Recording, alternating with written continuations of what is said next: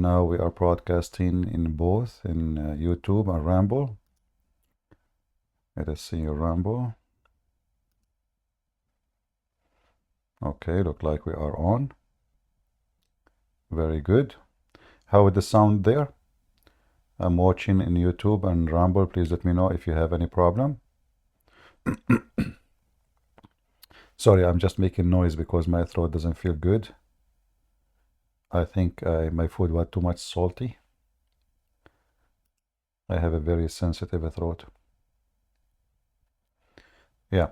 So today we are going, we have open topic actually about anything the Muslim they can bring to us.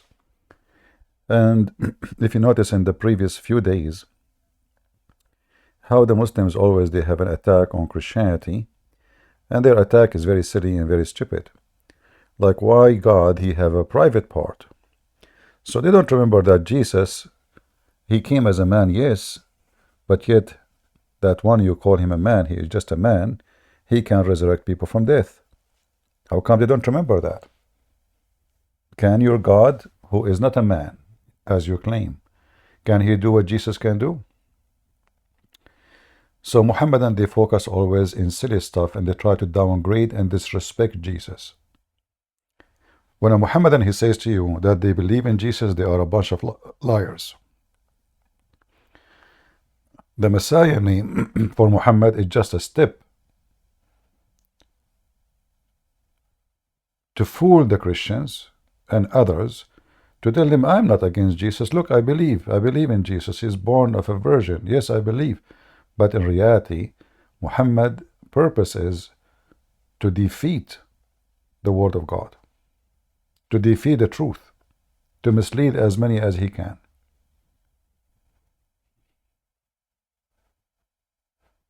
The Muhammadan, they remember only that the Messiah was a man, but they don't remember that this man until now is alive. They don't remember that this man is the only one is born, yet he have no father from a human race. They remember only that he appeared like a man, but they don't remember that he have a command. Even their prophet, he said that the Messiah, he command the dust, the sand, to brought Noah from the grave. Noah, the son of Adam, and Noah came in front of the Messiah.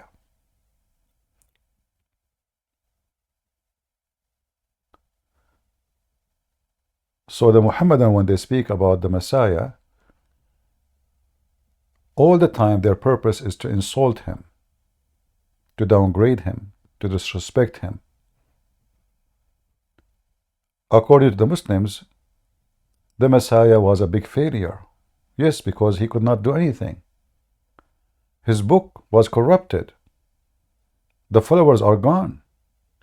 He accomplished nothing. And who is the one who accomplished everything? Muhammad, for sure. I mean, come on. He have a very huge number of wives. That alone is an accomplishment. He is the one who married children. That alone is a victory for God. Who beside Muhammad can do those things? Sleep with all his wives in one night without even washing. Without washing. According to the Muslim, Muhammad, he had sex, or he used to have sex with all his wives. They say in certain time they were, like they are 13, but in certain time, like the maximum, they were 11. So imagine the Muslims are proud about a sex maniac who go and have sex with 16 women according to them, without even washing. So this is Muhammad, the one who Muslims, they say, he is a prophet of Allah.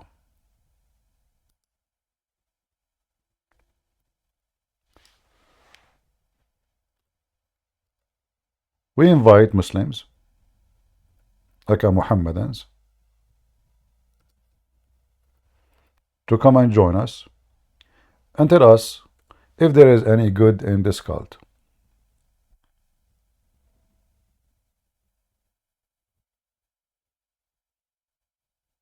Any Muhammadan?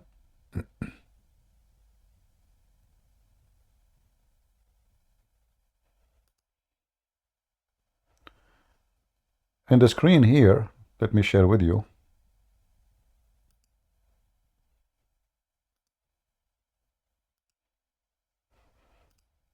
I hope it's coming to you clear. It says, it was narrated from Anas that the Messenger of Allah used to go around all his wives and he performed one wash.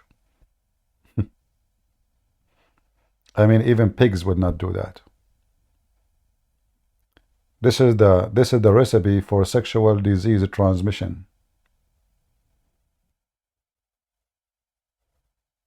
This is a prophet of God.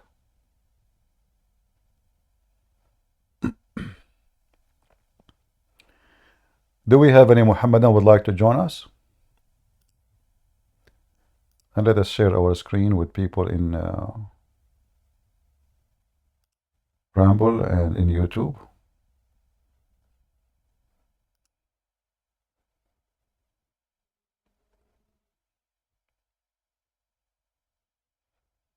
Any Muhammadan? Islam is love? That's a good one. Well, I'm going to use your name, my friend. Mr. Islam is love. Is that a joke or you mean it?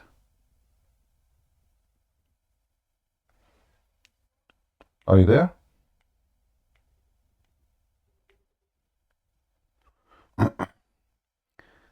Let me switch my speaker. Oh, he's gone. Islam is love. Oh. Maybe he need to take some medication before he can talk. The medication of love. I mean, Islam is love, what you can say. Who can argue about that? I mean, come on. We have to be realistic here.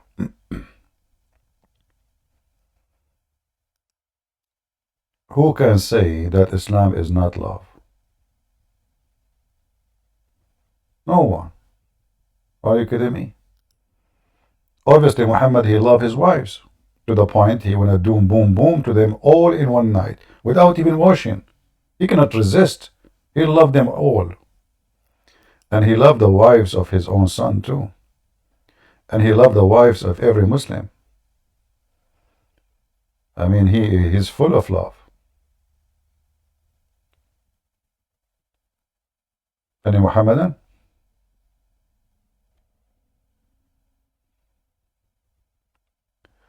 I will ask my question here. Please answer, Christian Prince. You criticize Allah for deceiving, yet your Bible read. So now the Lord has put deceiving spirit in the mouth of all these prophets of yours. The Lord has decreed disaster for you. Yeah, well, if you read the verse, you will see that you're an idiot. Those are evil people, and they want to harm the nation.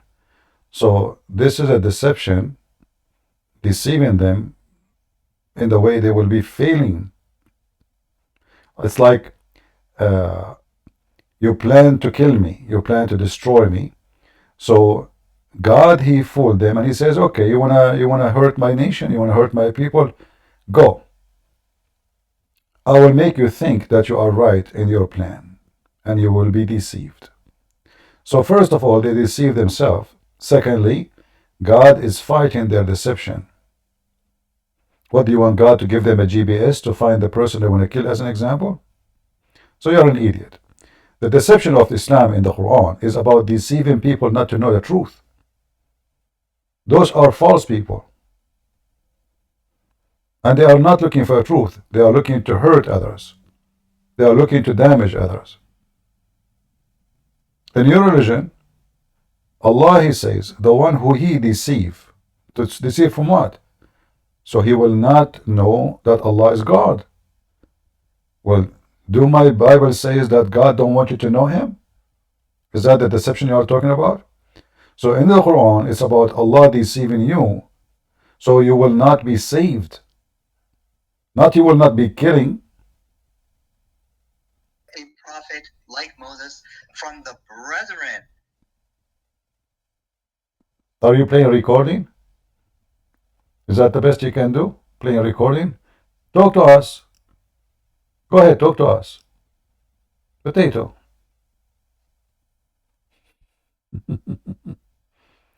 Muhammad is from the brother of the Jews? Why he's the brother of Musa? Somebody told you that he's a Jew? The Muslim, they go and they are looking, this is what happened to someone. He is a whore. He cannot find honor in his house, so he tried to attach himself to the house of somebody else. If Muhammad has honor, the Muslims will not look for his honor in different place. You look for honor only if you have none in your house. As simple as that. Suddenly Muhammad is the prophet who will be raised from their brothers. Muhammad is the brother of the Jews. He's the brother of Musa. And Muhammad was raised for the Jews. Is that why the Quran came in Arabic? Because the Jews, they speak Arabic and they are Arab? Isn't it the stupid Quran says Allah never sent a messenger except in the language of his people? And this verse alone is enough to prove Muhammad cannot be a messenger to anyone save the Arab, if he is. But even that is invalid.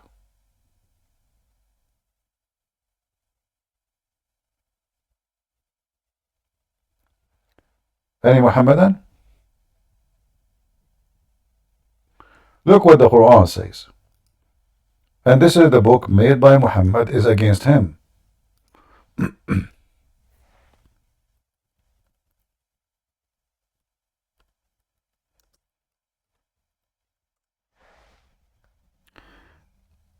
In chapter 14, verse number 4, it says that we never send a messenger except in the language of his people, to make things clear for them.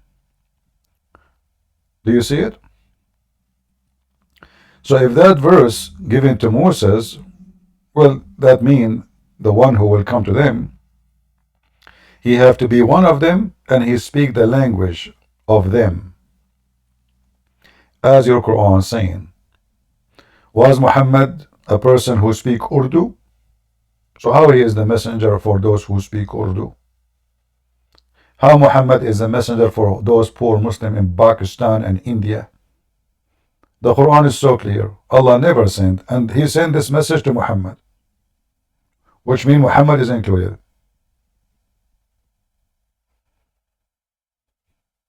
Any Muhammadan?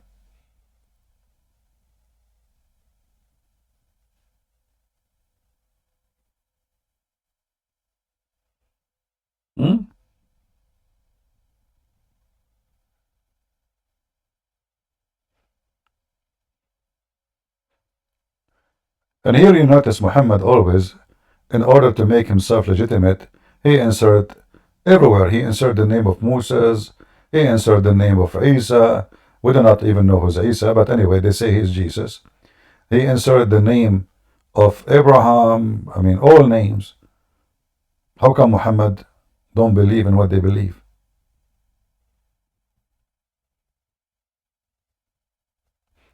I saw a Muslim, by the way, he was making a comment in YouTube. I don't know if you guys read it. Long article. So he was defending what, if you remember the Muslim who left Islam just 2 days ago. So this Abdul, if you saw the comment, he was saying that when the sun set in a murky water, simply what Zulqarnain witnessed is a nice scenery. It is the view of the sun when it's set. This is not Allah saying the sun set. I mean the hypocrisy and the duct tape cult. It's in the front of you. What scenery? Allah reporting a find. He found it sitting. And it is not murky only. It is boiling spring. The Muslims, the Muhammadans, the worshippers of Muhammad,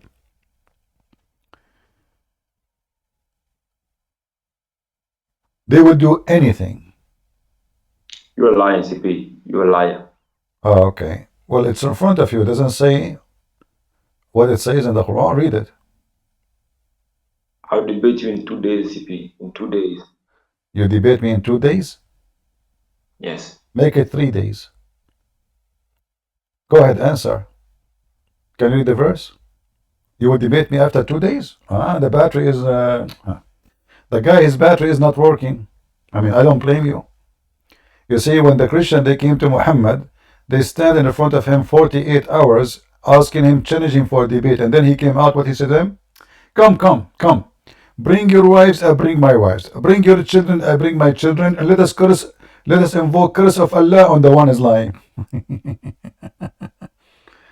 And look at you, you run like a potato. You don't even dare to have a conversation with me. Who is a Muhammadan would like to join us? This was a scenery? And this is how Zulqarnain, he saw it? Is that what it says?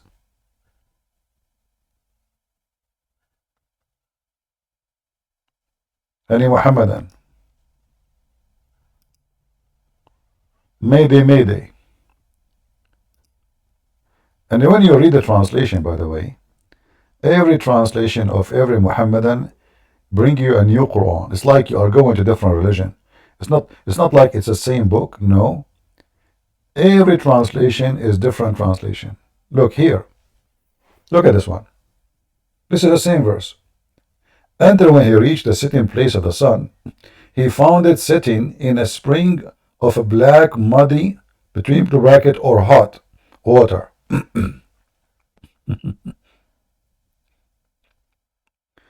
Do you remember the guy who came to me and he posted a link about gas?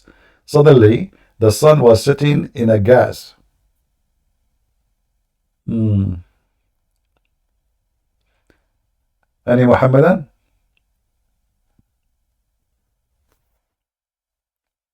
Mayday, Mayday.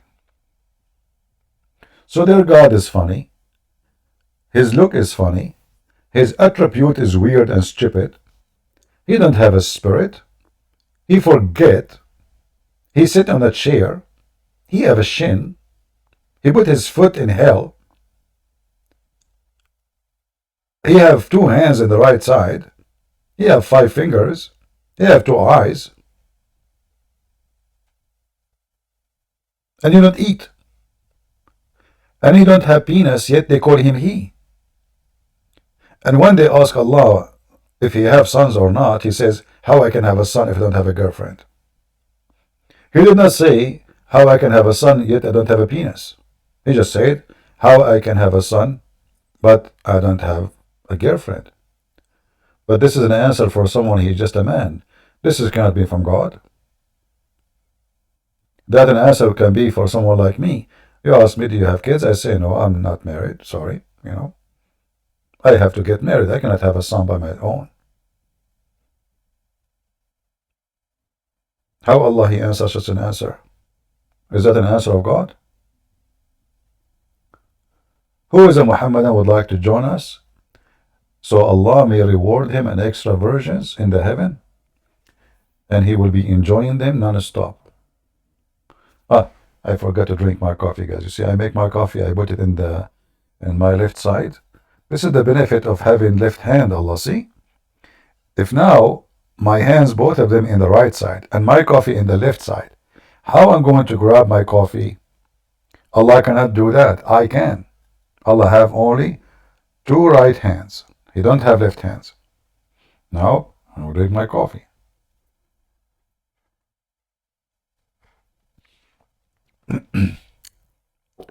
All right. Thank you, left hand. Allah don't have one.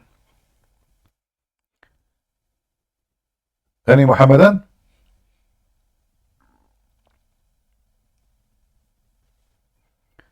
Who is a Muslim would like to join us and convert me to Islam? I like to convert. To be honest with you,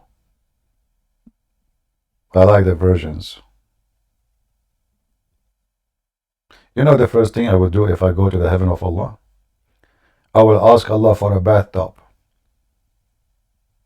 Allah will ask me why. And then I will say, I want shampoo. He said, but why? In heaven, you don't get dirty. You don't sweat. It doesn't matter how much you have sex. I will say to him, you don't understand. I want a bathtub, shampoo, and then I will put those virgins one by one inside the bathtub to see if they lost their virginity. If there's any bubbles coming up, I will return it for you. You said virgins, they have to be virgin. I don't take your words for granted. I don't even trust you. Isn't it the Quran says if Allah wanted to have a partner, a wife or a son, He will take it from us? So what we do now, like how we know what Allah is doing right now with those virgins? He cheat. He can even, make them virgin again.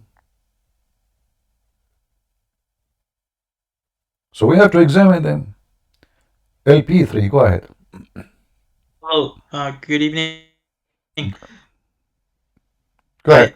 I was debating with some Muslims, All right. and I had they brought up a resource, Fareed Response. Have you ever heard of him? Yeah, he's a little girl. Yeah, what about her? So that's funny, but they kept saying if you would do a react to his videos and then debunk him because he's basically made a whole playlist debunking you. My So I friend, wanted to know would you my ever do friend, this? this guy, supposedly he is debunking me. So how I'm going to debunk him if this guy don't dare to let me call him? He don't dare to let me to call me. This is what I said. Same time. If you go watch any of his videos, this guy is an idiot. All what he say, this hadith is not authentic. It doesn't say that, CP. This hadith reported by Susu. Susu told Mumu to see Fifi, and Fifi is a well-known liar. Therefore, your argument is false. What this is debunk? You cannot debunk that. We have the hadith. It says authentic in their website. Same time, a person who can debunk me, shouldn't he be? Why he is hesitating to debate me? He can record the debate. He can be proud about it because he will debunk me, but because he is so much intimidated, he knew he's no match. So anyone can refute anyone talking to himself. I can refute myself too. But do he dare? I offer him to call him. I called Mimi Hijab, he hung up on me 7 times. The cow was son of Mata. And he was there. Fifi himself. So I am the one who called them. I am the one who challenged them. They don't dare to talk to me. How come those Muslims they are willing to debate with anyone except Christian Prince? They talk to anybody. But I'm the only one. They are willing to debate me only face to face. Do you know why? Because this is an excuse. They knew I go nowhere. They knew I don't open my camera. They knew I'm not looking for publicity. So okay, this is the excuse, and we know that he will not do it, so we make it impossible. Otherwise, they will be so happy to come and debate me if they knew they can win a debate. And not only that, I said, I will debate you on your channel. It's not him calling me. I will call him. Do he dare? He will not dare. And that is telling you who is the one afraid. Right? Yeah, I mean, this is what I told them in the server. I said, why don't you go ask Fahid to join the server and then debate him? He's live every day. But they tell mentioned them if they dare. This Fifi have a Skype. If they dare, give me his Skype and I will call him right now. Right now, anytime. Yeah, I know. This is what I said, but they responded with they were so convinced by what Fahid said, and my friend, let me show you. I made a video. Hold on. I made a video. Fifi and Mimi Hijabi post a video, and the one who is speaking is Fifi, but Muhammad Hijab introduced the video. In the video, Fifi, she said, she posted this hadith. I will put it for you on the screen, so we can laugh together. And supposedly they are refuting apostate prophet. And Fifi, he said, and the video is there, the one I made and the one he made. Muhammad, he was going out of the mosque, and he said to Abu Dhar, do you know where the sun goes? He said yes. Sorry, the guy, he said no, Allah and his prophet knows best. So he told him that the sun goes every day and sit under Allah's throne and ask for permission. And Fifi, the one they are talking about, he can refute me. He said to Apostate Prophet, he was not talking to me at that time, he said, yes, this hadith is sahih, and this hadith refute you. So, according to Fifi, the sun goes every day I'm just trying to find the hadith, the exact hadith, so we can love. And this hadith alone is enough to destroy all of Islam, and he agree about it. And this is the same guy, Fifi, by the way. You can search right now. She said it's okay. It's looked like in the Quran it says it's okay to be a pimp. The video is there, and he was reading it, explained. So this guy can debate me, but he will not dare. This was Fifi that said this? Yeah, actually, this is the hadith. Fifi, she said that this hadith is sahih, and the video is there, and even posted in the channel of Mimi Hijab until now. Until now, I made a video about it. You can find my response and his, and his argument against the Prophet. And he said, yes, this hadith is sahih, but this hadith alone, the stupid idiot, he was trying to fix the story of the sun set in murky water. So he ran from that one. He approved this one. By approving this one, and he's right, by the way, this is sahih, this is authentic, absolutely. I mean, this is al-Bukhari. And he said, yes, this hadith debunk you, crush you. But what the hadith saying? The sun goes every day and prostrate under the throne of Allah. Yeah, how do people believe this stuff? Because in his comment section, there's like Muslims that say that they were ex-Muslim, that Farid saved them. Yeah. So No, this is all. And then there is a guy, his name is what? I forgot his name. Fifi, she made a video, she said that this guy, there's a friend of that guy, and he took his name, and he is not the one, this guy, he did not leave Islam. Look like there's only one guy in Pakistan, he have the same name. So Farid, he wanna like expose a Christian prince. How this guy left Islam? So he wrote a guy, and he have a name. I forgot the name. What the name, guys? Anyone remember the name? I forgot the name. It's like a Pakistani name. So, and he said, this is him. I did not leave Islam, but are you the only one who have this name? It's the first name. Like the guy did not mention his last name. He did not mention where he lived. But they are so desperate trying to explain why people leave Islam left and right in my channel. Anyway. Okay. I'll try my best to get some of them on here. Anyone he says to you, he can debunk me, tell them, give us his Discord, we will invite him, or give us his Skype, I will call him. Yes, sir. Anytime. It doesn't matter who.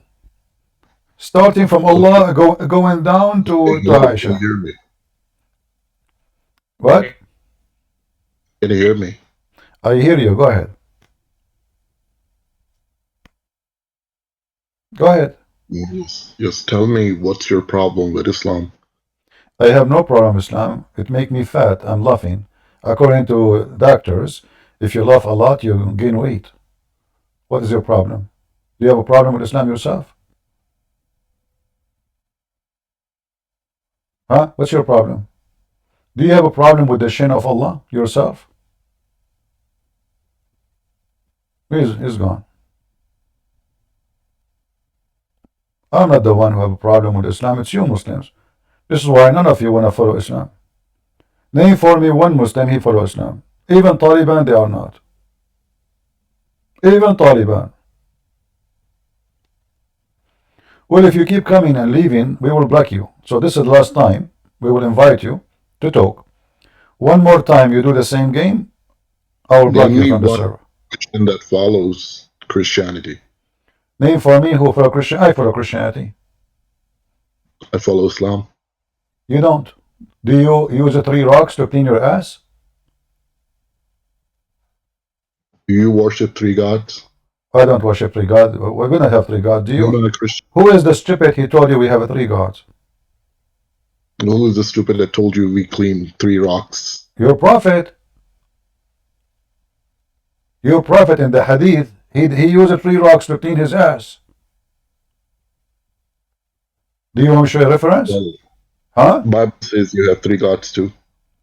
Even your Quran say we have one God, you idiot. The Quran says don't say Trinity who become one. The Quran says that. Obviously you're not a Muslim. You see, you don't even know what your Quran is saying. If you know your Quran and you know what your Quran teaching, you will not say this statement. You will not say Christian believe in 3 God, because even the Quran say clearly, don't say Trinity who is one. Don't say that. So the stupid you, how you say we have three God when your Quran agree that the Christian believe in three who they are one God? You are a fake Muslim. No, I'm not. Okay, well, as long you are a true Muslim, can you explain to me how the sun set in murky water?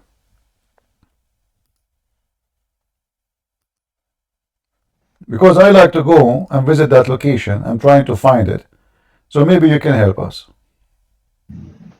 It's What? Where we can find this what do you location? mean? What do you mean? In chapter 18, verse number 86, there is a Muslim prophet. His name is Alexander the Great. He is a pagan, and suddenly he become a Muslim. Muhammad, anyone is a famous, How do you know he's a pagan? huh? How do you know that he's a pagan? Well, the Greek, they were pagan before Christianity, my friend. Don't you know? There were a lot of prophets that were sent. Okay, name for me one Greek prophet he was sent to them. Their books got destroyed. Ah, the books of Allah get destroyed? Yes. According to your God, he sent 124,000 prophets. Is that correct? Yes. So And one of them. he sent with them 124,000 books, correct? We were not told if each prophet came with a book. So what they come with what? With cell phone? What they came with? With message to follow one God. But Muhammad, he did not come with a book too. It was a message too. Muhammad did not write a book. Allah did not give him a book, did he? Was the Quran given to Muhammad as a book? No, but he made it into a book. Exactly. So how you say they were not given a book? If your prophet himself never been given a book, you see the Quran says that the Christian and the Jews are people of the book. So officially, we are the only two faiths in this earth who are called the people of the book. You Muslims are the people of Muhammad. You don't have a book. You have nothing. This is why you are not called people of the book. Now listen, as long you are here, explain to me chapter 18, verse number 86, how the sun set in a boiling hot water spring.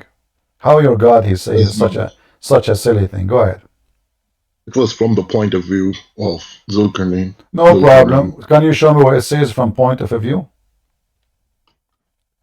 If you read it, it says. Where? Show me.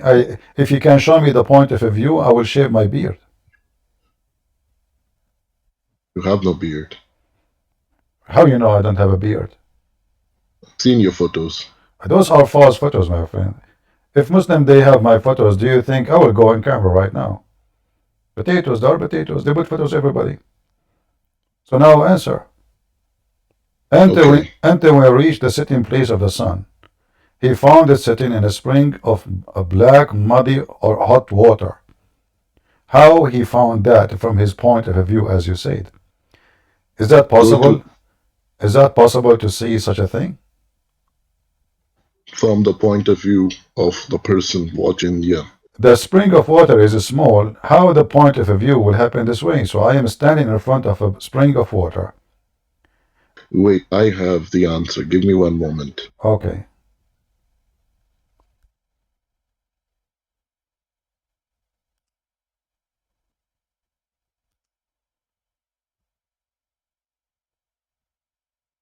Good evening. Good How you doing, evening. Christian? I'm fine. Are you a Muslim? I am not. All right. Just hold on, please, until we. One where you were talking about all Muslim women in a bad way. Well, your sister, she said Christian Prince is still single because Christian women have AIDS.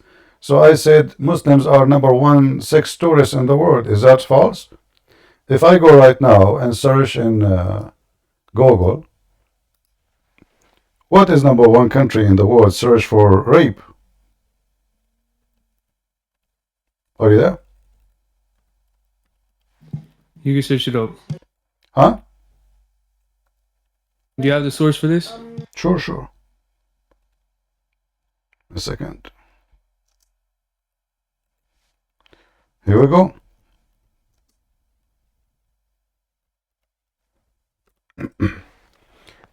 Ramadan is coming soon. And Yep. this is the month of tourism for sex. All right. To the You point, said what? tourism for sex. Number one tourist.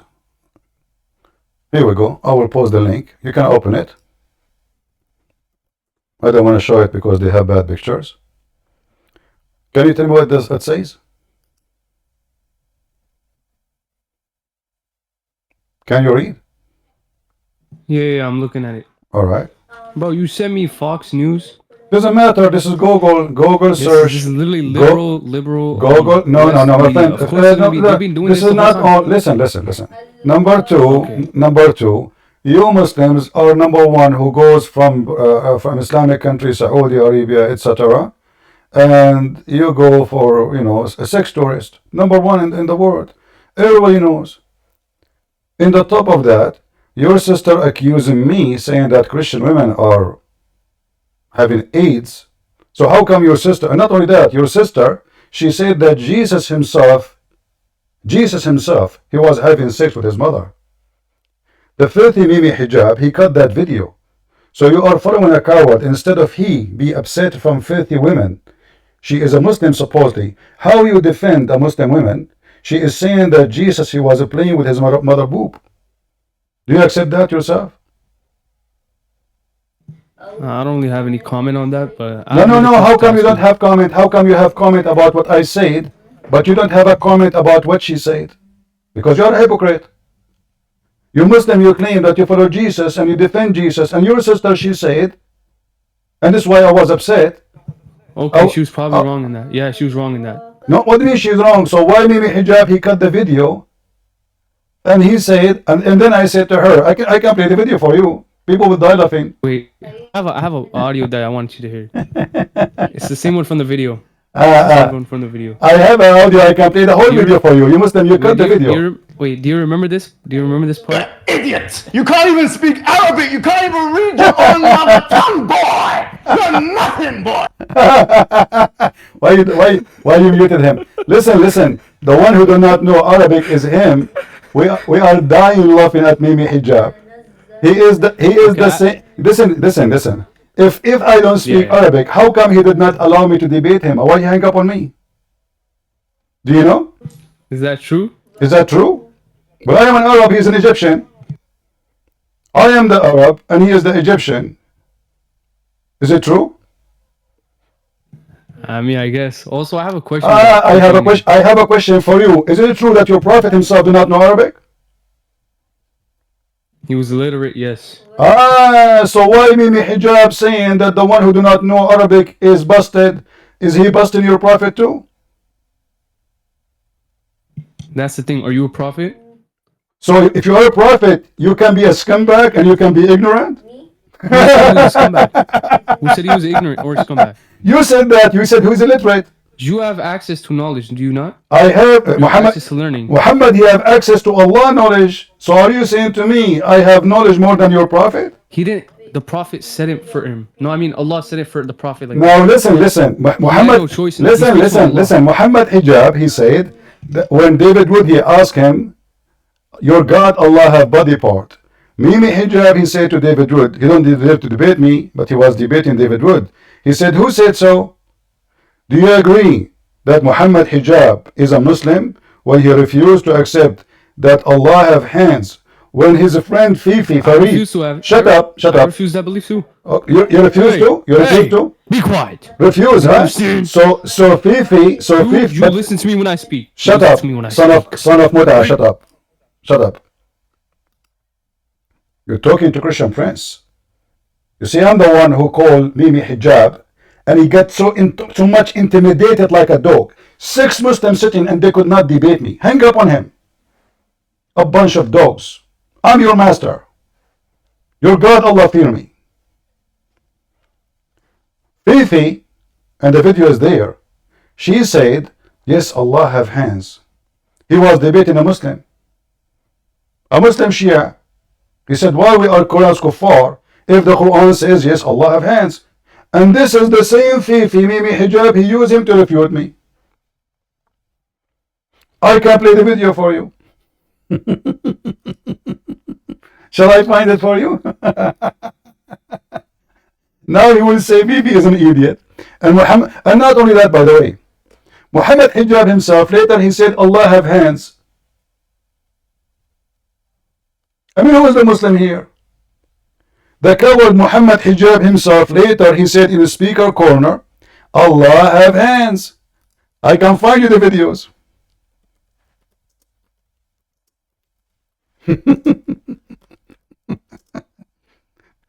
So in the debate he denied. Did you say really that?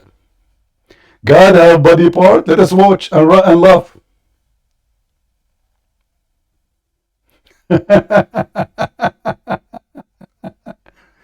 Actually, there is a video. Hold on. Let me be sure that this is the one we are talking about.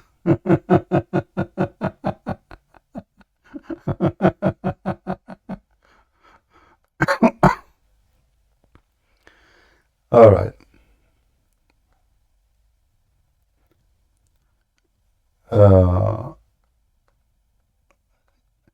There's tons of videos of Mimi Hijab saying that, but I want to be sure which one. I don't want to play the whole videos. I want to play short, something short. Yeah. Let us see this one. Hold on.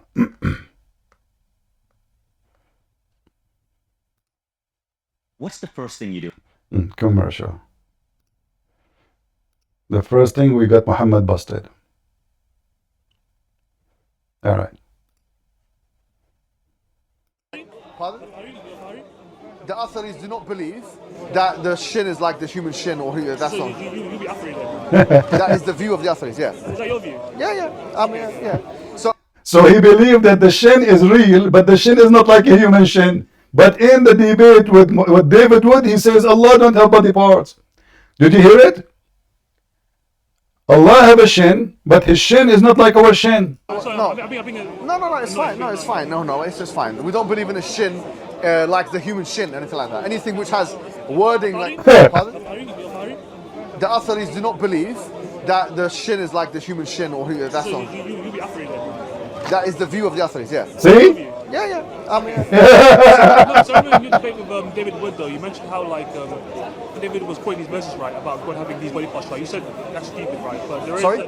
in your debate with David Wood, right? So this guy now is getting him busted. He said to him, David Wood, he says to you that Allah have body part. So how come you say to David Wood?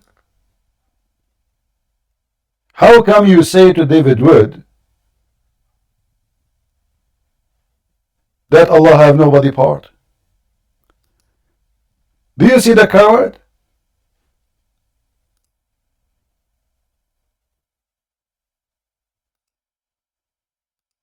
This is the video. Watch it and laugh.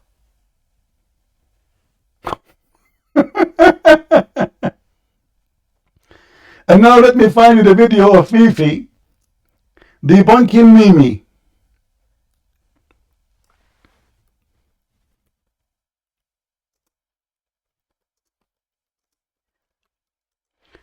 So Mimi, he refused Mimi refused what David Wood said. And Mimi, he claimed he can get me busted, and he knew Arabic. And the Muslim, they say Christian Prince do not know Arabic. So I don't know which is my language.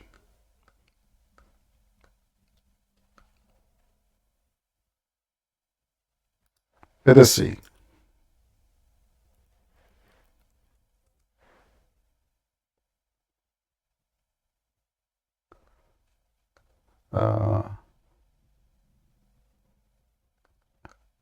I'm looking for the hadith so we can play it and laugh. He was debating a Shia guy.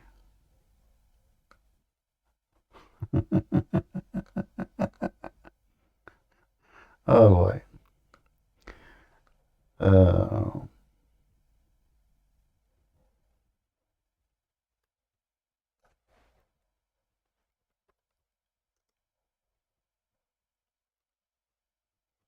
I think it's called Sunni Exposed something. Let us see.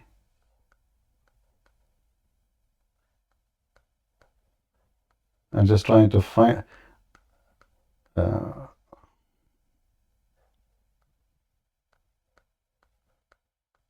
Let us see if we can find it.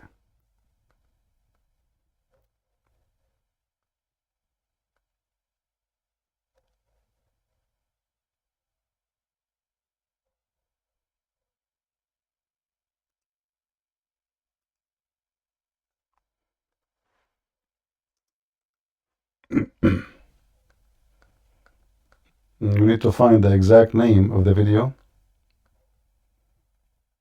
And the funny, I found it by mistake. I was looking for any video speaking about Allah have hands. And I come with this, and Fifi was trying to convince a Muslim Shia that yes, the Quran says so. So how he call us? Allah says He created Adam by my 2 hands. So Allah, He have hands. Let us see.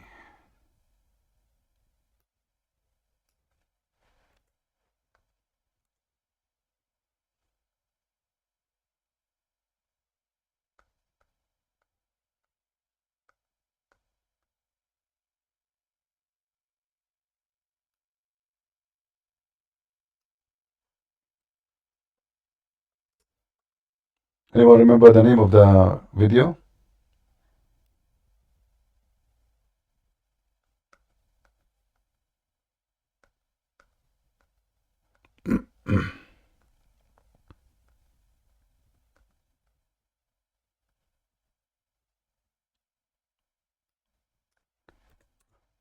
Let's try again.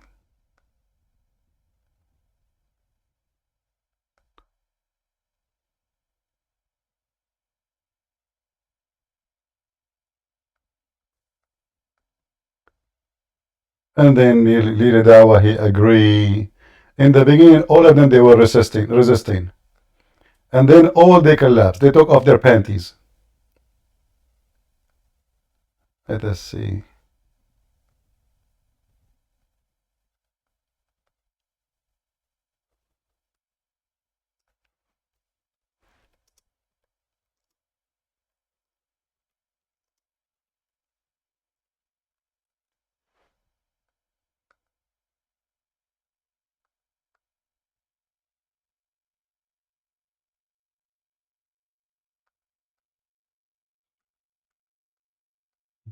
You will be lucky if I could not find it.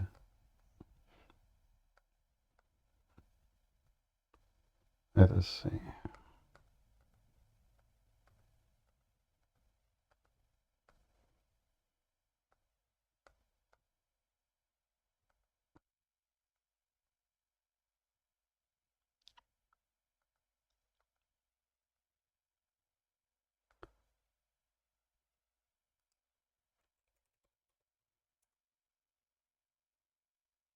You have the video? Well, if you have it, send it. Post it.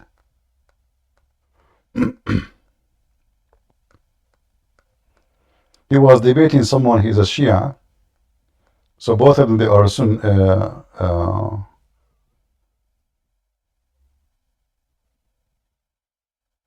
This is the one. You are right. This is the title. Exactly. This is the title.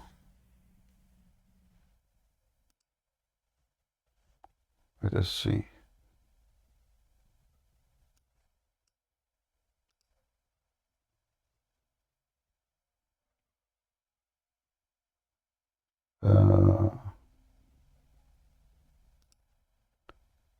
Let's see if I can copy it. Okay. Because my security is not allowing me to open. Yeah, you see here the hypocrite? Look. In the debate, the cowards, he said, who said so? But when they are debating with Muslims, Muslim debating Muslims, what they say? That yes, Allah have hands. Thank you for posting this video. Let me play it. I want to wait for the commercial.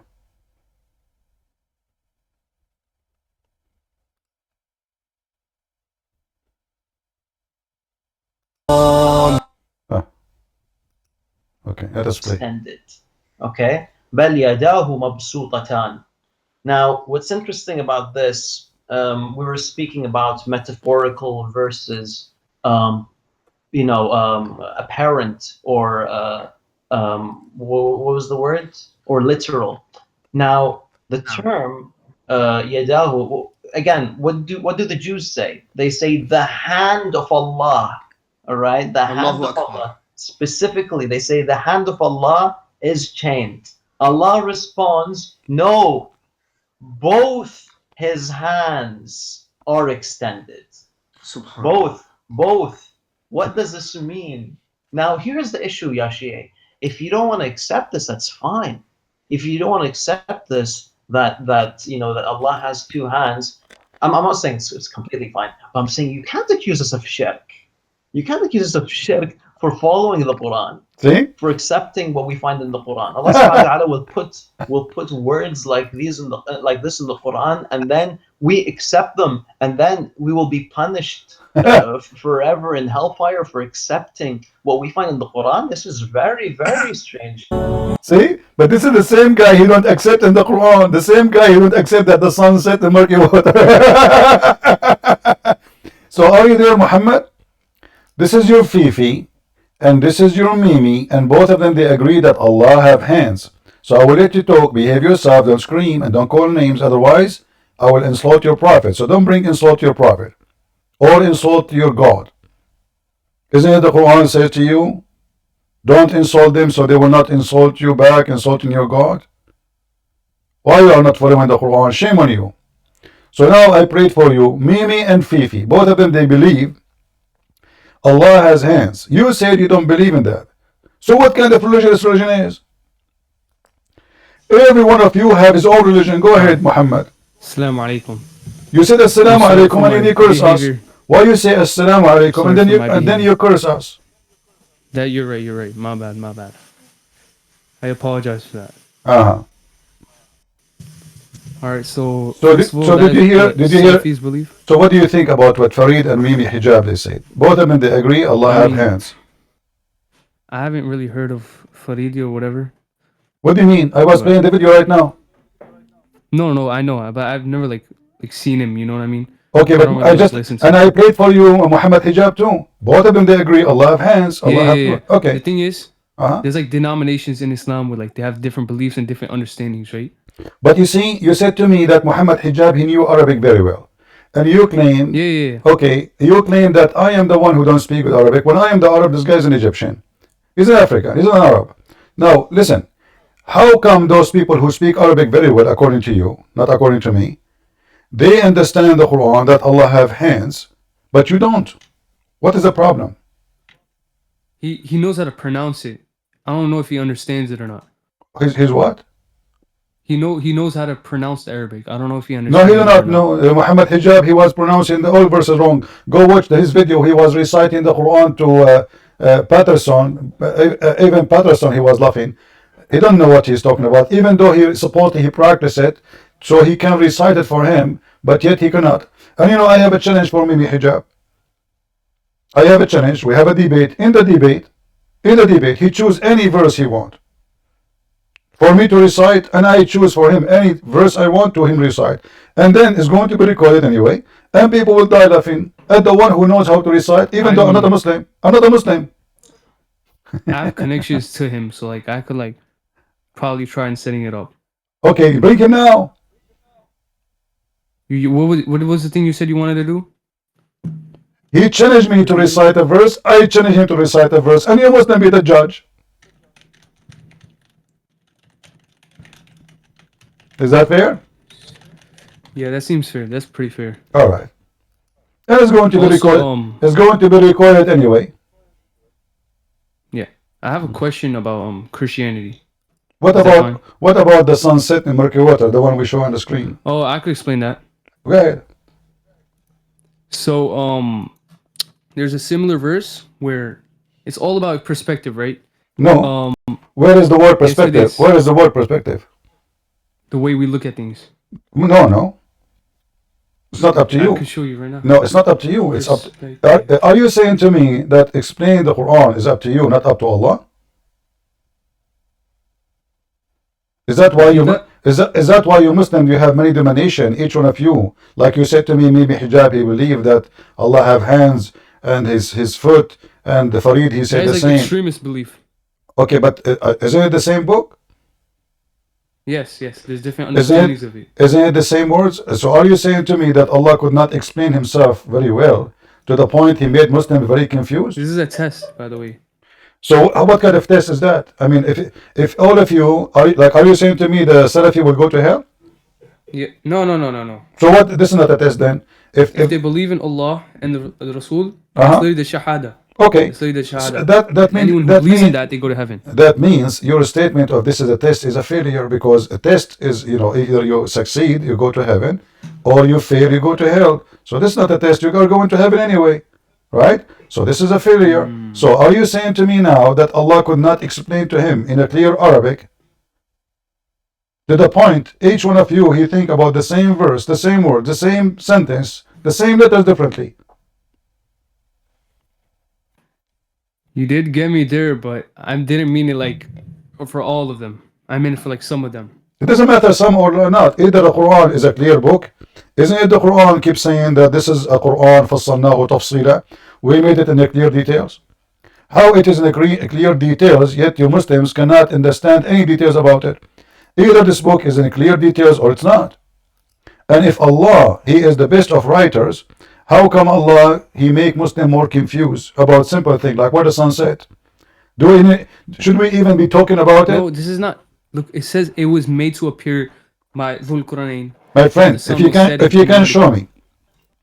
You have tafsir of the tafsir of the ayah? Tafsir who? The tafsir is trying to debunk. Do you take any tafsir? Do you take any tafsir? My friend, the tafsir. Yeah. If I say I take tafsir. Yeah. Do you accept tafsir? Yes. Okay. So you accept the tafsir of that book. You promise me. Which means if I show you from that book any tafsir, you will not say no. Do you promise? It depends on what tafsir it is. See? No. Either you say I said I accept tafsir, but I didn't say that I accept all is tafsir. No. I said you name for me a tafsir. You name for me a tafsir. And tafsir have to be from someone who's a scholar, not those people today making an article, correct? Okay. All right. Who is the tafsir you want? You have Ibn Kathir. Alright, do you accept Ibn Kathir? Yes. Do you promise me that any tafsir I show you from Ibn Kathir, you accept? Yes. Alright. Guys, he accept Ibn Kathir, and you promise, you swear by Allah, that whatever Ibn Kathir he say, you accept and you don't regret. You will not change your mind. I mean, if it's like daif, then... A second ago I said to you, you see, when I insist now, you are scared. Either you accept Ibn Kathir to explain the Quran. Like that, you bring up doubt. When you say like that, you bring up doubt. Listen. Either Ibn Kathir is a qualified and you take what he say for granted, or he is not. So do you take what Ibn Kathir says for granted? Are they infallible? So why you are quoting for me someone infallible? It depends, because I could go back and how that can be depend? Authentic. Listen, first of all, Ibn Kathir, he did not quote anything. Go read Ibn Kathir, he did not quote a single hadith saying that this is wrong, this is not what the Quran is saying. In fact, I can get Ibn Kathir busted into a second. Here we go. Who knows the Quran better than Muhammad? Read with me. Can you read this hadith? Yeah, go ahead. Alright. Look at it in the screen. Okay. Is that your prophet saying, or this is Ibn Kathir? Who is your prophet? I was sitting behind the messenger of Allah who was riding a donkey while the sun was setting. He asked, do you know where this sets? I replied, Allah and his apostle knows best. He said it sets in a spring of warm water. That's what it appears. Where he says appear, the guy, he don't have ocean there. He live in Mecca. Alright, you know what? So you know have the ayah 1886? My friend, first of all, do you see the word ocean in the Quran, or you see the word spring? I could show you the tafsir right now. I can show you tafsir right now, and you will regret. Trust me. Don't go there. If you promise me in the front of everybody that you accept. I'm looking at a translation. No problem. I will accept translation, no problem. I'm saying to you, do you accept Ibn Kathir to explain the Quran? Yes or no? Yes. Okay. So if I show you the tafsir of Ibn Kathir for different verse, you accept? Yeah, sure. All right. Can you for me open, please, the Tafsir Ibn Kathir Okay. of chapter 86, verse number 7? 86, number 7. Uh-huh. 1 sec. 86.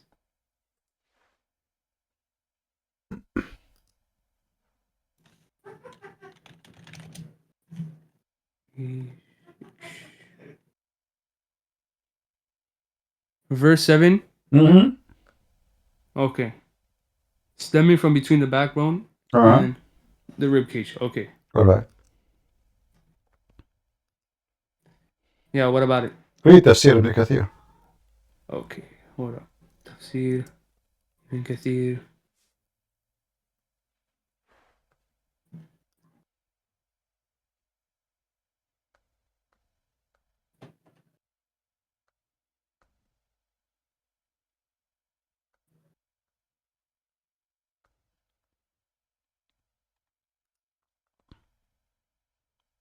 Are you on it? I'm waiting for you. Yeah, I'm reading it. Which one do you want I me to did read? not hear. I say to you, chapter 86, verse number Yeah, 7. I'm reading the tafsir. What part do you want me to read? Read explaining chapter 6 and 7. Verse number 6 and 7. 6 and 7. Uh-huh.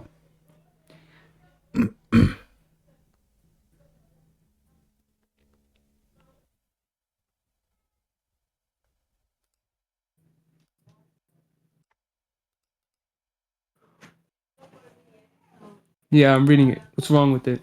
You did not read it. I did not hear anything. Anyone heard anything? Proceeding from between the backbone and the rib. Uh-huh. Hold up, 1 sec.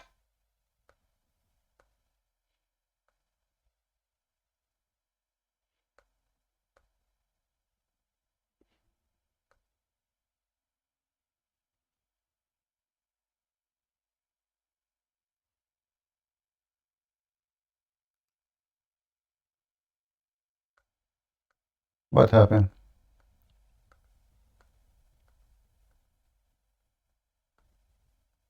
Do you want me to put it in chat or do you want me to read it? Read it, so we can read, you know. We need to read together. Okay, proceeding from between the backbone and the ribs, meaning the backbone or loins of the man and the ribs of the woman, which is referring to her chest. So do you agree with that? Sahib? Do you agree? Yes. You agree Yes. that It all comes down to perspective. what perspective? He just said medical. I was talking to this. Do you know who Daniel Haqiqat is? yeah, this is the kid. He don't. I mean, you are the one who says to me, "Do you know how to read the Quran?" And you are asking me about a guy who does not know how to read his prophet name. My friend, listen.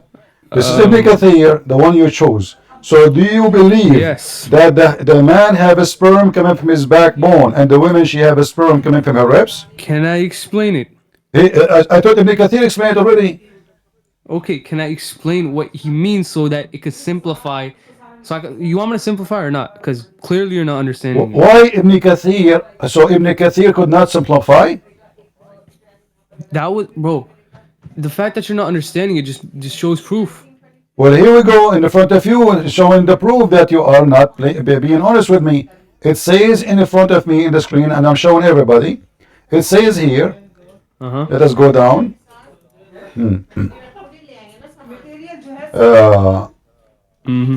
Okay, he created from water gushing forth, meaning the sexual fluid that come out bursting from both the man and the women.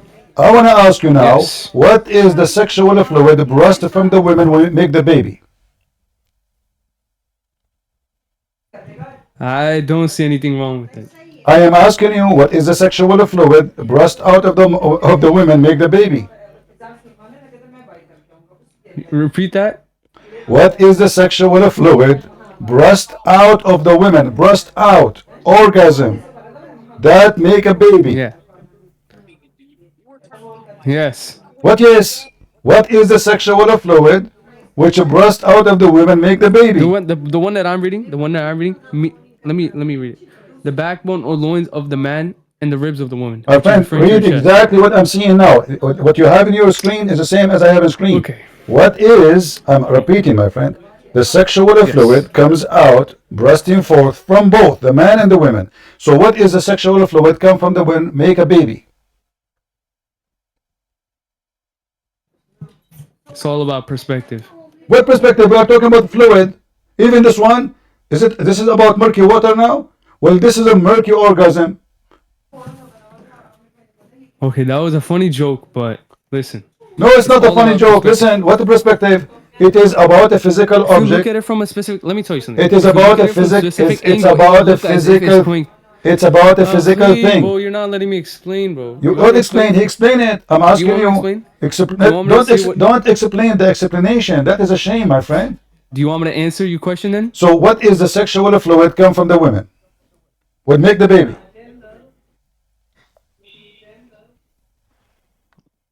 What? I don't get what you're asking me. It says there that women she gave sexual fluid make the baby. I'm asking you, what is that sexual fluid? I never heard of such a thing. Women, they have sexual fluid for sure, but have nothing to do with the baby. The egg is not a sexual fluid. The egg of the women is not a sexual fluid and is not bursting forth outside. Okay, and what does this have to do with anything? Well, this is me, and the Quran is wrong, and Allah is wrong, and you accept the negative. Look at the last line. Look at the last line. What? Does it say specifically that the child was born from those specific fluids, or does this? Or read it. Read it. It says yes. It says the child proceeded from both of them by permission of Allah. And what is that? Sexual fluid. Where does it say that? It says that in front of you in the screen. I'm showing it.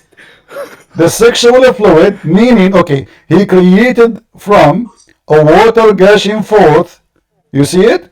Meaning the sexual fluid that comes out bursting forth from the man and the women. So he's created you from what? From the sexual fluid, which coming from where? From the man and the women. Read the Arabic real quick. يخرج من بين الصلب والترائب. Idiot! You can't even speak Arabic. You can't even read your own mother tongue.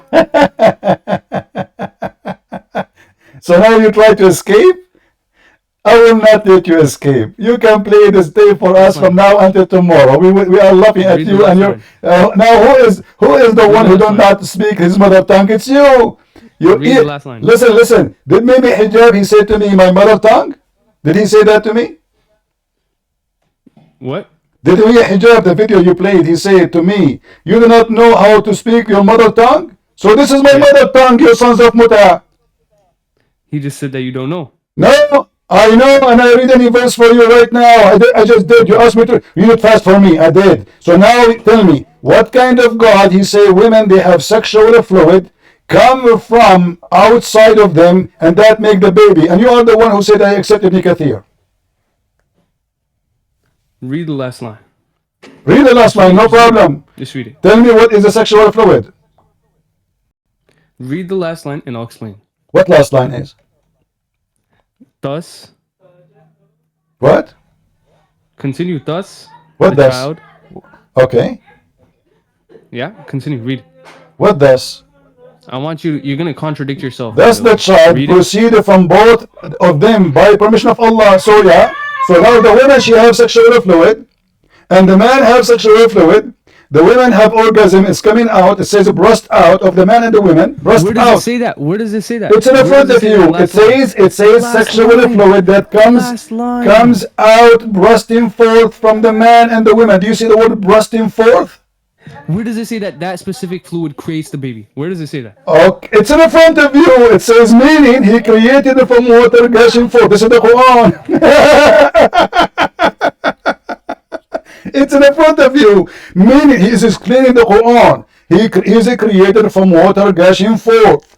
خلق من ماء دافق يخرج من بين الصلب والترائب. Meaning the sexual fluid that comes out bursting forth from the man and the women. You said what? Tara'ib? At-tara'ib. You came and read your own At-tara'ib. Shut up, son of Muta. Go. You are just a kid like your prophet. Send me a man to talk to me. All of you are a bunch of kids like Aisha. Next. Who is a Muslim? Let us see. Who was here first? The guy with the white beard or the one with the green? Which one? Okay. I hope you are not going to use a bad language, otherwise you will be insulted and your prophet will be insulted. Go ahead.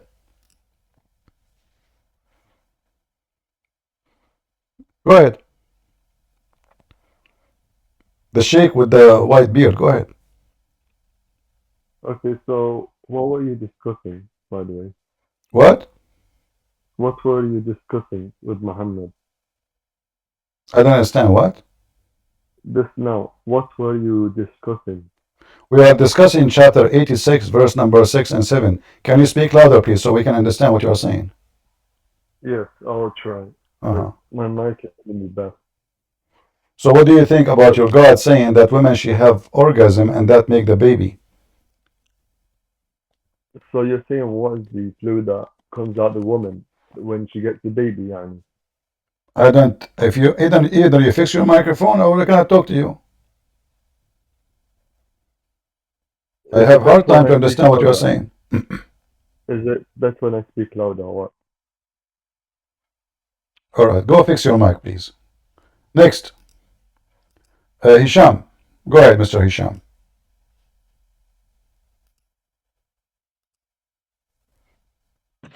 Okay, thank you. All right, so what tara'ib? What does it mean? Tara'ib, not tara'ib. Tara'ib. What tara'ib? Okay, what does it mean? Tara'ib is the women's chest. Literally a word used for the women's chest, and it is the ribs. It's the upper side of the ribs where the necklace is. Okay, good. I just want to make sure you know what you're saying. Okay, so can you explain where it says that makes the baby exactly? Tell me where. It's in the front of. It's in the front of you. How is it in front of me? I want you to It point says, it out exactly. Thus, Point it it says, what thus, pointed? it says, thus the child proceeded from both of them. It's about making the child.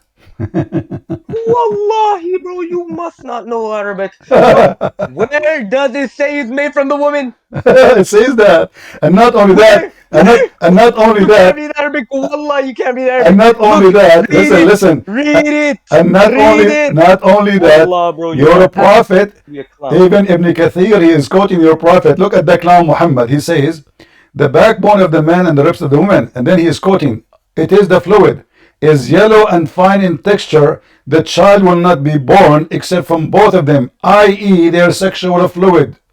Do you see it? Okay, now explain where it says the woman too. You idiot! It doesn't say woman. It doesn't say woman. It says that. Read carefully with me. Okay. So explain that the fluid comes from the woman. Read, tell read. me how the fluid comes from the woman. You tell me. It's your God saying, not you me. Tell me. So, you're the one that knows Arabic. Meaning, read, potato. Read. It says meaning the sexual fluid that comes out, bursting forth from the man and the women. You keep saying to me, well, it says women. It says from the man and the women. Go ahead. Scream more. The sexual fluid that comes out bursting forth the man and the woman, thus the child is produced from both of them by the permission of Allah. This is okay. Now the verse under. Now where does it say that it's the woman? The same. Oh my God! The top verse says it, not the bottom. Oh Allah, bro, you can't read. You're stupid. You're stupid. You're stupid. You're stupid. You're stupid. How am I stupid? Read it. Just to show you that you are a donkey. Just to show you that you're an idiot. Listen. This is why you're scared of Muhammad hijab. Go read it. Read it. Go. Wallah, I'm gonna turn. Wallah. Okay, my friend, it's recorded. It's recorded. Okay, can you read it yourself? Can you read it yourself? Do you want me to read the Arabic? Yeah. Okay, second verse, right? يخرج من بين الصلب والترائب. الصلب? Is that what Arabic says? الصلب? Let me teach you. يخرج من Shut up, you don't know Arabic. Oh my dear. Shut up, let me read it for you.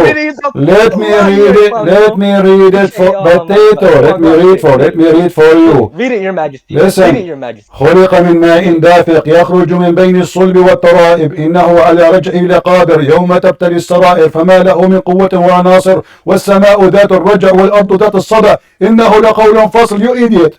I am the master of Arabic and you guys Allah do not know. Read English. Listen. Read the English. Wallah, you are finished, bro. Wallah. You can't even read the Arabic. You can't read the English. You can pronounce it, but you don't understand the Arabic. How is this? I'm reading English now. Yeah, go on. Read the English and read the Arabic and compare it. It's where does it say that it's from? In Arabic. In Arabic, point it out where it says it's from the Guys, woman. our Friday is fun. Honestly, I love this day. This is a nice day. Yeah, Fun. I'm loving So this too. listen. I'm So loving okay. this too, So man. let us I'm loving it as okay. Let us much go as back to you zero. Mr. Arabic, listen. Okay, let's start from step one. Does Okay. it say that it's a sexual fluid coming from the man and the women? Does it say that or not? No, it says it's a sexual fluid from a man and a woman, but it doesn't say that the fluid of the woman is come from the back. What back? Where does it specify that? No, the man. You're idiot. That the man fluid. Oh, no. Specify. Point it out. Go on. Point It it is out. the man. It's the man back and the women ribs. Are you okay? Read. No, I'm not. Are you? Hold on. Ikra, read. Well, this is what it says in front of us. Here we go. It says here. Oh my God. Read. Okay, can you read the screen? Can you read the screen for me? Can you read the screen for me? Okay, proceeding from between the backbone and the ribs, meaning the backbone or the lines of the man and the ribs of the woman. Now tell me where it says the back of the woman. I did not say the back of the woman. I said the ribs of the woman. Yes, you did. You said the back of the ribs of the woman. You said the back of the ribs of the woman. You said the back. Okay, it's time. Oh my God. It's time. Don't say oh my God. Say oh my testicles. Go, just get lost. We want an adult, mature person who we can have a conversation with. As you see, the Quran is stupid. The Muslims, they deny what they see in the front of them in their own eyes. It says the ribs of the women, where the women have orgasm from. That's why I say to men, those women, they fool us, man. They say they have a breast, but those are not breasts. Those are breast testicles. I'm telling you. Allah, He found how the women and the man make babies. Nobody ever found that before. It's a discovery. And this is Discovery Channel of Christian Prince. Sheikh, did you fix your microphone, my friend? Did you fix your microphone? I am trying. Okay, now let us see. Okay, what do you think about what we are reading, my friend? Go ahead. Can you hear me? I hear you, but it's not too much clear, but it's okay. Go ahead. I am connecting on my laptop now, on my different mic. All right, it's okay. So what do you think about what we are showing in the screen? Can you see it? Oh yes. Simply, I want to just present what I follow, the method I follow. So of course, Ibn Kathir is not a tafsir which I take from. Come I don't understand what. I don't take from that tafsir, Ibn Kathir. You don't accept Ibn Kathir. So in the Muslims, it's like it's like a restaurant. Everyone his own. They have his own book. Everyone he accept this. He don't accept that. Do you accept the Quran? Oh yes, of course. Okay, the Quran says that. It's not Ibn Kathir. The Quran says من بين الصلب والترائب. ماء دافق. It is a water gushing forth. What a human being is created from? Created from a water gushing forth from the backbone of the man and the ribs of the women. Can I tell you something? This is just based on low ma'rifah. You need to understand it. Now I'm just bringing my tafsir and I will read from what the tafsir. What is your tafsir? What is the name of your tafsir? Oh, we have many. We have like scholarly. What is your tafsir? Give me the name of your tafsir. What is the one?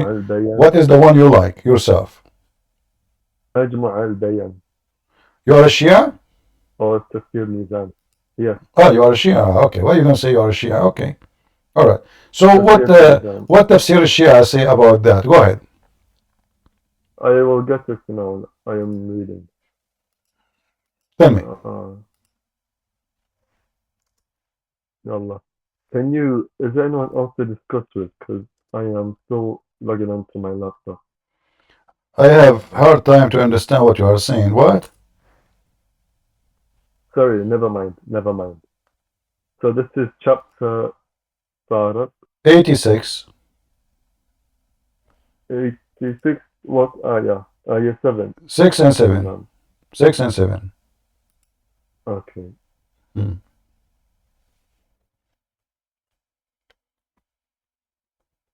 He is creased from a drop emitted.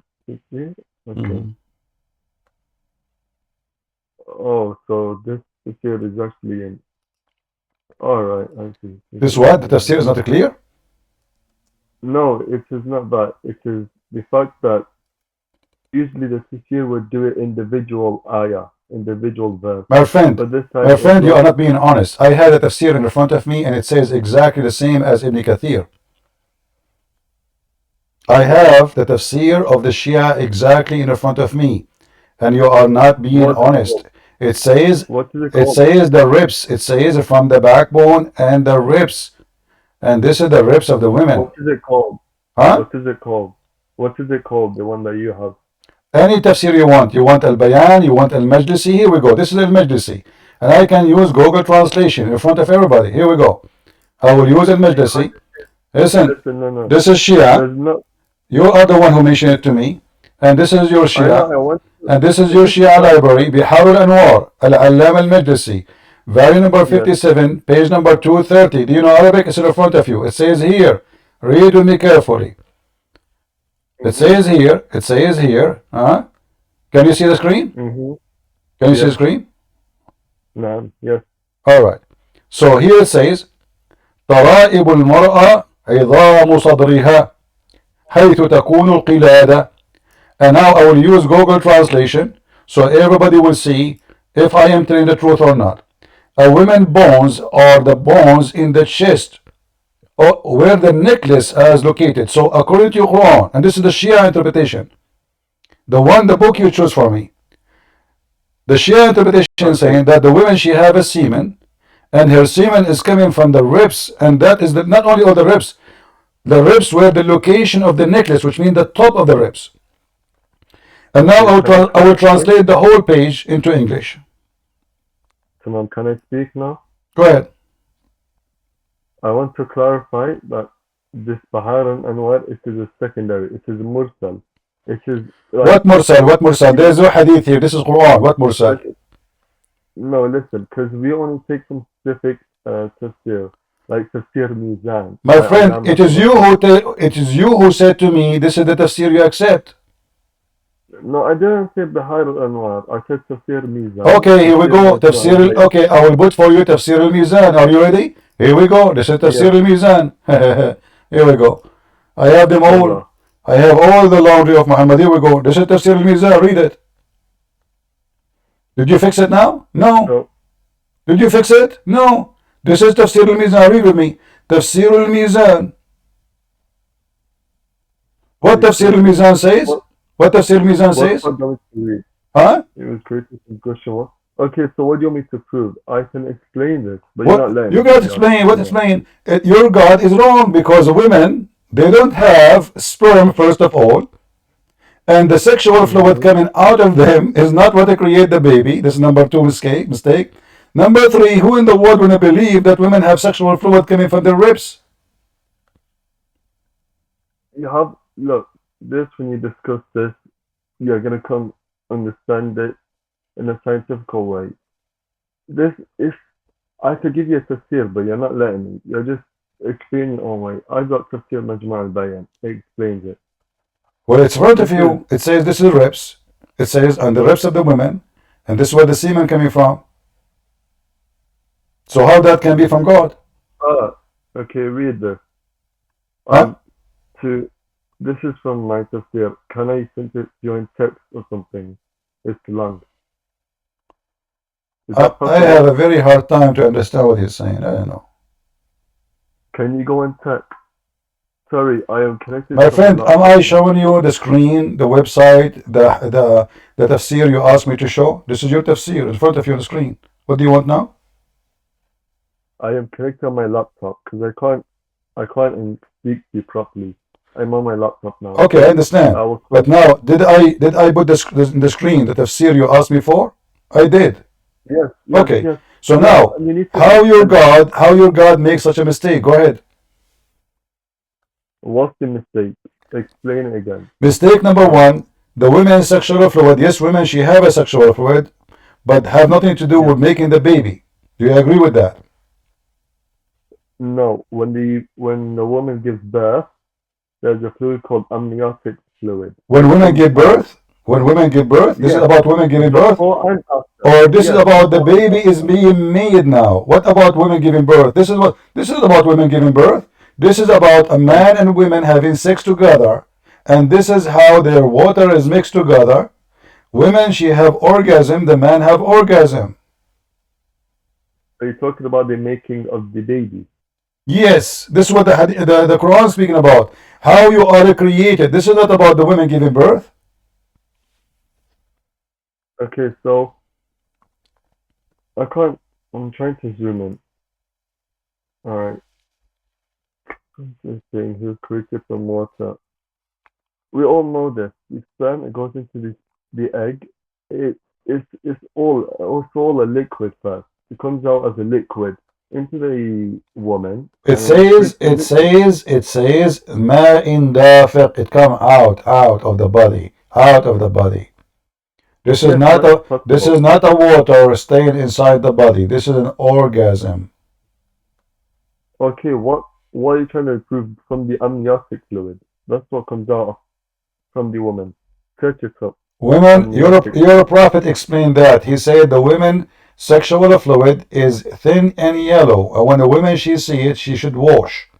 So obviously this is something she see in the vagina, not something inside her stay there. This is not an egg. It's just a water. This is why it's called water. Yes, this is natural. Of course, everyone knows about this. It's called amniotic fluid. Okay, my friend, it's okay. Thank you. I don't understand what you are saying, and I prove my point. Sorry, you are not being rude, but first your microphone is not working. Secondly, the interpretation in front of me get Islam busted. Everybody knows that women fluid have nothing to do with the baby.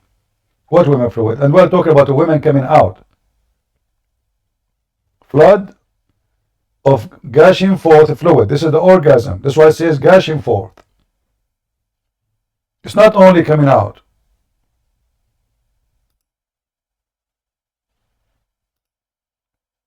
If you go to the Quran, the city book of Muhammad, you will see the following.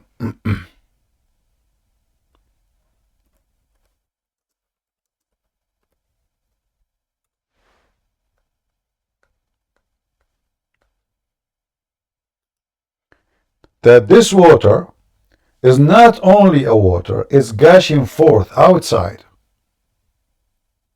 And in Arabic it says يَخْرُجُ. It's coming out. But from where to where? Coming out from the backbone to outside of the body of the man, and coming out of the ribs of the women to outside the body of the women.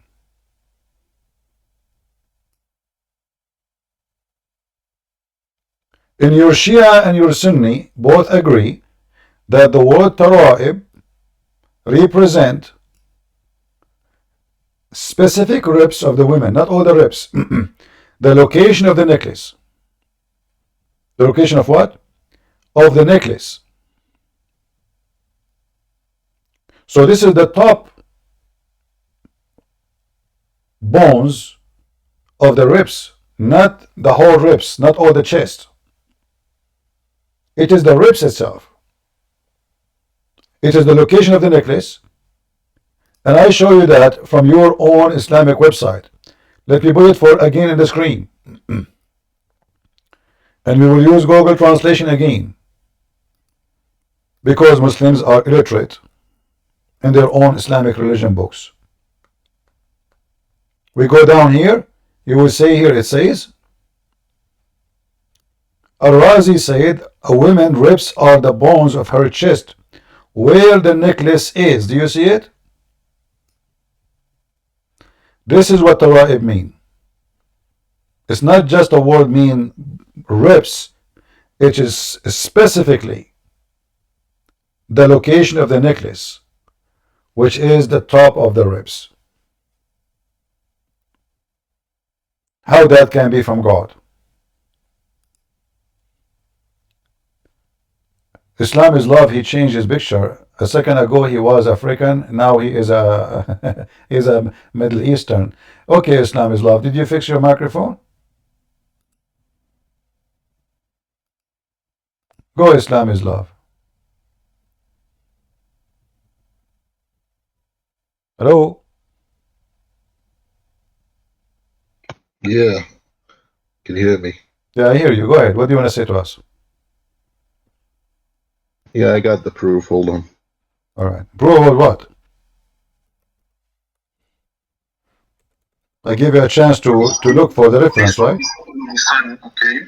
He found it, or it appeared to him that the sun was setting in murky water, although known also as dark water, dark murky water. And this location, Ibn Kathir has said this location is in the Black Sea, because the Black Sea is actually, why is it called Black Sea? Because the water there is kind of like black, or like murky, not black, but like, it appears dark.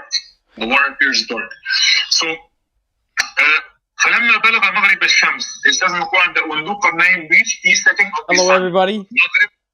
Hello. Wait. Okay, the time of Hello? So, my friend, you are playing the video of who? The audio of who? Muslim warrior. Okay. So he said, I heard him saying Black Sea. Is that correct? Yes. The Black Sea is a black? It appears black. That's what he said. It appeared to who? Who is the donkey? He said to you that the Black Sea appeared to be black. Since when? It's a sea like every sea. So it's just because I can post a link. Listen. So if the Black Sea so the Red Sea is called the Red Sea, is that because it's red? Black Sea appears black. The Red Sea is called the Red Sea. Is that because it's red? No, that's different. Okay, so what the Black Sea? Black Sea, there's nothing, it's called the Black Sea, and doesn't appear like a Black Sea. In the same time, the Quran says it's a spring of water. Does the Quran say the word sea? He's talking about the Tafsir of Ibn I don't Kathir. care, I'm asking you. Did the Quran say the word sea, or say the spring of water?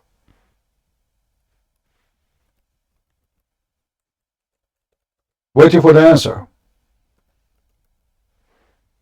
Okay, let me read it. Read it, go ahead. You can take the next guest. No, you read it. Why you not talk next desk? It take you a second to read it. Read it for us. Go ahead. We're listening. I like this. The Black Sea is a black.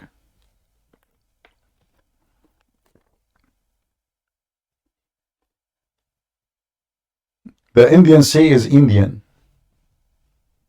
What do you see inside the sea? Indian people. Like you dive in the sea, there's Indian. I dive in the Indian Ocean. What I saw? Curry. Spicy food. You know? If you search it on Google, you will see it's actually black. Oh, really? The Black Sea is a black, actually? Yes, the water looks black. Okay, my friend, take a hike. Same time, isn't it the Quran said it's spring? So are you saying to me, you stupid God, he want to say the word sea, but instead he said spring of water? Spring is a small, tiny jacuzzi. He said spring. Okay, let me read. Give me one moment. All right, take one moment.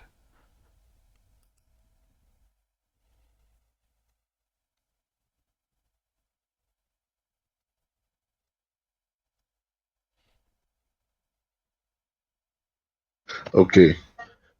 And he marched westwards till he came to the setting of the sun. It appeared to him that it was setting in a dark, turbid sea, and nearby. Where it says that? What translation? It appeared to him. What is the word appear to him? What? I'm reading the translation. That's false translation. Here we go. Show me the word appear to him in Arabic. Where it says appear to him. So you see, we prove that the Muslims, they are corrupting their book. Not only it's corrupt originally, they are corrupting it more when they translate in order to duct tape the mistakes in the Quran. So here in Arabic it says حتى إذا بلغ مغرب الشمس وجدها تغرب في عين حمية ووجد عندها قوما قلنا يا ذو القرنين إما أن تعذب وإما أن تتخذ فيهم حسنا. So where is the word he found appear to him? Where? So you think this guy who's an Arabic expert is lying? He's a big fat liar. I have it in front of you. And isn't this your translation too? It's Muhammad Asad. He's a liar. Muhammad Asad is an Arab? I thought he's a Pakistani. He's an Arabic scholar. What? A Pakistani is an Arabic scholar? Okay. Yeah, he has a. Okay, hold on. He has a. Muhammad Hilali and Muhammad Khan from Pakistan, are they Arabic scholar too? No, so I'll read it. So he is actually, he was a Jew. He converted to Islam. He don't even know Arabic. First of all, I don't think what you are saying is true. Secondly, who cares who is this guy?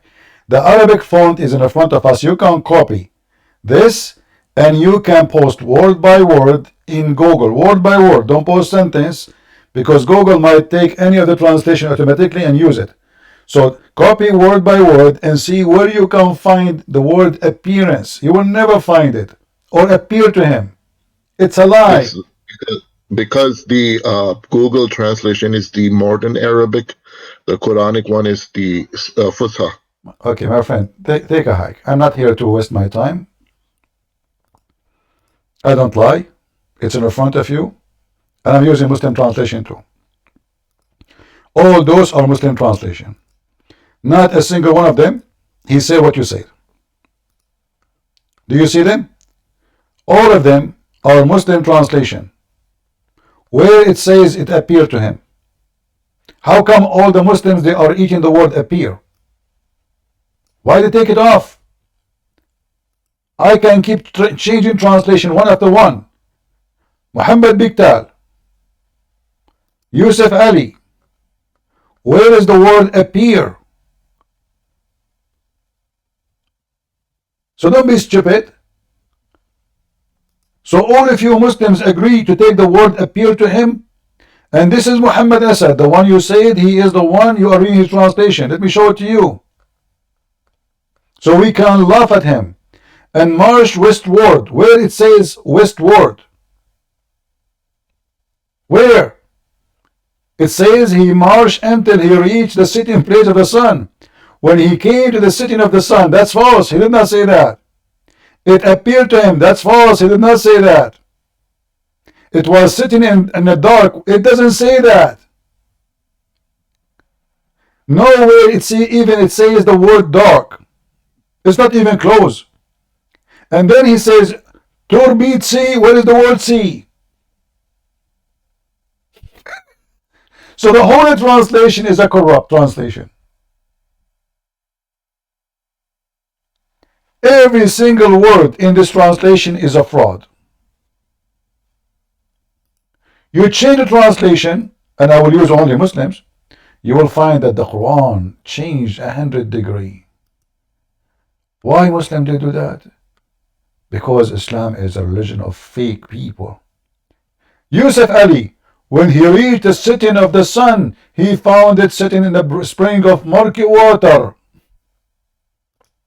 Let us see different Abdul. Abulida is a German. Wahidun Khan, what his name is Wahiduddin?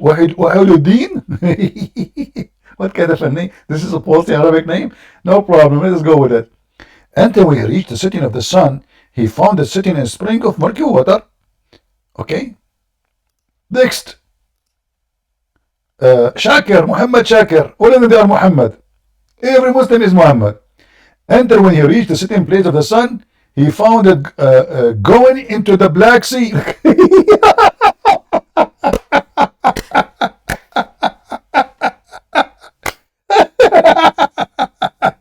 He found it going into the Black Sea. Brother, hold on. Look, the sun is going in the Black Sea. You know, as I know that the sun set in the west, the Zulqarnain must be was in Russia, in Crimea. Actually, even in Crimea.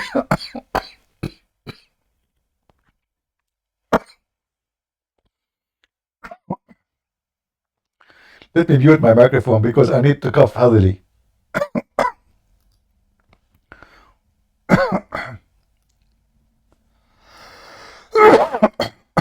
Sorry, guys.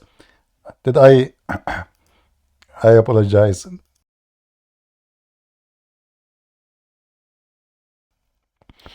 All right, I will unmute myself here. Sorry if I did blow your mind with my cough. I had to laugh. I have to cough. Sorry. I can't even breathe, man. What a stupid, corrupt religion. The followers of it are so much insane. Adding words is not exist in their book just to fix the stupidity of Allah. This is Sahih International. Until when he reached the sitting of the sun, he found it as if, look, he went into it, guys. As Allah, he forgot to put the word as if. I mean, Allah, he's busy. Do you know how many phone calls Allah receives every day? He forgot to put as if.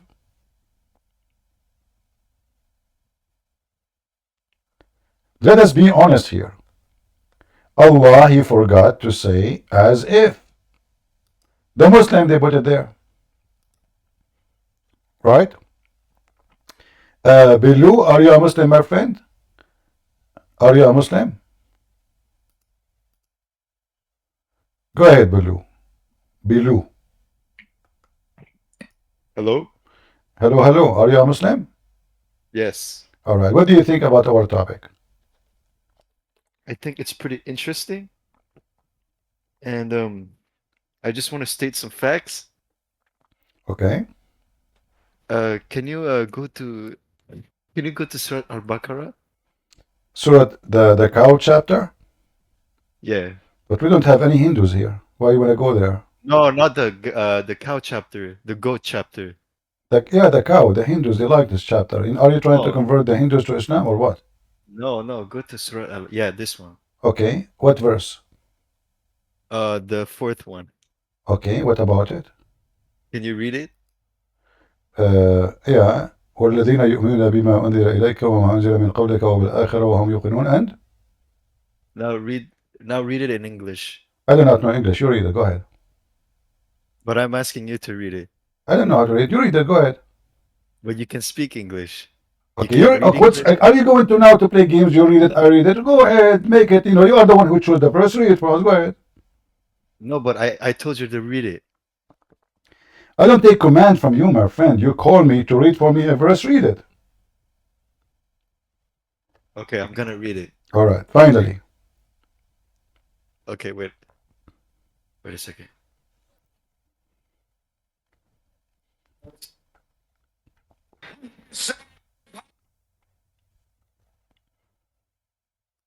What happened?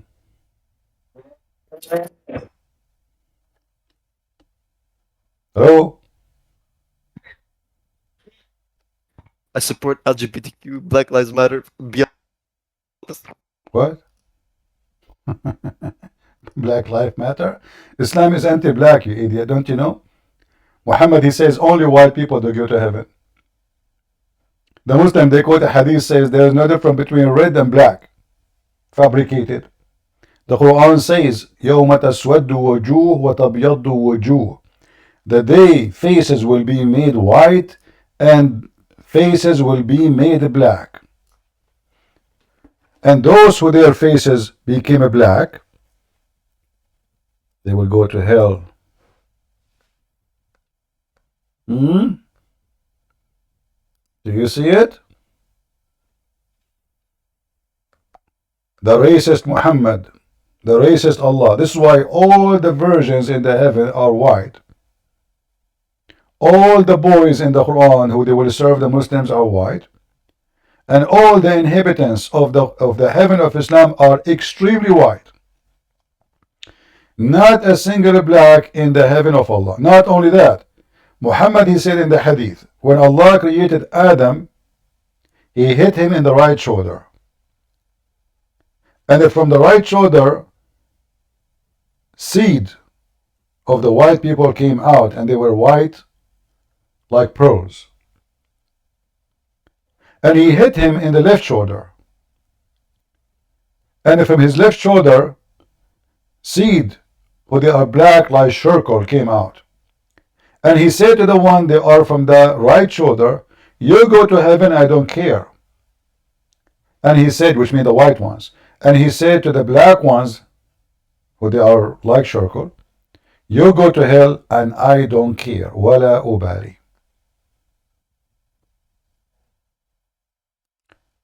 Mr. S, go ahead, my friend. Sorry, we made you wait for long.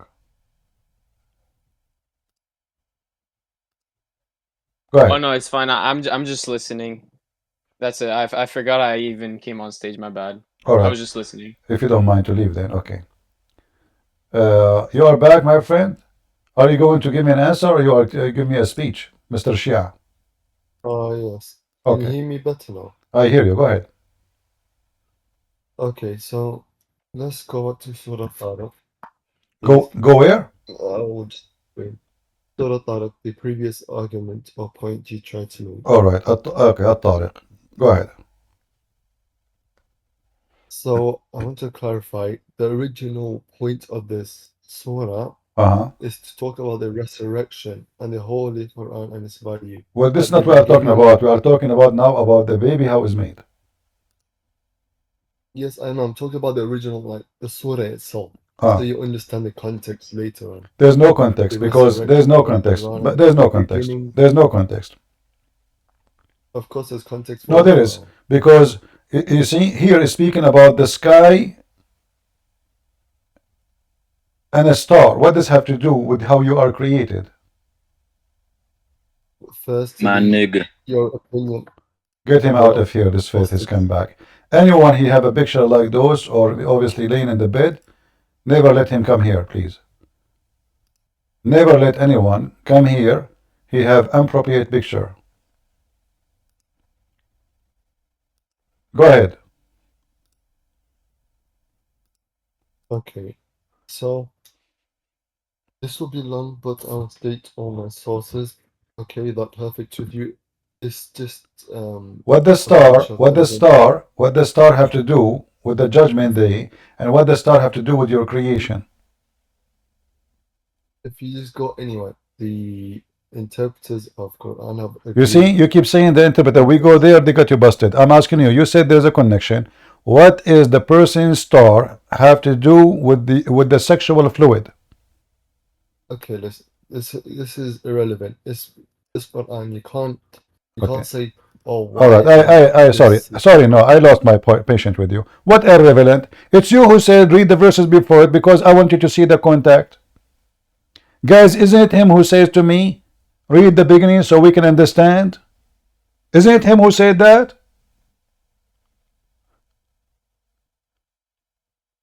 What is the connection with the star and your penis and your vagina?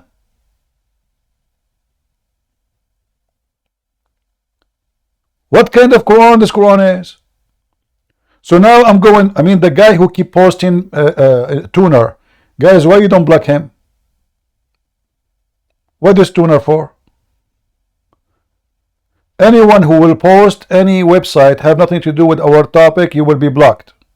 I'm warning you.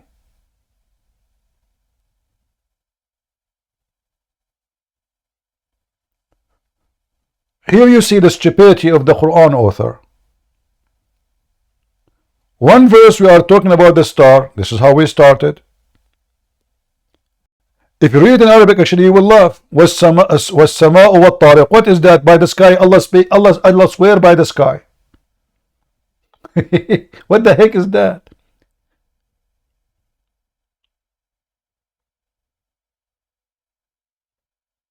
And do you know what At-Tariq? Well, this is a very well-known star. The Muslim, the Arab, they use it for centuries to go in the desert.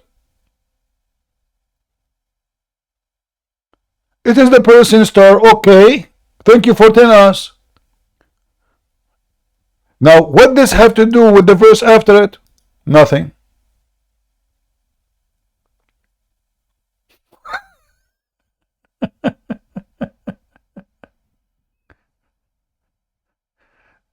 Do you see the stupidity? What is the connection between this verse and this verse and this verse, this part? And then what is after it? Nothing. So I'm going to give you the mic for the last time. Can you tell me, please? Don't make me lose my patient. What is the connection between talking about this star and your penis and her vagina? Go ahead. Okay. It is talking about the original creation. Is the original creation? Is the original creation have to do with the original creation of what? The star? Yes, yes. I mean, it talks about the humans. No. Hold on. What is the connection between this star and sexual fluid? Does it have to have a connection? What does direct mean? We translate it. Yallah. What yalla? You tell me, Mr. Yalla. Now he know Arabic. He know an Arabic word. Tell me what is the connection between. It's you who asked me to read the beginning of the chapter. It's your fault. So now you're in trouble. What is the connection between the verses in the three verses in the beginning and the sexual fluid? It is divided. I told you resurrection and the What resurrection? This is not about resurrection. Allah, He swear by the star. The star is there. Nothing happened to the star. Do you know what is the person? Do you know what is a tariq? It is the person star. Thank you very much. It's over. Now he jumped to a different topic. Okay, let's go to the point that you're talking about before. Okay. What? You're on the same page. Let's talk about the topic that you're talking about before. Okay, so he's created from a fluid, ejected. Do you see the word ejected? Yes. Okay, so what is the ejected fluid? What is the ejected fluid? Come from the women, make the baby. Okay. And I just give Tafsir for like this specific 5 ayahs because it builds up and you'll get deeper understanding. Okay. So give me the answer, my friend. Don't give me a speech. I like to get the answer. I'm talking to you about this topic for it became boring, my friend. So what is ejected? What is ejected? What is ejected? Ejected means it's out of the body. What is that thing is ejected out of the body in the form of a water will make the baby? Simply this. It's a long answer. I'll just explain it because it'll give the content. No, give me the summary first, and then you explain it. What is ejected? Give me what is ejected. Is created from a fluid ejected. This is what I mean. You can't just focus on one ayah and reject the whole surah. My friend, we are rejecting nothing. You read the whole surah. Okay, give me the summary. What is the ejected? Make the baby. So I'll go straight. So the possibility of resurrection. It refers to the first stage of man's life and its creation from a sperm drop.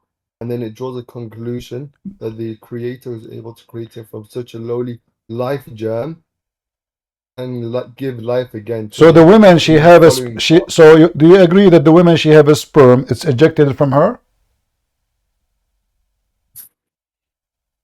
I'm not going to give answers because what is this going to prove? I will. Okay, my friend, just take a hike. What that will prove? That prove that you are an idiot, trying to duct tape a stupid Quran. That's what will prove. I keep asking you what is ejected. It's coming from the women and the man, and we agree about that. And I open for you the Shia books. You said to me Al-Mizan, I open Al-Mizan. You want other tafsir, I will open a tafsir. All of them, they agree. And the Shia agree that this is about something ejected from the ribs of the women. And the backbone of the man. And by the way, the backbone of the man don't make semen. They don't. So according to the Quran, two body part. One is coming from the man, the backbone of the man, and the ribs of the women, specifically the location of the necklace. Those are responsible to ejaculation, and that ejaculation will make the baby, which is absolutely false. If we go to Muhammad, who explained this Quran very well, we will find how Muhammad is laughable. Dr. Muhammad, sorry, we should not call him Muhammad.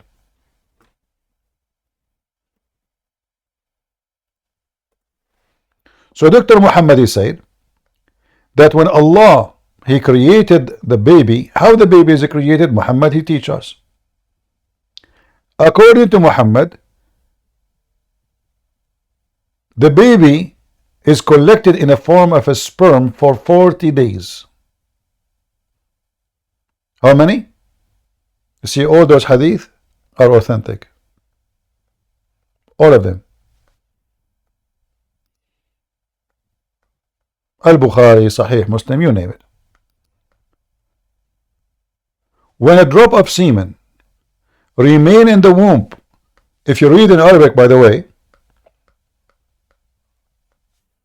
for those who know Arabic, to see we are not making things up. The angel, he entered into the semen. Imagine the angel, he entered the semen. Who? The angel entered to the semen.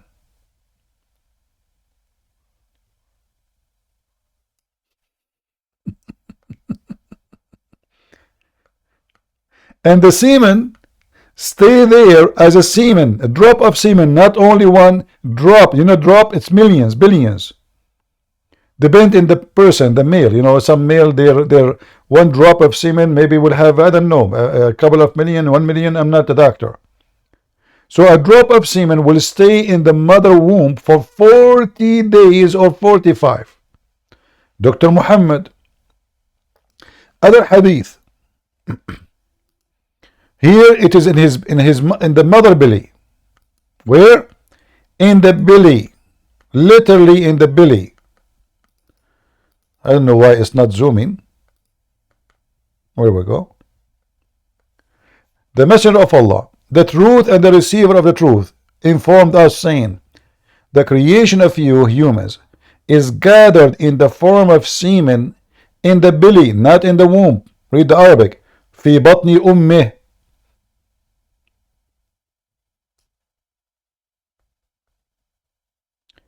So he is collected in the form of a semen in your mother for 40 days.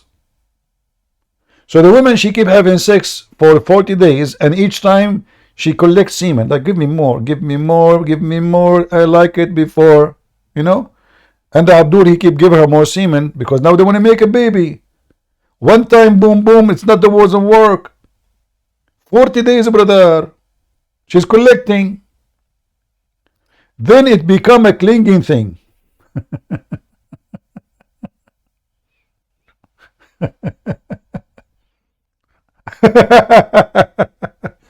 And by the way, it doesn't say a clinging thing, it says a clinging blood. Blood. What a crazy cult. Do we have any serious Muslim? He can join us and say something real.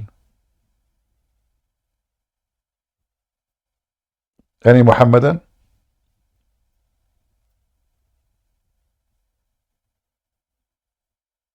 By the way, Christian women, they do not 40 days. They do not need 40 days to sleep with their husband to have a baby. Once or two is enough. Only Muslim women. They need 40 days because Muslim women, obviously, they are different species.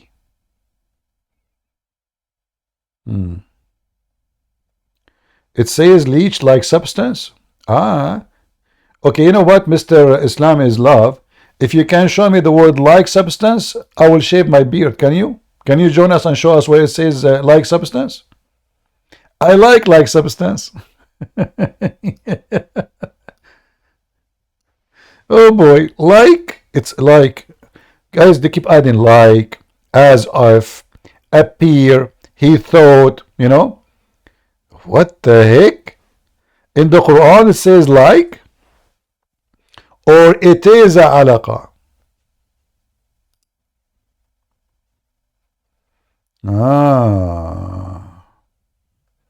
Do you see the word clot?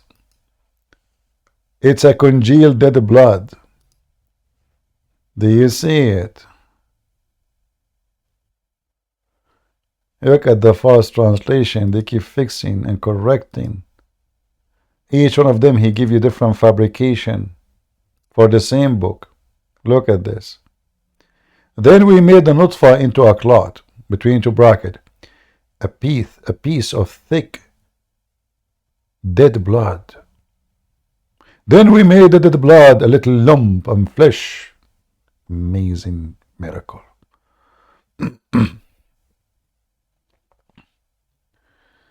All right. Okay, go ahead, Jerry. What do you want to say to us? Look like Jerry is gone. Do we have any Muslim?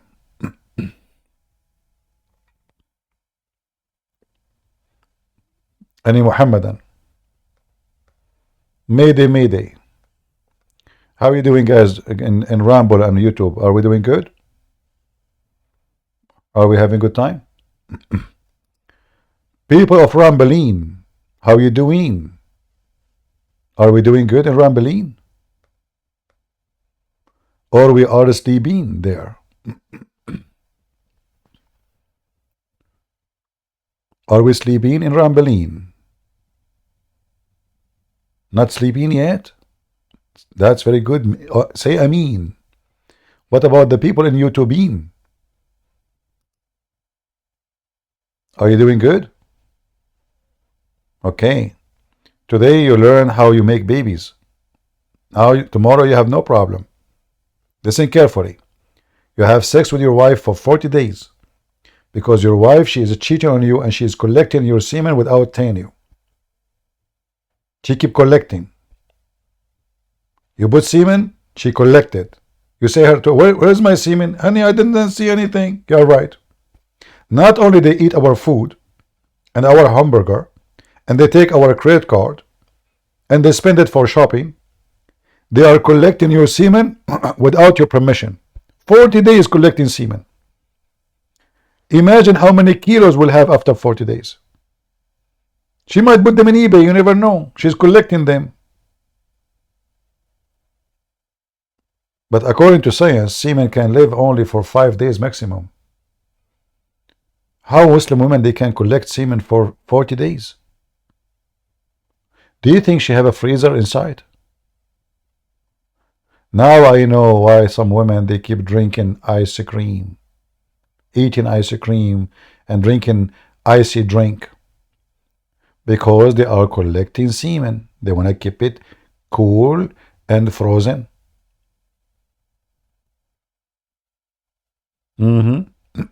It's obvious.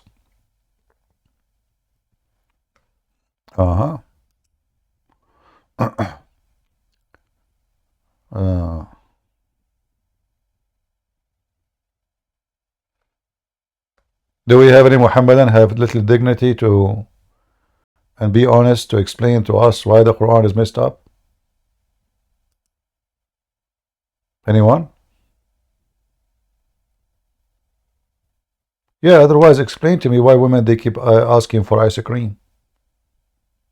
Do you have explanation? No. Obviously they are collecting semen and they want to keep it alive for 40 days. So, and actually this is how women make milk. How women they have milk in their breast? They drink milk. They drink milk, they milk come out from their breast. Science. Dr. Muhammad. Actually Muhammad he spoke about that in the Quran.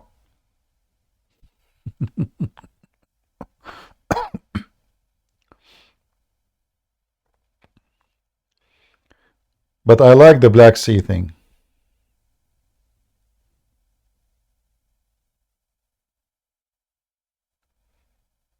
I will not let you talk because you are wasting my time, my friend. You are just wasting my time. Your prophet explained it very well. You asked me to show you the Shia interpretation. I show it to you, and then you reject. You don't want to talk about it no more.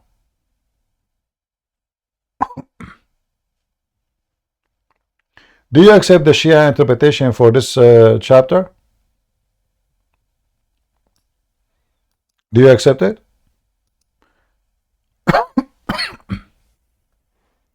If I show it to you, you will cry.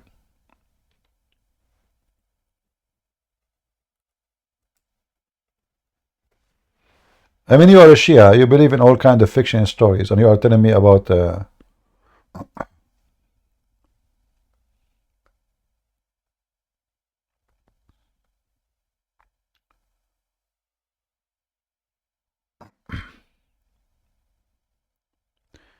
any Muhammadan?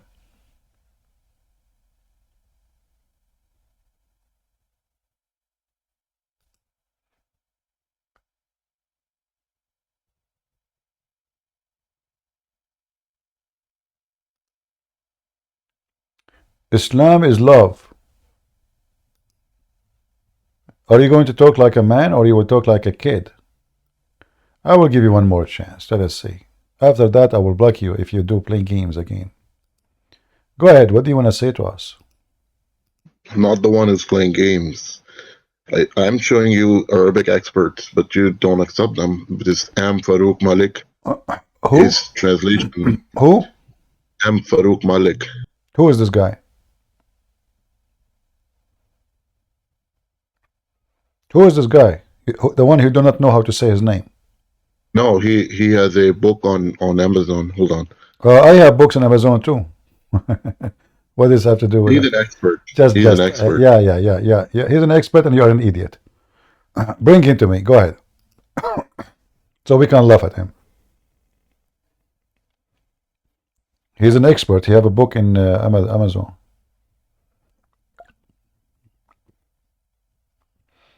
People are selling books on Amazon about cooking. So anyone can make a book and sell it in Amazon. He's an expert. Well, I have your Islamic interpretation. I have your Prophet interpretation. Shall I show you? Look like Muhammad is not expert. Is that your Prophet saying that? How the baby is made? And not only that. Look what your Prophet has said. A filthy woman, she offered herself later to Muhammad to sleep with her. She came to Muhammad and she said that she is touching herself and she is having orgasm.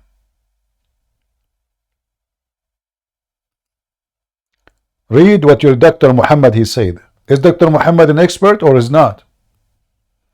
Salama said that Salim said, Allah Messenger, Allah does not refrain from saying the truth. What does have to do with the truth and Allah? Well, it's her vagina, it's wet. Is it obligatory for a woman to take a bath after she got nocturnal discharge? The wife of Muhammad, and he said yes. If she notice the water, i.e. discharge. Do you see it? It is a water coming out. She can see it. It is discharge out. Salama, the wife of Muhammad, who never have orgasm all her life because Muhammad don't have a penis. She said, what? Does a woman get discharge? Allah Apostle said, yes. Then why does the child resemble his mother?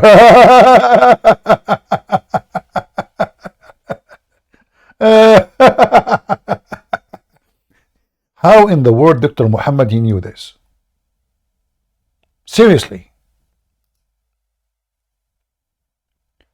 So the Dr. Muhammad, he was able to find out why the baby resembled his mother because the mother she have discharge. Are you serious? How long, Dr. Muhammad, it took you to come to this conclusion? O Prophet of Allah. Oh, a lot of time. A lot of time. I showed them their Prophet's statement. They told me a guy, he's expert and he have a book in Amazon. That's a good one. Look like we are going to replace Muhammad soon by Amazon. I mean, the high-tech tycoon, they are taking over everything. Amazon, Prophet Amazon, peace be upon him. Who want to listen to Muhammad? Nobody. I showed them what Muhammad said. They say to me, Amazon. How Muhammad discovered this? Seriously. Who is a Muslim would like to join us and tell us how Muhammad noticed that the women discharge is the reason for the baby to look like his mother? What if she did not have orgasm? The baby would not look like her?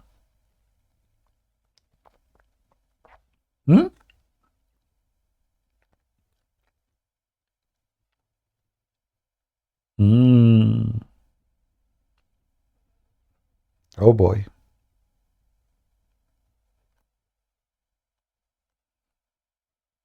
That's deep. That's very deep.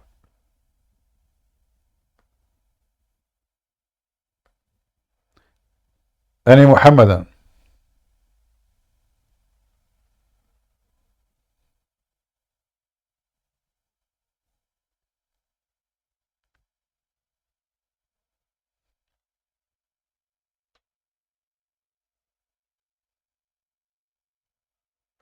Anyone?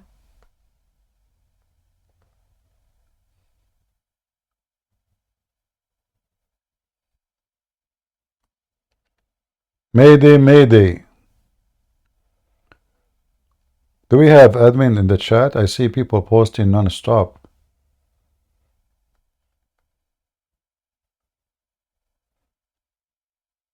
Any Muhammadan? Go, Islam is love. Just get me the expert. Don't stay here. Why you are here? Why you're here? Just go. Don't give me expert. You're a joker. I'm showing you your scholars and your prophet.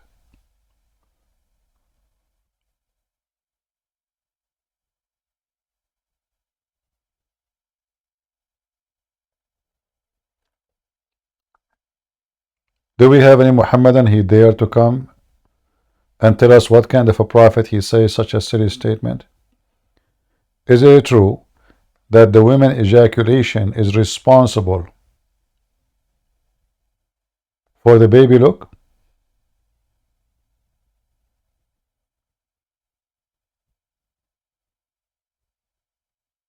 Is that true?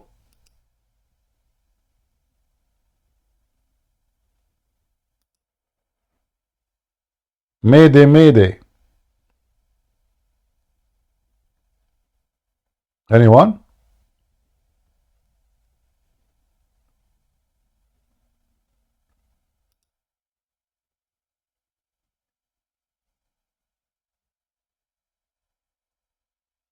Any brave Muslim who agree with Muhammad? Not a single one of you agree with Muhammad? Are you really ashamed of what Muhammad saying?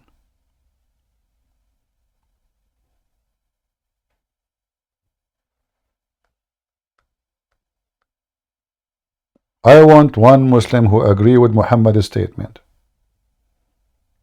If there is any agree.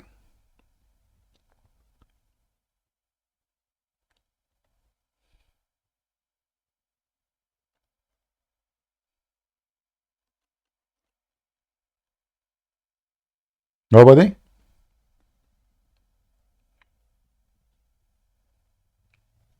So what we notice today, one Muslim, he say Allah have hands. The other Muslim says Allah don't have hands. Other Muslim says no, Allah have hands. Other Muslim, he says, you know what, I'm not either Sunni like them, I'm Shia. So Sunni themselves don't agree with Allah body part. They deny him one day, they recognize him the other day. They are confused about how Allah look like. They are confused if Allah have an ass or not. Allah have hands, but his hands is not like us. Who care? He have hands. They are confused about the gender of Allah. They know nothing about Allah. Allah know nothing about them. He do not know how the baby is made. Allah don't remember which one he created first, the stars or the mountains.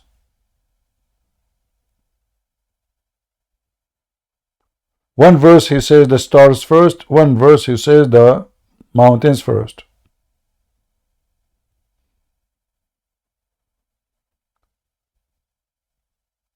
This God, he have all his information messed up.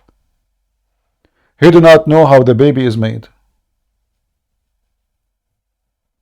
And as you see, Muhammad, he claimed he received knowledge from his God.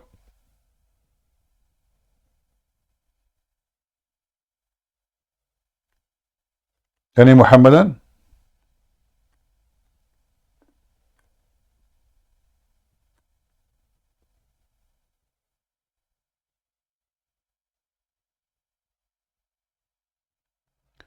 I need to slow down at the rate of apostasy. You will run out of customers. Oh, don't worry, there's a lot of customers, you know. There's many, they are listening right now, but they don't dare to come. And if one of them he come, he will tell me, like, this guy he said and that guy he said. But they don't dare to say to me, Prophet Muhammad said. Do you know this? Even when we challenged him, like the guy who said to me, I asked him, do you promise me you accept Ibn Kathir? And when I showed him Ibn Kathir, he refused to read.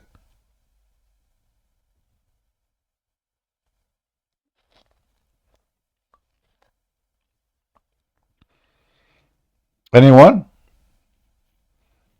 Any Muhammadan?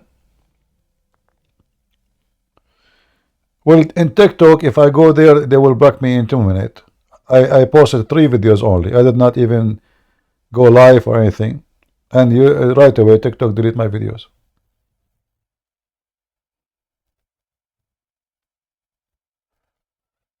However, if you want, you can. If you can broadcast, you can broadcast my life now to your TikTok if that is possible for you.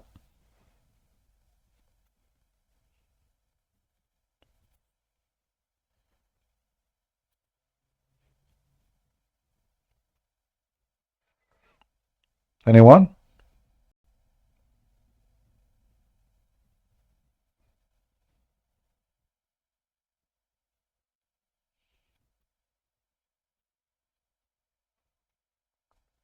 Mayday, Mayday. Who there? Islam love, you are coming back. What's wrong with you, man? Didn't you have enough? What do you want to say to us? You want to tell me there is a guy in Amazon? I show you what your scholars say, what your prophets say, and you tell me Amazon? Go ahead. Actually, I found from your own sources that if the woman ejects the fluid first, it's a baby. Okay, show me my own sources. Okay, but your mods don't allow me to post a link. I don't want a link. Show me the sources. How do I show you, man? What do you mean? What do you mean my sources? If when you say sources, you say the Bible. Is that the Bible? Talmud. Talmud is the book of Shaitan, you idiot. Your prophet is copying from them. Talmud is my book, my sources now. You're an idiot. Okay. So go to Leviticus 12. So listen. You just to prove to us that your prophet is copying from a stupid book. It's called the Talmud, the book of those Jews rabbis who hate Jesus, who say Jesus is not even a prophet. He learned how to do magic in Egypt. He came back to practice magic. You are copying. So your prophet is copying the book of Antichrist. Funny, stupid stories. Thank you. Give us the reference so we can love. Go ahead. Go to Leviticus 12:2. In Leviticus, it says that the women she have sperm first and baby will be boy. Read for us. If a woman emits semen and bears a man child. What? If a woman emits semen, bears a man child. So?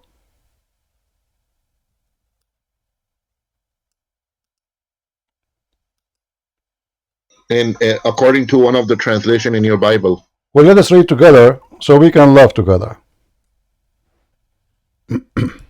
Hold on.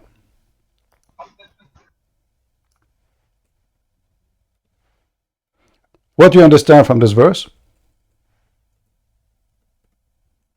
The same as the Hadith says. Really? Explain to us. Just give me one moment. Let me get the accurate translation. Oh, okay.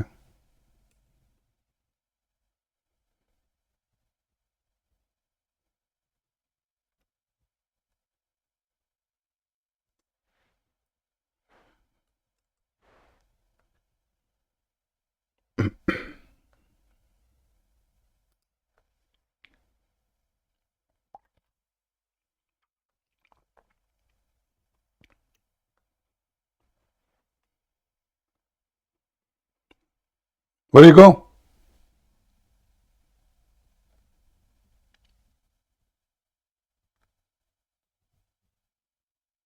Okay, it's in Nida 28a in Talmud. Hold on. You said the Old Testament, and you mentioned to me the book, and you said chapter number 12. Read for me and tell me why you are lying. It's like a Jewish Bible. No. You said to me Leviticus chapter 12. Why you are lying and posting. Yeah, it's the Jewish translation. Jewish translation. Ah, Jewish translation. Ah, this is Jewish translation. Ah, Jewish translation. Yeah, Rabbi Ami. No. Let me play the verse. Everybody will laugh at you. Shut up. Don't talk. Leviticus 12. And the Lord spake unto Moses, saying, Speak unto the children of Israel, saying, If a woman have conceived seed, and born a man-child, then she shall be unclean 7 days according to the day. So do you see why you are stupid? Aren't you ashamed of yourself? Where it says that the women she have semen. I'm reading the Tafsir of Rabbi. You are reading Tafsir? You are reading Tafsir? The explanation. Listen, if a woman, she get pregnant, that's what the verse saying. The woman she had sexual intercourse with the man. It is not her who is making a semen. Your Quran saying that women, they have semen, they make semen. No, it's saying water. It's not semen. It's discharge. Listen, what are you talking about? Here, let me play it for you again, Potato. Let me play it for you again. Listen. Here we go. Leviticus 12. And the Lord spake unto Moses, saying, Speak unto the children of Israel, saying, If a woman have conceived seed, and born a man-child. Did you hear it? If a woman conceived seed and born a man a child. Did you hear it? The audio is too low. You can barely hear. Okay, no, there is no way the audio. Guys, is the audio too low? Is that true? Can you hear?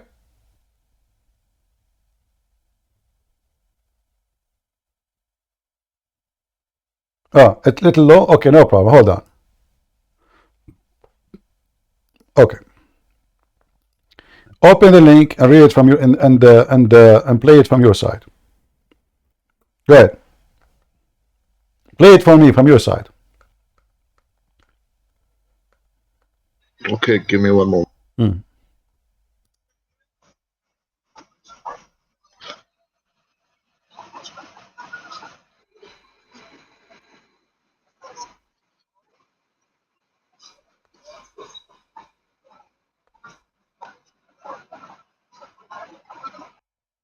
Go. So what it means? You just shut up, man. Just go, silly stupid. I don't have time for stupidity. Sorry. If a woman she get a pregnant and she deliver a baby, she is unclean, which means she have to go through a period of time where she can be clean from the birth, giving birth. You're an idiot. Mr. A, go ahead. Can you hear me, Mr. CP? I hear you. Go ahead. I already talked to you on Skype. I am the one who left Islam last year. Can you remember me? Sorry, my brother. There's too many left Islam speaking to me, so I don't remember. Oh, no problem. I just wanted to thank you for your work, etc.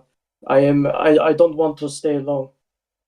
All right, thank you very much. Can you remind me of yourself, like why you left Islam? It was the topic about Aisha and Muhammad, and I gave you some hadiths. All right. And I'm the Turkish guy. Oh, okay. Well, I have many Turkish that left Islam. So, it's yes, hard to of course, because there are a lot of hadiths which say yes, Muslims should fight against the Turks. And I have some friends who can read and understand Arabic. The Arab text even says not fight, kill. Yeah. Actually, Muhammad, by the way, he don't know even that the Turkish will become Muslim. So look what he said in the hadith. He said, "Utrukut Turk ma tarakukum." Don't stay away from the Turkish, because he believed that they are Gog and Magog. Yes, because we Turks had a different religion. It was a Tengrism. But it's this whole religion is messed up. What should I say? The Quran alone is already enough. The hadiths are like bombs. Do you see the hadith in front of you? He said, let the Abyssinians alone as long they let you alone, and let the Turks alone as long they leave you alone. Muhammad never thought for a second that the Turkish will become Muslims. In fact, he described them. He described them as not even as a human. He claimed that they are weird in the look. They have flat faces, you know, and they let me see.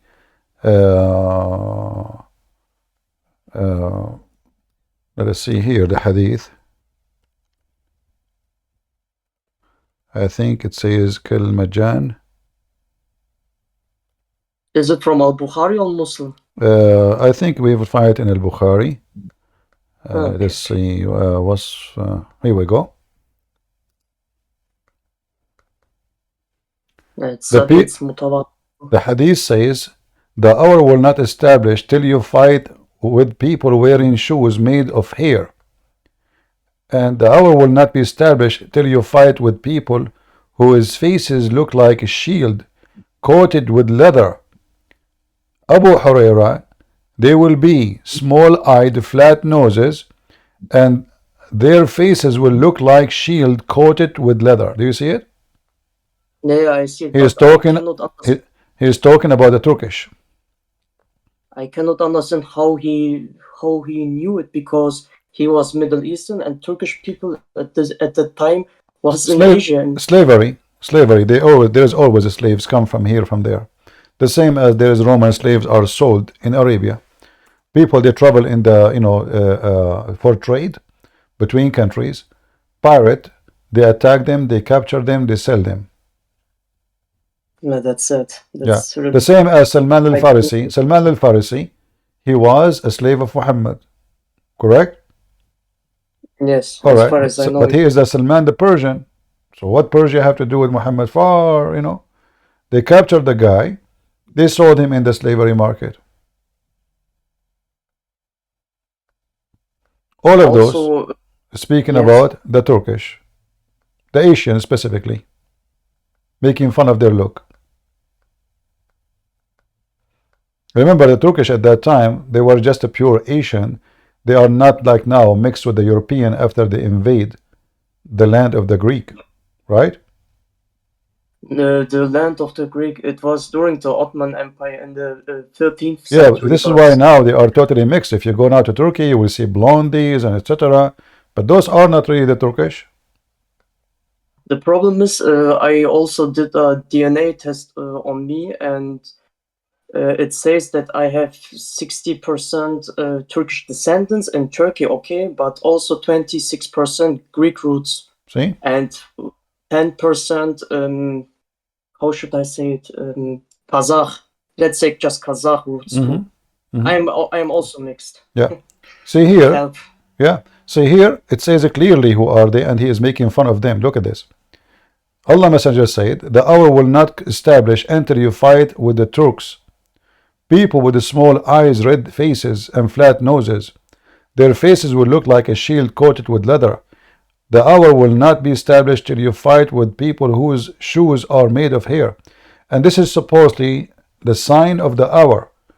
But as you see, this is absolutely the opposite from what happened. The Turkish, the Mongol, they came and they destroyed the Islamic State. And then when their king was convinced, they told him, if they will not rebel against you, those Muslims, just say, I'm a Muslim. He said, okay, I'm a Muslim. They advised him, convert to Islam, you will make them all obey you forever. They will die for you. He said, okay, I'm a Muslim, no problem. And this is how all of this came to exist. So Muhammad, he think that the Turk will stay non-Muslims until the day of judgment. Do you see how clear evident that Muhammad is a false prophet here? Yes, I can see. Because here he is predicting that the Turks will be until the day of judgment refusing Islam, and then you will fight them, which means they will be always your enemy. The problem is, I know these hadiths. I try to show these things to my friends because they are also Turkish. They didn't believe me, or they translated wrong. They say until until the Turks do not find the Muslims, then the Muslims don't do anything. I say to them, no, you did not understand the hadith very well. They don't believe me. The hadith in front of us says it clearly. Enter you fight with the Turk. Yes. You know? But what should I say? Yeah. Can't help. Like the word, like now the hadith I showed you before doesn't say the word Turks. So it can be maybe he is like, because I mentioned to you it's about the Turk. But it doesn't say they're the Turk, but I know this is about the Turk. But now there's no suspicion about who. It is clear this is about the Turkish. No, I don't have any doubt about it because it says with And the this is Turks. Al-Bukhari. Yes. Al-Bukhari, very authentic. They cannot say this is weak, this is rejected, all the garbage. No, you know? no, they cannot say that. Also in book and essay, it is also Sahih. I mean, this thing is also mutawatir. So I cannot say it is daif. It's repeat hundreds of times. It's not like one, twice, you know, it's all over. You will find this everywhere. I mean, if I flip the page back, you will see how many times this hadith repeated. Look, all of this is the same. Look, this is all is the same. This is not one time, not twice, not 5, not 6, not 7. Like we are talking about hundreds of times. Yes. All of this is the same hadith. It is also not in the Sunnah hadith. It is also in Al-Kafi. It says the same. Shia and Sunni, all they agree. Yeah, the Turkish are the enemies of Islam, and actually I agree. You know, because if you notice what happened to the Islamic State as a caliphate, since the Turkish become involved, like if you go back in history and you check the state of Al-Abbasiyin. You mean the Seljuks? The Abbasiyin state in Iraq. Okay, yeah, the Abbasiyin, the caliphate at that time, especially at the end of the Abbasiyin, he involved in his ruling a lot of Turkish because he was having sex with Turkish women. So they brought to him women who they are like sex slaves from Turkey, and they are Turkish, not Greek women. And he bear children from them, and then those children, because they are the children of the caliphates, you know, or the rulers, so now they became leaders, and slowly they took over everything. The same as happened in Egypt. In Egypt, the king of Egypt, he was an Albanian. The Albanian came to Egypt as a missionary, you know, a gang. The caliphate, he brought them to kill anyone, you know, oppose him. He don't trust the Arab. They always plot against him. So he brought foreigner slaves from Albania. And later, they themselves, they became the kings. And they ruled Egypt for a long time. So this is what happened. The Turkish actually, like now Erdogan, he keep talking about Islam, right? But Erdogan is a Sufi. Is that correct? As far as I know, he is Sunni Muslim, but whether he is Sufi or not, Yeah, he's Sufi. I don't. He's Sufi. Yeah, he's Sufi. Same as the leader of Chechenian. You know? So the Kadyrov, you mean, probably. Huh? Do you mean Chechen? Yeah, like Kadyrov. You mean Ramzan Kadyrov? Yeah, all of them, they are Sufi. All those. Yeah. So yes. So the Sufi, maybe most of Muslim Sunni consider them, they are not Sunni, even though they call themselves Sunni. Sufi, they consider themselves Sunni. But most of Muslim Sunni, they consider them false Muslims. But yeah, because Sufis, they do things which has not anything to do with Islam, according to the Salafis. Yeah, and so they let us say they make Islam more rotten, more than it is rotten already. So they became like the worms inside what is left of Islam. So nightclubs is okay, dancing is okay, music is okay. I mean, everything have a solution. Prostitution is okay. sorry that I interrupt you. Music is, as far as I know, forbidden according to Sahih al-Bukhari 5590. I know, So but they don't the Sufi, they cannot even pray without the music. Yes, that's true. And they dance and they jump like monkeys in the mosque, and crazy stuff. And they believe in spiritual leaders. They kiss their hands and their feet, and they are the same. Halal break. They are the same as the Shia. Actually, the Sufi are very close to the Shia. They have a form of a spiritual leader, the Imam, and this Imam who he led them, he is the guideline for them. And Erdogan is part of this, like a Golin, the enemy of Erdogan. He was the Imam of Erdogan, and later the student of Erdogan himself. He was an Imam of a mosque, right?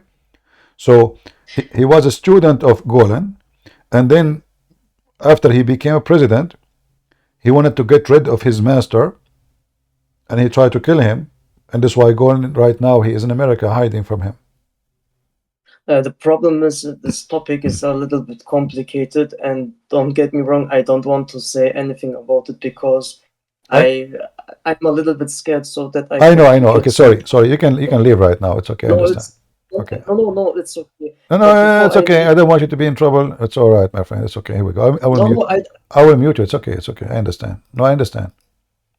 Yeah, I know. Maybe you live there. It's okay. So, but it's me who's talking about it, not you. But Sufi have nothing to do really with Islam. But Muslims, when you ask them, is Ramazan Qadarov is a Muslim? Yeah, they say we are proud of him, but this guy is absolutely have nothing to do with Muhammad. He don't follow anything Islamic except being a drug dealer.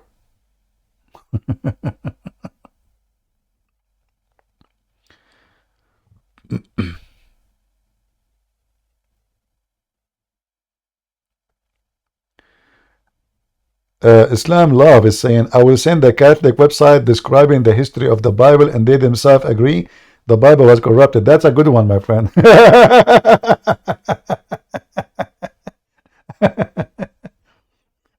My friend, you can say as much you want, but I can get you busted in 2 seconds. Isn't it your stupid Quran says the book we have between our hands never been corrupted? And are you saying again that your stupid God could not protect his book? Isn't it the Bible supposedly sent by Allah? So look what the Muslims they say to us. And this is why we laugh at Muhammad and his followers. So they keep talking to us, Allah sent Isa. Allah he sent Isa, brother. Isa is a Muslim prophet. Okay. That maybe help Muslims for a second. But after 5 seconds they will cry. So look, according to the Quran, all of those the word in yellow you see in the screen and those verses is the word Injil, which is proven to us that Muhammad is a scumbag. Why? Because he is quoting the book of John specifically in a Greek. If Muhammad is a prophet of God and he sent the Isa, and the Muslims they say that Isa was sent to the children of Israel, why Allah calling the book of Isa Injil? Injil is a Greek word mean the good news.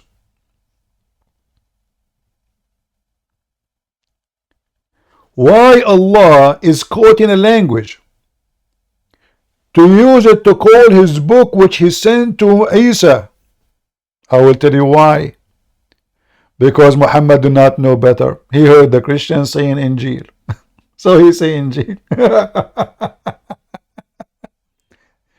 And then the stupid Muhammad, he claimed that Allah he sent the Quran believing in what is with us between our hand. You see here the Muslim translation they fabricate. It says here as an example, it says confirming what came before it. No, it doesn't say that. It says مُصَدِّقًا لِمَا بَيْنَ يَدَيْهِ, what is between his hands.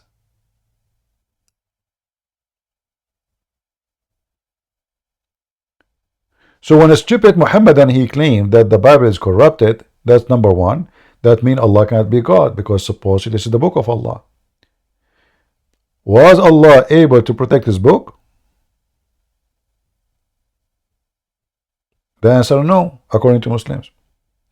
That means Allah cannot be God.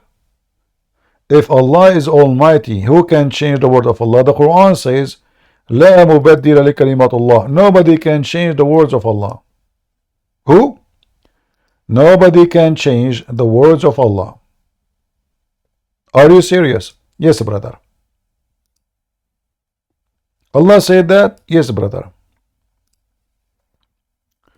So, if nobody can change the word of Allah, and then the Muslim, they insist that the word of Allah is corrupted, that means the Quran cannot be a promise of God. For God, if He promised something, nobody can destroy it. Either Christians and Jews can destroy the word of Allah, or they cannot. If they can, that means Allah can be destroyed too. So when the Muhammadan, they say that our book is changed, they are accusing their God, not our God. We don't believe in their God anyway. We don't believe in a book sent by Allah. So what they are saying to you, that they as Muslim, they believe that the book sent by Allah to a guy, his name is Isa, we do not know who is Isa, is corrupted. So what's my problem? In the top of that, the stupid Quran confirming the book is with us. And look how many verses. If I type the word musaddiqan, just the word musaddiqan, look what we see. Believing in what is with you. Now, do you see it? People, do you see it?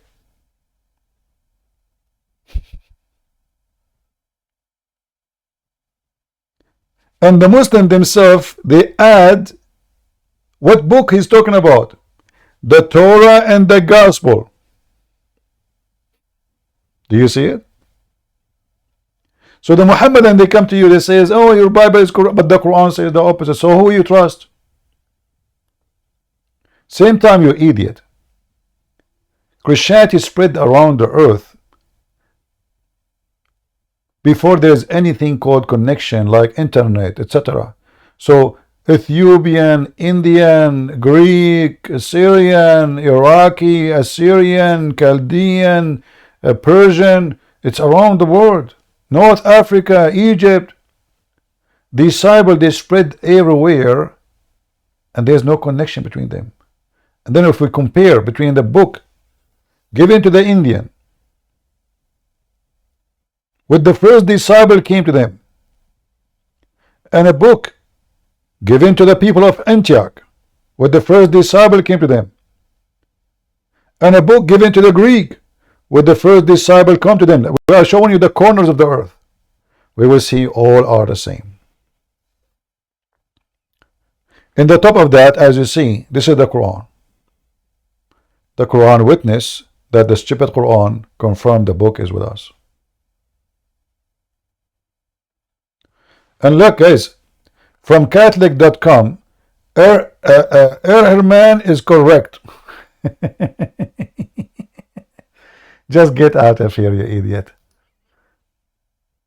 In fact, the same guy, this guy you mentioned his name, he said there's nobody have a book is documented as the Bible. Nobody.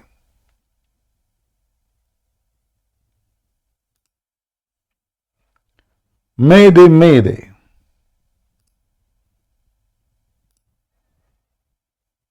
Do we have any Abdul?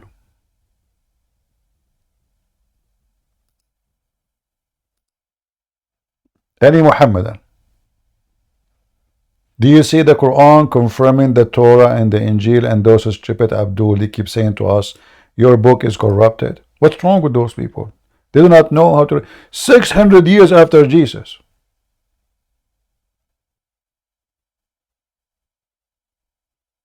This is almost in the 7th centuries.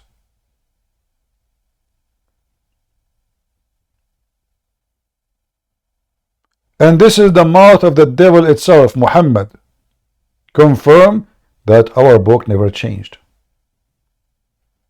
So what the Muslim they say to us?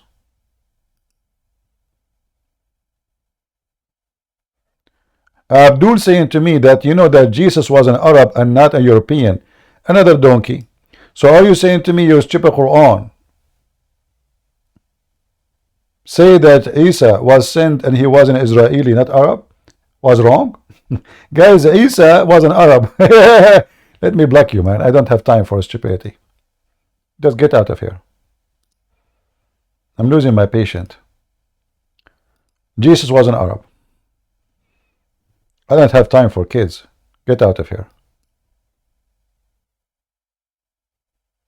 Potato.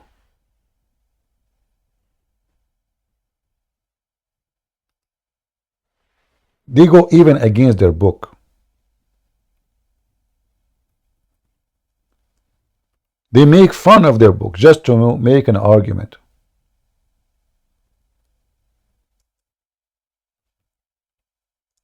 This is why I don't respect them. You know, if somebody want to defend his religion, at least he's honest, I say he is an honest person, you know. I mean, it's normal to defend your religion, no problem. But those people don't defend religion by telling the truth. The Quran says in chapter of Ali Imran, verse number 48, clearly that he was a messenger for the children of Israel. How in the world he's an Arab? How stupid this religion is. Is it like a destiny? The second you follow Muhammad, you become under infestation of stupidity? Is it?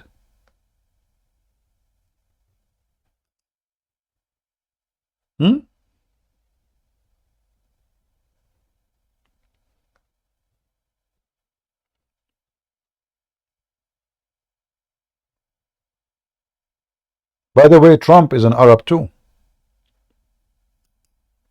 Zulqarnain is Arab. I heard Musa is an Arab.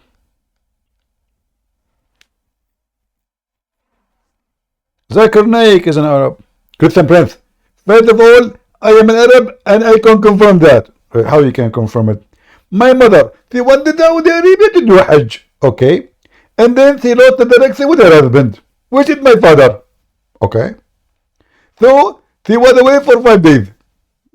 And then my father reported to the police that he is missing. Okay. And then, Alhamdulillah, we found her and she was married to a new husband. Okay? But she's married to your dad. How is she married a new husband? First of all, my dad is angry from her. And he divorced her the night she was missing. To marry another guy. To an Arab. This is what happened to you when you go in the... Actually, you don't need to get married around the Kaaba. Women wearing no underwear. They are just wearing long dress. And men, they are not allowed to wear a pants, the underwear. They are naked. They are wearing a sheet. This is why the Kaaba is the biggest location for molestation. If you go in the time of the prayer around the Kaaba, you will see all the teenage of Mecca, especially in the old days. Maybe now, like, there is more solution for their horny business. They go and they do tawaf around the Kaaba. Why? Because this is the place a man, he can't touch a woman and nobody even notice. It's very busy, crowded. He attach himself. Even they sometimes even not necessarily he is dating someone, anyone, any woman. You know, he's just put himself behind her. But sometime they date, like the girl, she say to her family, I want to go and pray around the Kaaba. Nobody can say no. Sure, go. She tell him what time she will go. He go and he stand behind her. By the time they do tawaf, he's done. This is why, if you go in the hadith, you will see this. That the Muslims, when they go around the Kaaba, their penises was dripping semen.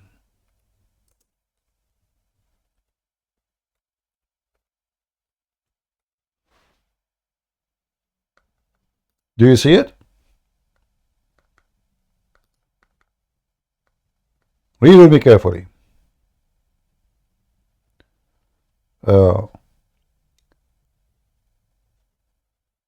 We go out to Arafah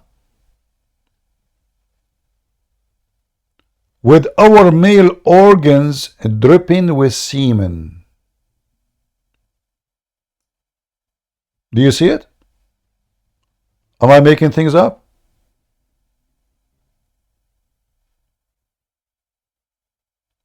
Why people who they are practicing a ritual religion act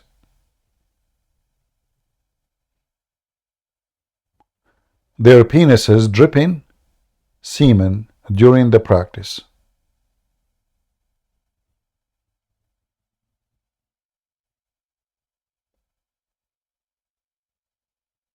Any Muslim can tell me? What is this?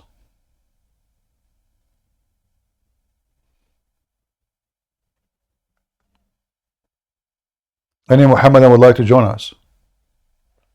What is exactly the practice the Muslim they do which make a believer penis dripping semen while he is doing it?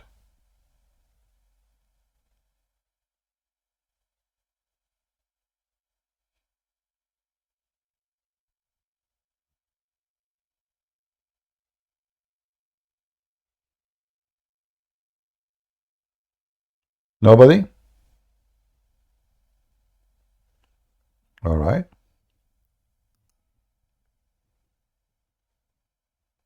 How is people in YouTube doing? Is the broadcast coming good for you? Are you enjoying Discord, guys? I think Discord is better than Skype. It's it's easier for communication. At least we don't have the ring like tararin, tararin.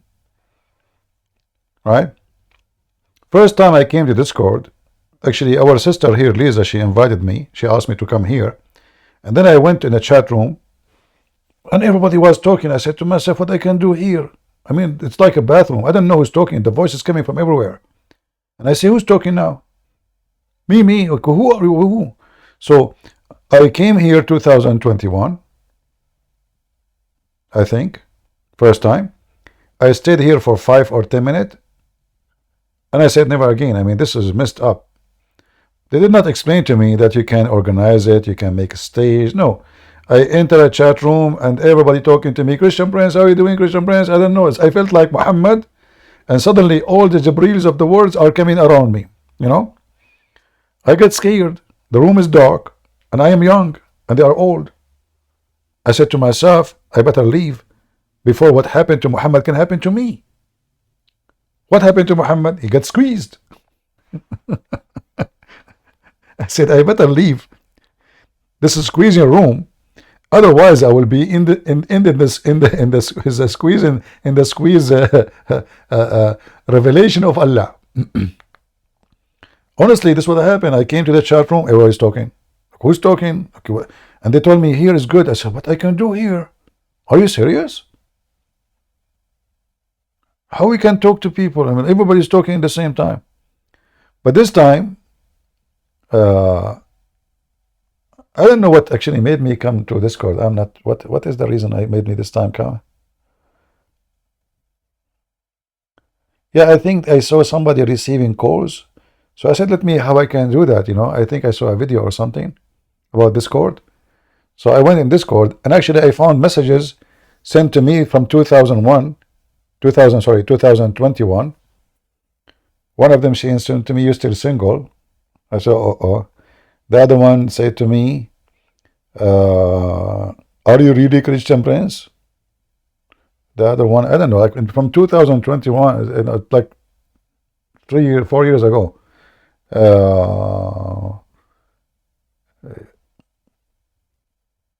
And I don't know how to read those messages. Yeah, anyway, we are here and look like it's working fine. And now we found a software we can broadcast to multi direction in the same time. Do we have any Muhammadan? Okay, who is a Christian would like to join us? As long as we don't have Muhammad. And let us enjoy our night. Today is a Friday. It is March 1st. Man, time go fast.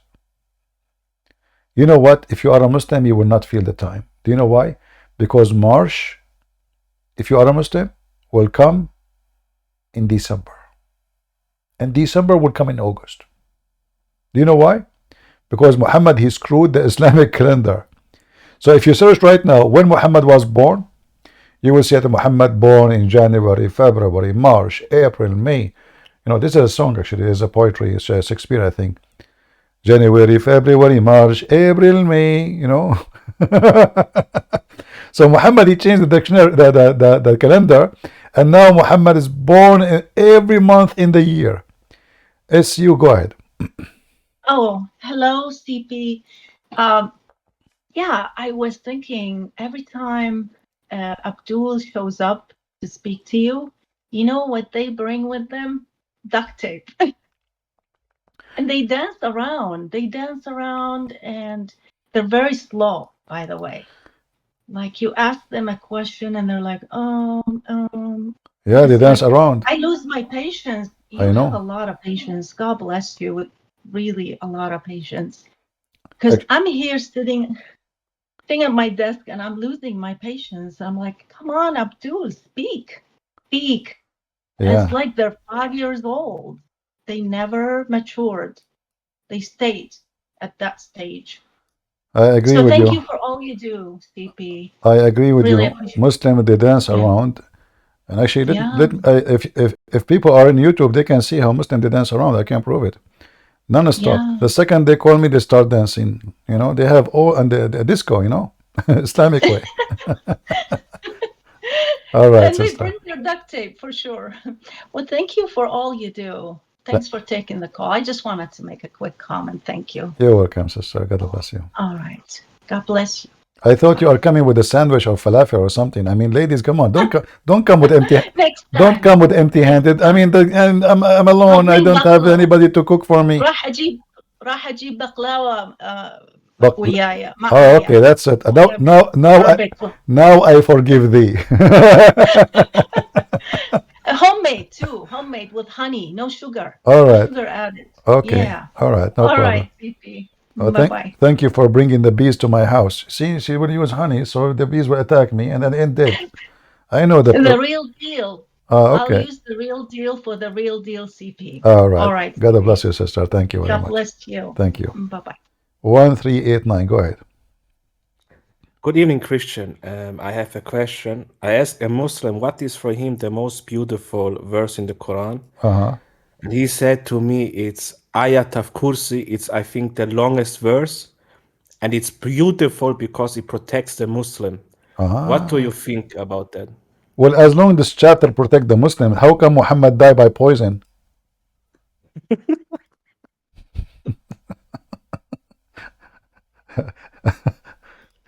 I don't know. I don't Sorry, know. my answers are so fast. You know, I don't know what to say.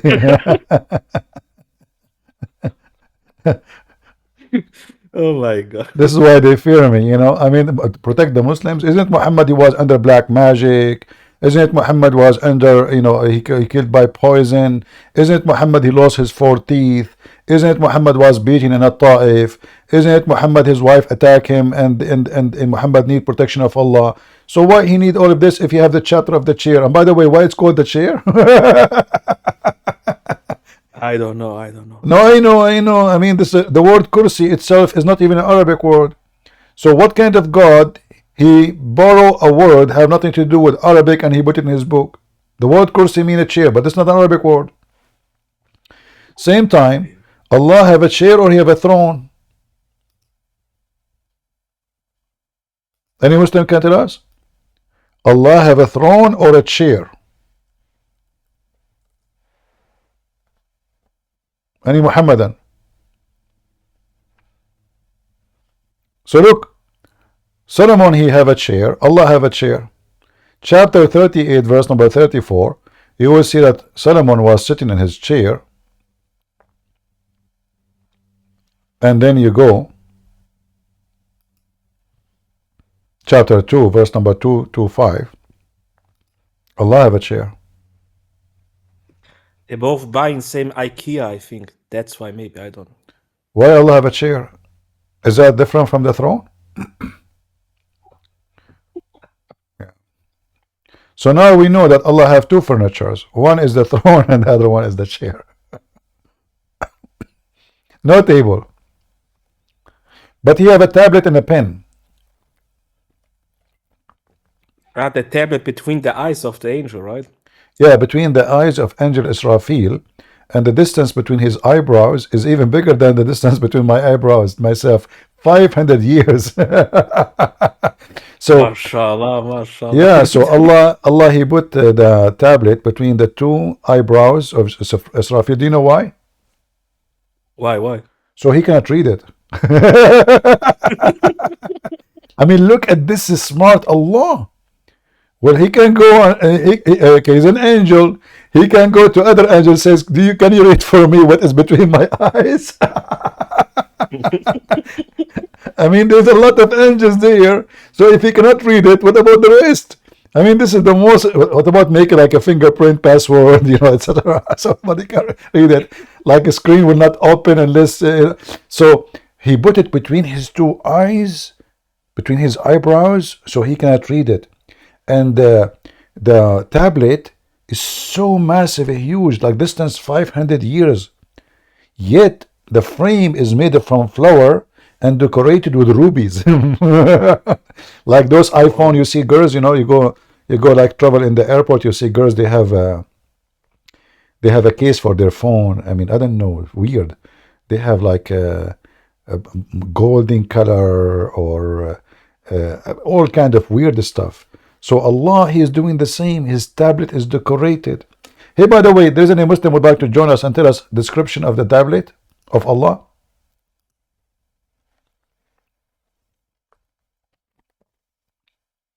Any Muslim?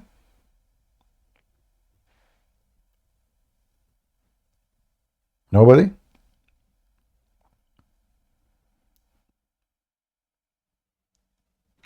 They are shy today. Normally they come in and scream and talk, but when you hear, they're all shy. Yeah, it's okay. Well, and not only, by the way, like in the tablet, Allah, he wrote all the disasters. All the disaster, which means, let me explain that to you. Let us see who is the one we can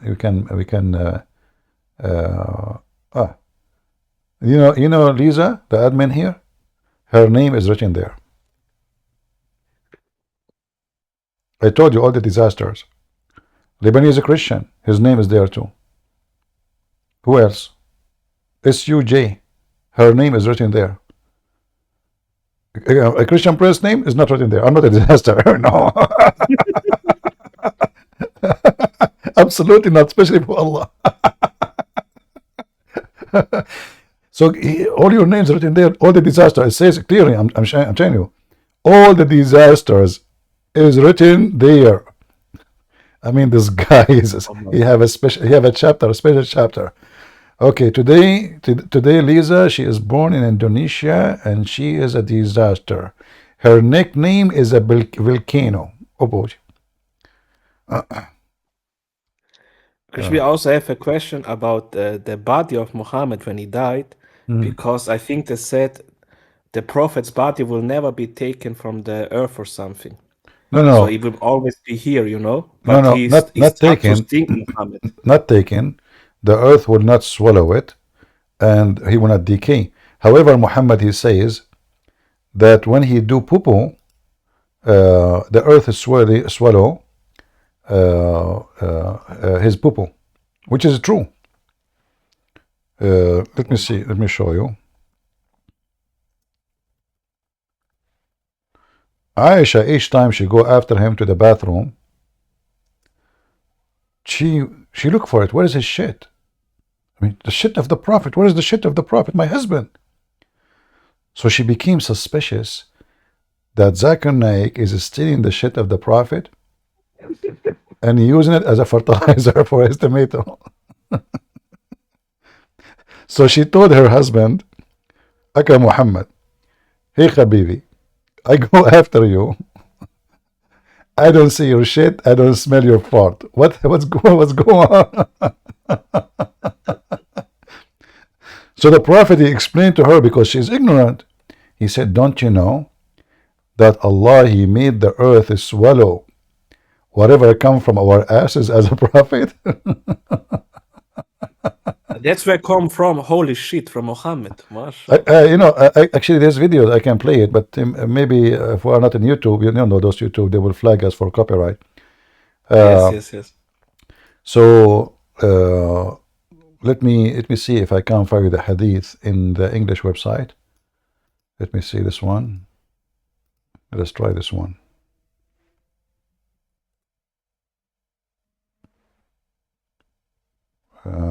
No, this is a different one.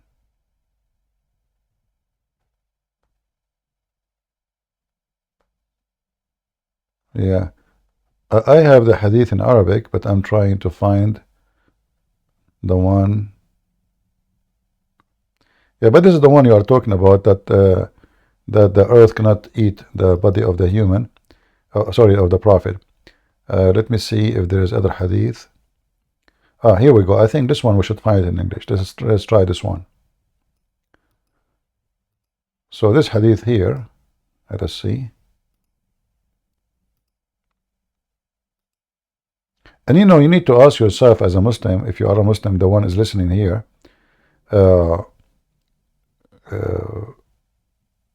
why the earth is swallowing the poo of Muhammad. I'm trying to find it here. No, I didn't find it. Let's see. This is at Tabarani. Maybe we will find it only in Tabarani. Okay, let's see. I remember there was a hadith in Arabic. Sorry, in this website in English. Let me try to find it.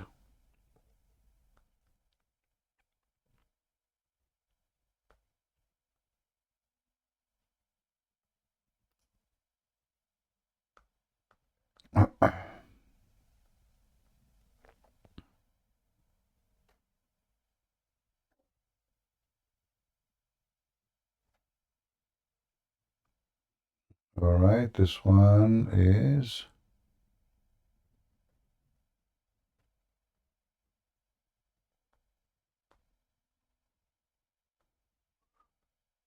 Yeah, actually, I have tons of references, but none of them in English. So what we will do, we will try to find.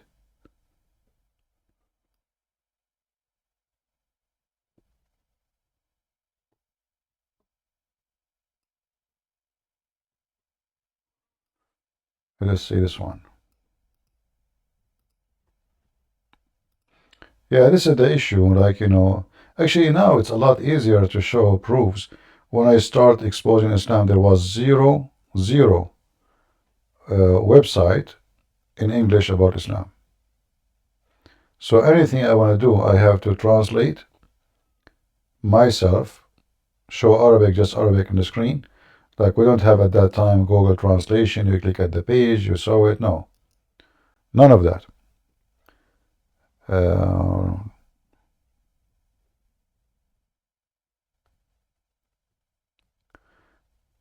This is a video actually here. I can post it for you. Yes. It is in Arabic. And the guy, he's talking about how anytime the Prophet he do poo-poo, the earth swallow his poo-poo. I'm serious. The video is there. Yeah, the video is there. Actually, you can translate the page. You know, like even if you do not know Arabic, right? You can click at the page or in your phone and translate YouTube. You can translate the title, especially if you are using a Google browser. Yeah, and then it's going to say the khasa'is. What khasa'is mean in English? A privilege of Prophet, like it's a thing special about him. The earth swallow his urine, and flies don't land on it. My God. People read this and they believe in it. Oh my Oh God. yeah, I mean How? this is true, by the way. I mean there is witnesses for that. Are you kidding me? This is true.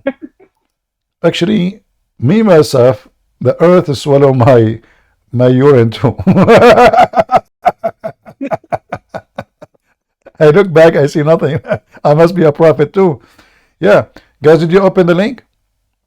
Let us post the link for those who are in YouTube.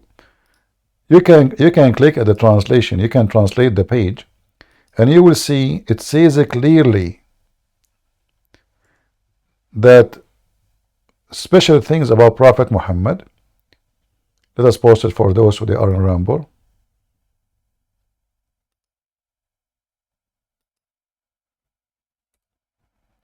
You can open the page, and you can use Google Translation to translate the title.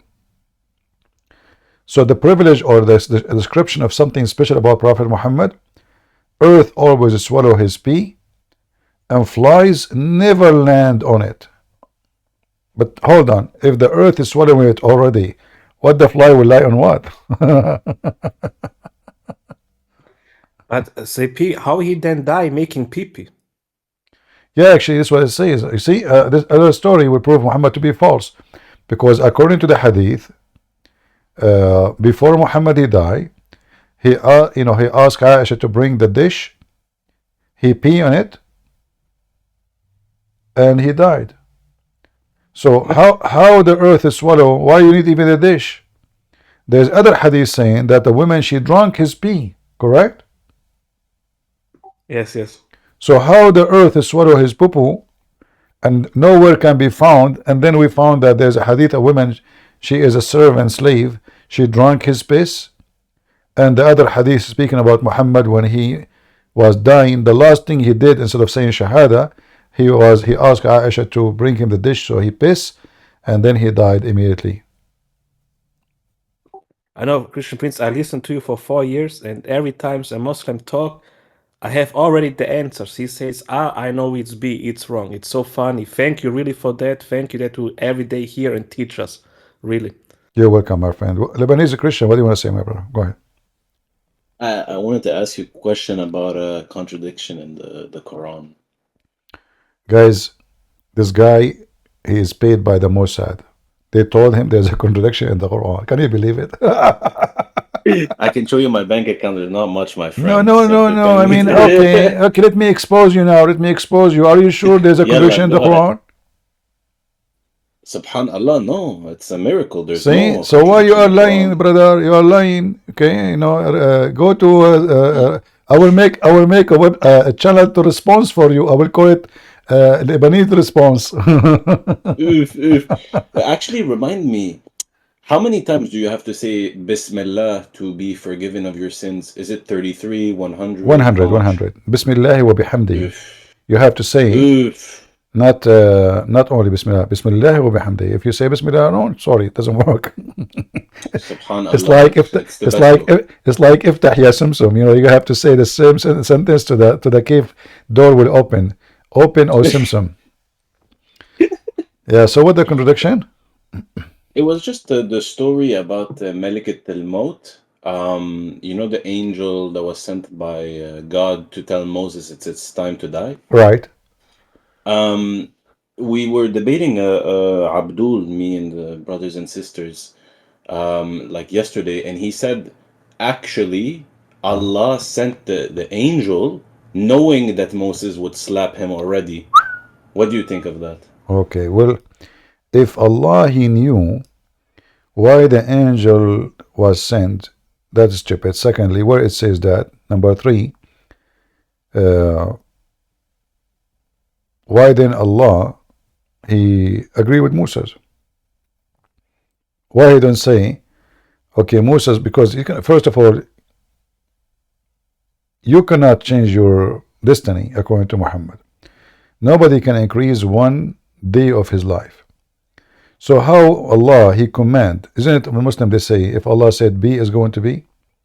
So if Allah said B, that means he said Moses die. He do not need even to send the angel to take the life of Moses. Why even he want to do that? Isn't it Allah he say be? So Allah cannot take the life of a person unless he sent an angel. Same time, if the angel came in as a messenger from Allah, and he been commanded to kill or to take the life of Moses, and Allah he knew, according to the Muslim, that Moses will not accept. Is it up to Moses? No. Who cares if he accept or not?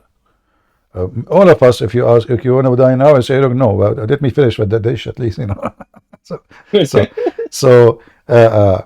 And here, and okay, so Moses now, he refused to die. So why he is beating the angel? And how you can beat an angel of God? You know, how you can beat him? You are just a prophet. And not only that, he make his eye came out, and he broke his wings. So how the angel went all back to Allah? Allahu Alam. Yeah. So because the story is silly, and then they say to you, isn't it in the Bible speak about Israel? He is struggling with the angel or God. In the Bible, you know, when the Bible speak about wrestling, you can like explain that as a physical, literally, or you can say that he's struggling with God in the way of temptation, struggling with belief, struggling with resisting temptation, tested by God.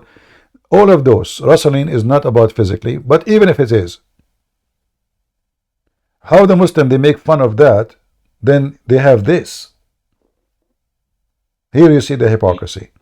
You will see Ahmad Didat making fun of the Christians, saying, your God, he wrestled with the with Israel. But then the second they make fun of it. So why the Quran call Jacob Israel if you don't believe in the story? Because Israel, this is exactly what the name mean. So when the stupid Muhammadan they make fun of the story of Israel or Jacob, they are making fun of their book. Nobody can explain to us how he got the name Israel in the Quran. It doesn't even say who is this guy Israel. So by accepting the name Muhammad, by accepting the name as a thief, he confirmed the story in the Bible. The Muslim they make fun of it. Yeah. So the story about the angel. Actually, Moses have many nice stories. I like them. Oh yeah. Yeah, because you remember the story about Moses was shy, and always he don't take a shower alone. So he took a shower alone. Sorry. So and then they accuse him that his testicles are something wrong with them, and his thing is small. So so Allah he made a rock steal his clothing when he went to take a shower in the lake, and then the rock. Is this real? I'm not joking. I will show it to you. But let's go first. Let us go first to this here Al-Bukhari. All right. The angel of death was sent to Moses, and when he went to him, Moses slapped him severely. You know, it's like not like slap him only, severely. Spoiling one of his eyes. The angel went back to Allah, to his Lord, and said, you send me to a slave who does not want to die. Allah restored his eye and said, go back and tell him, i.e. Musa, to place his hand over the back of an ox, for he will be allowed to live for a number of years equal. If I am him, I will find the most hairy ox ever. I will go to Amazon and I will buy those hair growing things, you know, and I put it in the ox, and you know. But now let's go about Moses, the stone stealing his clothing. And by the way, this is why when I go if I go like, you know, to country have beaches or etc., I will never put my clothing on the stone. Never put it in sand. So I'm serious. Look at this. So the stone, it's a miracle of Allah. Allah wanted to prove that Musa's testicles are fine and they are beautiful. So it says here, actually there's many hadith. Let's see which one we will read. The one have more details is better.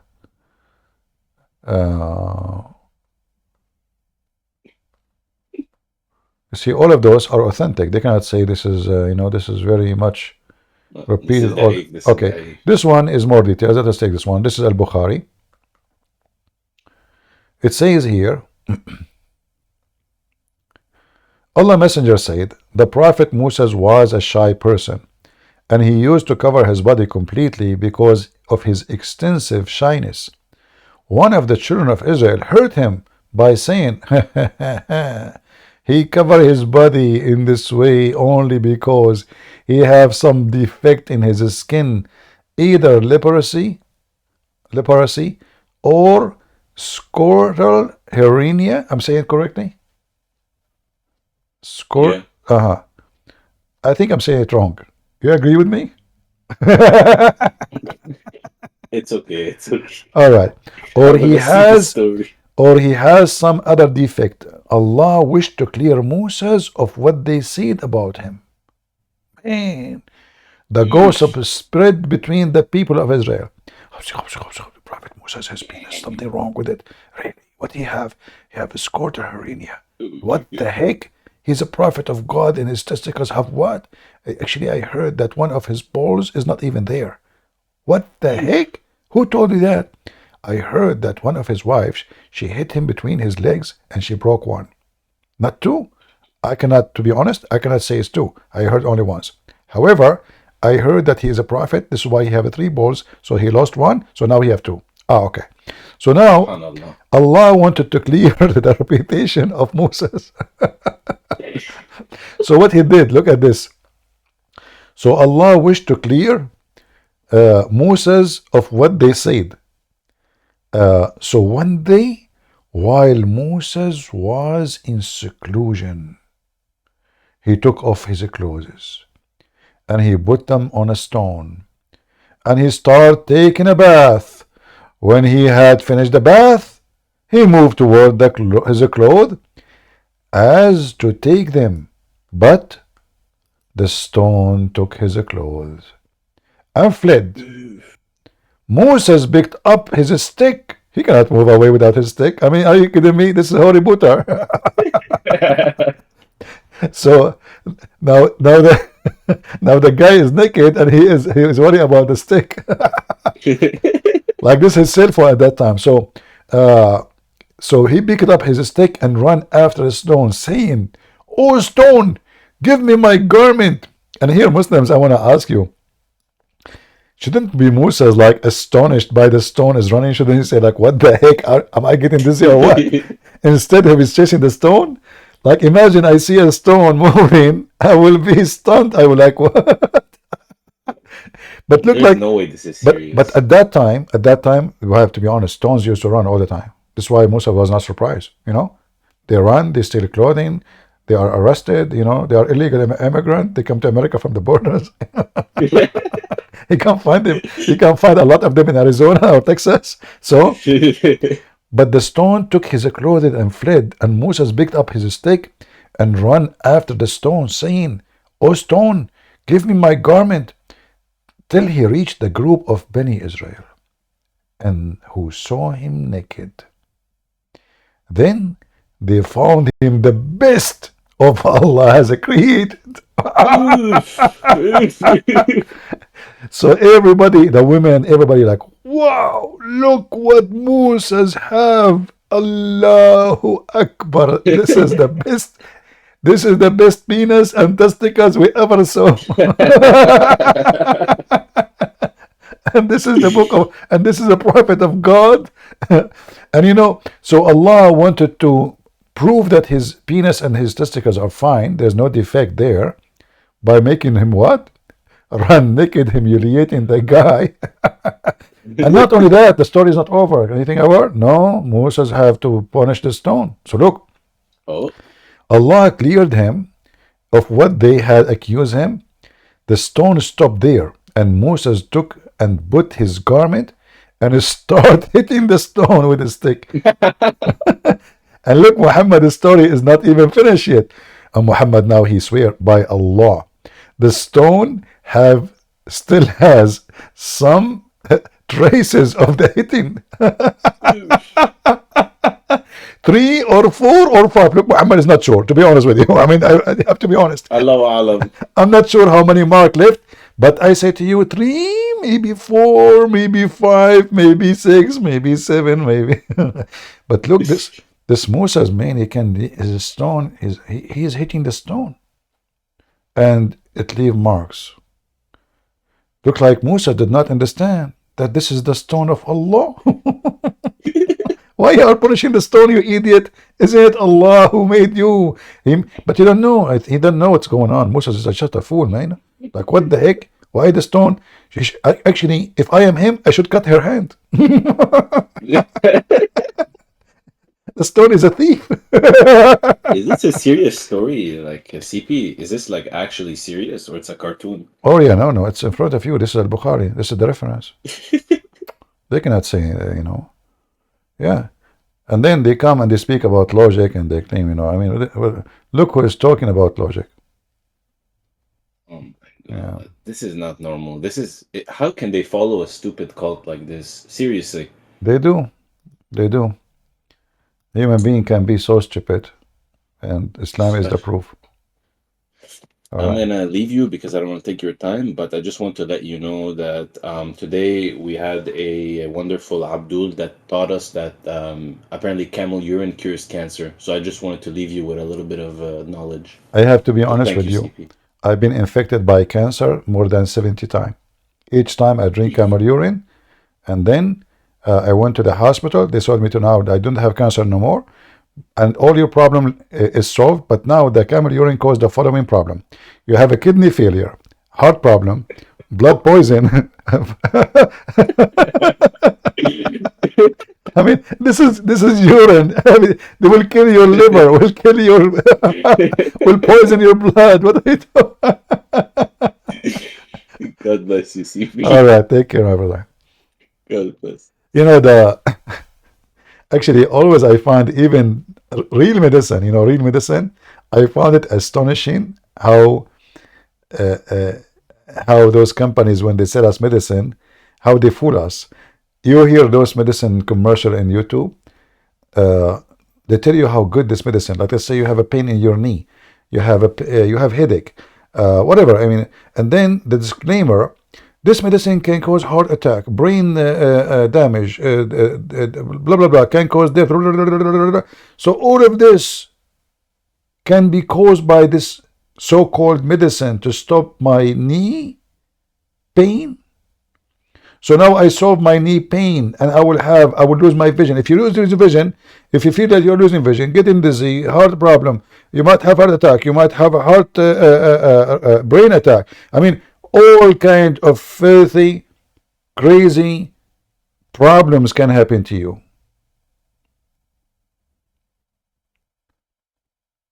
And this is a medicine done by professional pharmacists and doctors. And now they say to us, camel urine. So why you Muslim, you go all the way, you fly around the world, to Europe, to America, to Korea, to do all kind of surgery?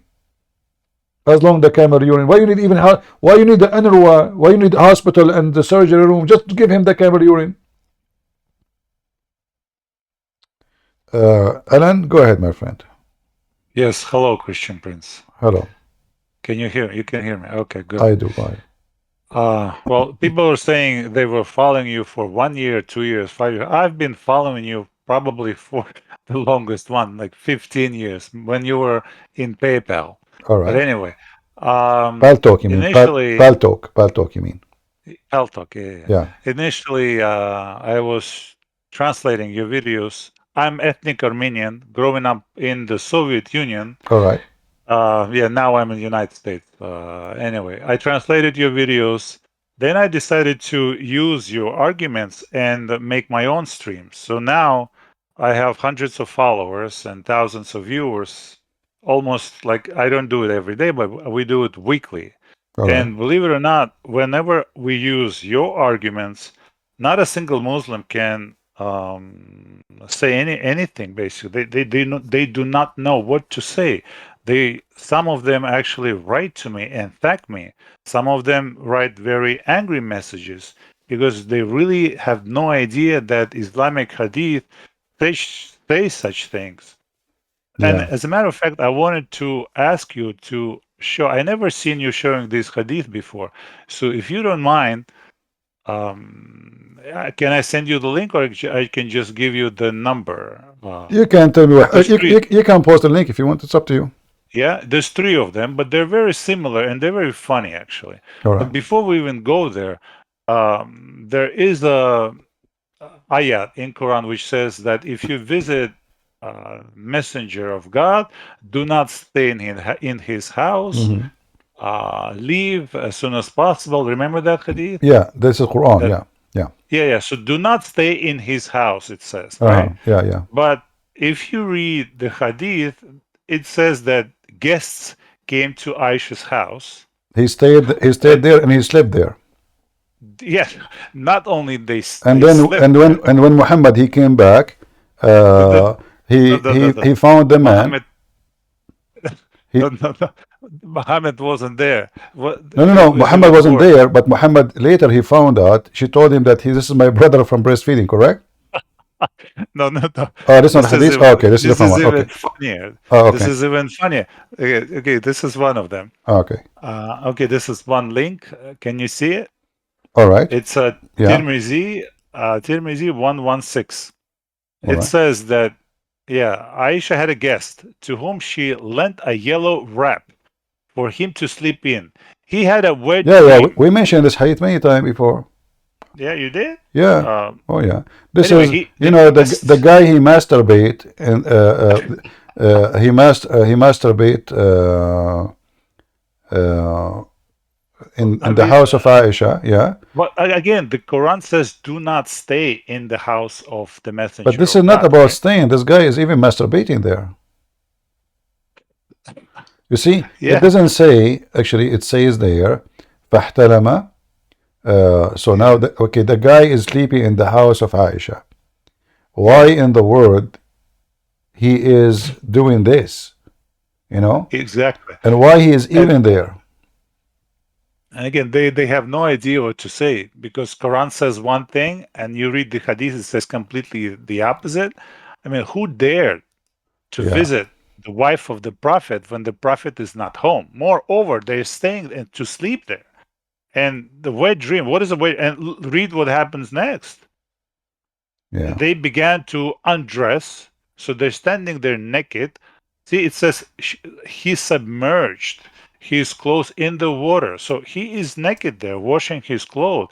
And then she's like, why did he ruin our garment? Look at her. I mean, look what she's saying.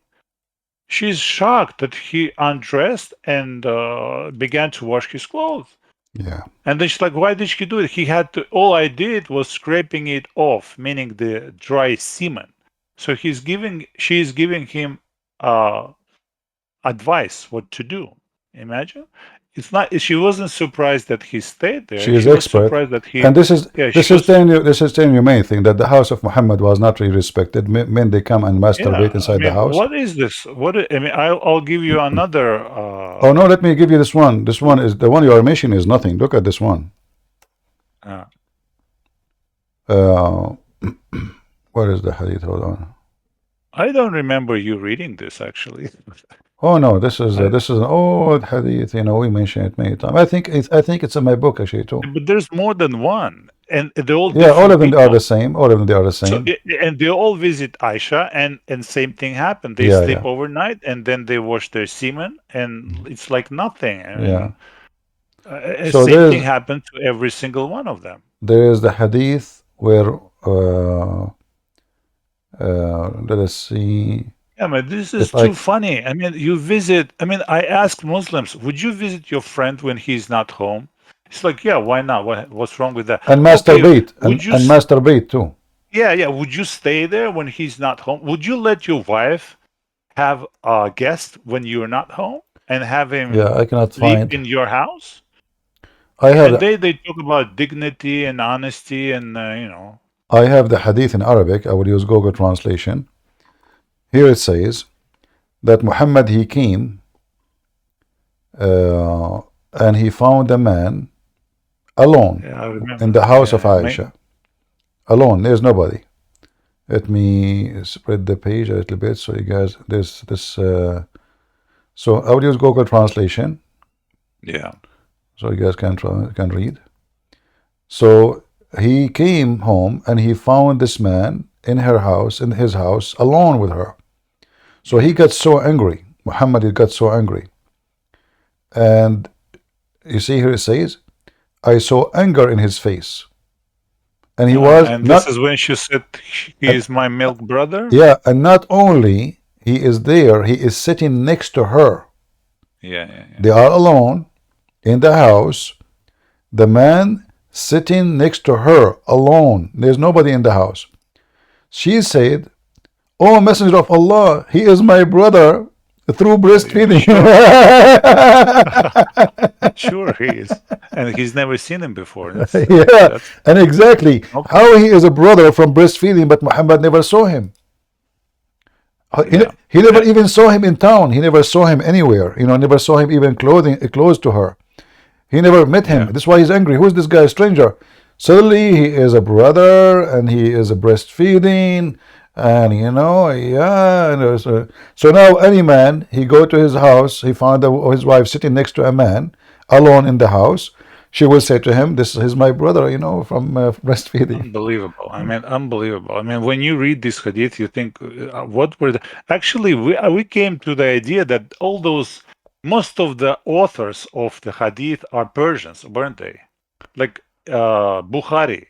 No, he is not the author really. Al-Bukhari is just collecting. Yeah.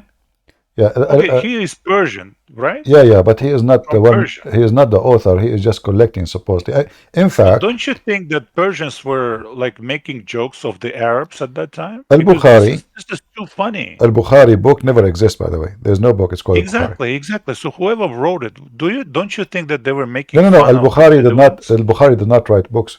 Those are written by who claim to be the student of Al-Bukhari, and they are collecting what he said. I know, but don't you think this is insulting? Like, don't you think they would? No. For them, they are not. Fun? For them, it's not. For them, they don't see any insult. In fact, all of those supposedly after filtration. If you go like the book of Ibn Ishaq, he's like they made it clear that any hadith does not be fit with the honor of the Prophet, we delete it. We took it away. So this is after the filtration. Yeah. So we do not know how many they are gone, how many they delete. Maybe tens of thousands. There's so many stupid and funny hadith. I mean, do you remember this one when Muhammad wanted to prohibit men having sex with their wives while they were breastfeeding, and he didn't know what to do. So the hadith says that he went to see what the Byzantines and Persians did it, and he saw it was fine, so he allowed his men to have sex with their wives while they were breastfeeding. Do you remember that? Yeah. I mean, you couldn't think of anything dumber than that, and they wrote it. Yeah, well, so Muhammad was not, as you were saying, always like he wasn't getting a message from Jibril or Allah. No, he went to see what the Persians did and what Byzantine people did, and then he said, "Okay, you can do it too." Everything Muhammad he do, he's copying somebody. Yeah, but I think the breastfeeding for adult. I think the breastfeeding for adult was he was making fun, and then his followers, they took it seriously, and then he is stuck. So he claimed that this is from Allah. Yeah. You know what I wanted to ask you? Well, we know several names that which sound in Arabic, Hebrew names. Like Jesus is Yeshua, and Yeshua is in Hebrew. Yeshua is in Arabic. But we don't. Sometimes I need to know how does other names sound. For example, Musa. Muslims say Musa. In English, it says Moses. how does Christian Arabs call Musa, him? Musa, but other names are wrong. Also Musa. Yeah, What is like wrong? as an example, John, Muhammad, he called him Yahya. The correct name is Yohanna. Yohan. You know. Yohanna. In Arab, Christians call him Yohanna. Yes. Yes. How about Noah? Nuh. How about Ismail or Suleiman or Ismail. Ibrahim? Ismail. Ibrahim. Ibrahim is a wrong name. You know, it's supposed to be Abraham, but you know, like there's a street language, and you have to go with it. If you say the name which nobody understands, then nobody will use it. Yeah. But Christians, Arab Christians, use very similar name to Muslims, or they sound different. Most of the names are different. Some of them they are the same. Like as an example, Israel is the same. You know, yeah. So there is many names. Also, how do you say Muhammad, by the way, he was copying the Arab Christian. It's not the opposite. However, when he copied the name of the Messiah, I could not really find a reason for him to come with this name Isa. But it is possible, but not for sure, that he is taking it from the Greek language Isos. You know, so but because nobody knows Isa. We don't know who's Isa. You know, there's no Isa. No Arab Christian ever heard this name before. We do not know who is this person. So Muhammad, he learned some words. As an example, Umran. In the Bible, there is no Umran. There's Umram. There's no Umran. Umran. Yeah. So Muhammad have it wrong. Some names are correct. Some names are wrong.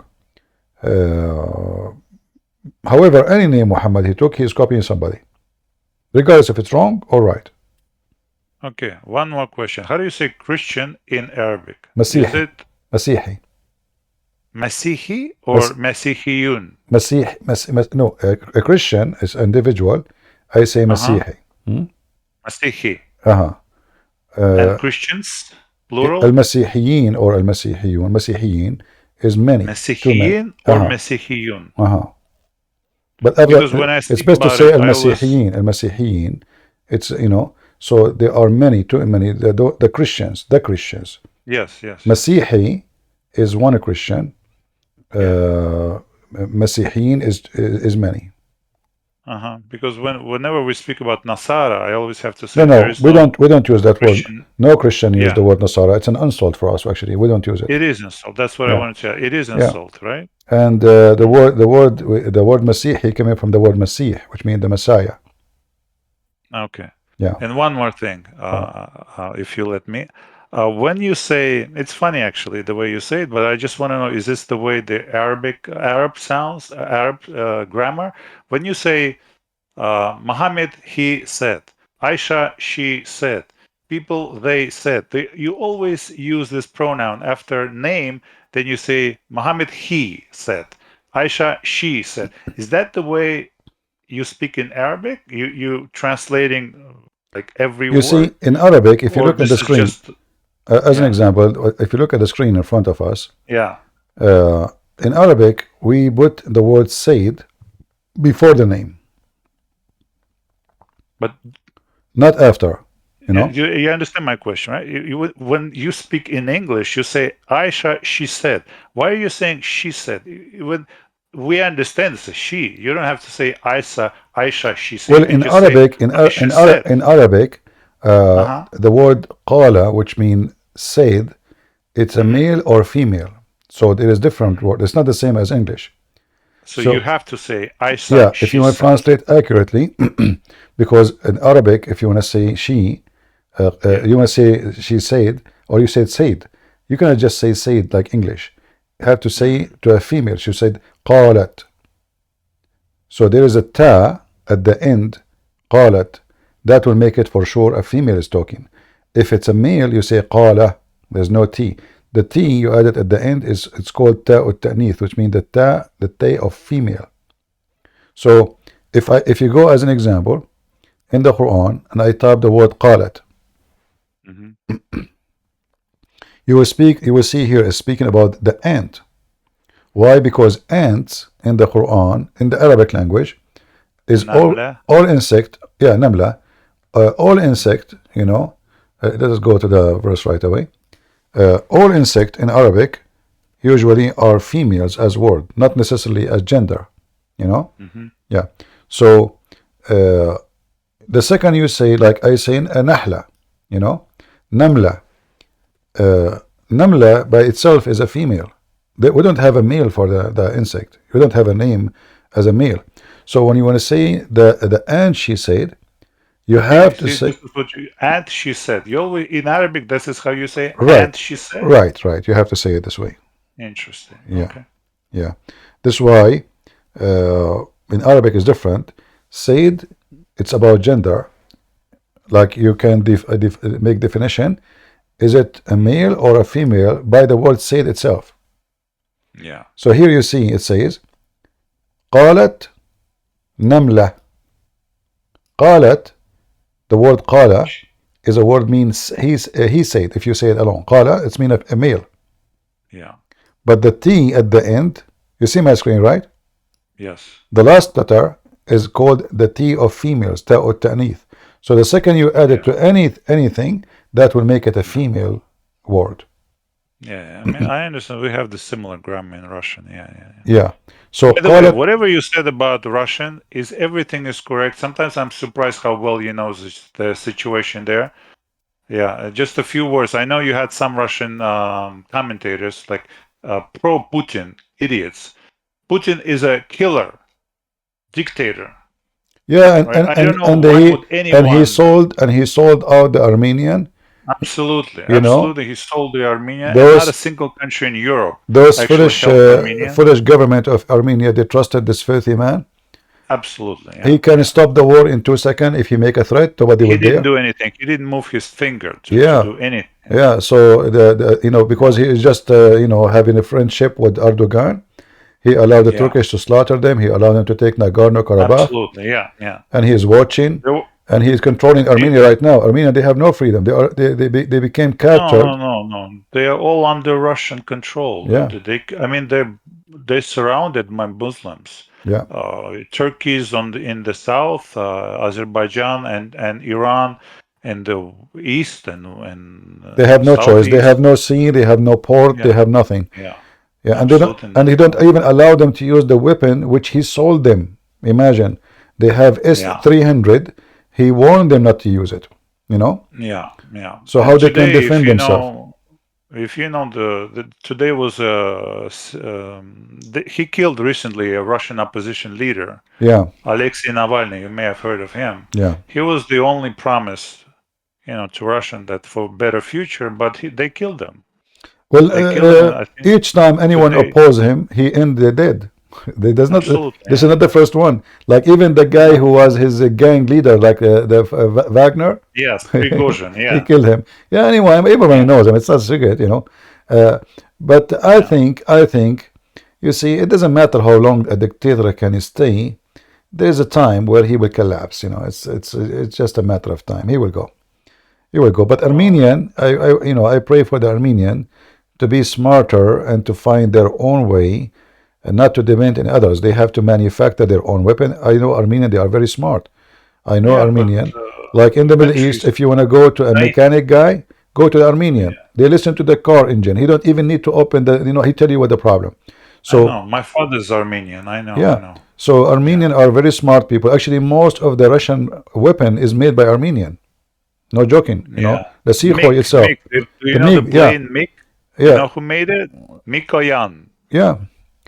So how the Armenian making weapon to other countries, but they don't have their own drone. I don't know. I don't know what's wrong. Everybody have drones these days. So why they don't? How the Turkish became smarter. They trusted the Russians. That is the biggest mistake. Never trust your neighbor to protect you. You protect yourself. Yeah. Where I live, we have a very good police, but it doesn't mean I don't trust the police, but I don't trust that the police will be here when I need them. Nobody can defend me as I do myself. So I have guns, I have weapon, I have bullets. So if somebody attack me, I will make him shish kebab. When the police come, he's welcome. But I'm not going to wait until the police come. I will be dead. The police then they come, they take pictures of you. They say this guy he was shot in the head, and they put your picture in a file, and then we were looking for the one who did it. Thank you very much. So even if you live in a place where it is secure supposedly, you better arm yourself to defend yourself. We don't want people to be criminals. We don't want Armenians to kill their neighbors. But what's happening is the opposite. This nation is slaughtered through centuries, and the whole world is watching, and nobody care. Yeah. And there was an interesting thing the Armenians did. Remember the earthquake just a year ago in Turkey? Azerbaijan was blockading Armenians in Karabakh. You know, the Armenians were literally starving. And when earthquake happened in Turkey, what did the Armenian government do? They behaved like a Christian supposed to. You know, love your enemy. They are being stupid. This is not love. This is stupidity. No. They helped people in need in Turkey. They should not. They should not. They should not. That's stupid. Oh, it is stupid in a way, but also in a Christian No, way. no, this is not a Christian. You don't feed your enemy who is going to kill your kids tomorrow. That is stupid. Yeah, that's not. There are little kids dying there too. No problem. The Muslims, the Turkish are they have migrant around the world. They have millions in Europe. They can send support. You are the one who need, instead of sending your money to feed the enemy, go and buy weapon to defend yourself. The enemy is coming to you tomorrow. You know? Yeah. But obviously the president of Armenia is a donkey. Absolutely. Yeah, there's no question about it. Yeah. All right. All right. Okay, Thank you, my very friend. much, Thank Christian you. Prince. Yeah, I will call you again sometime if All you right. don't mind. If you like, you can post your channel so people they can join you if you want.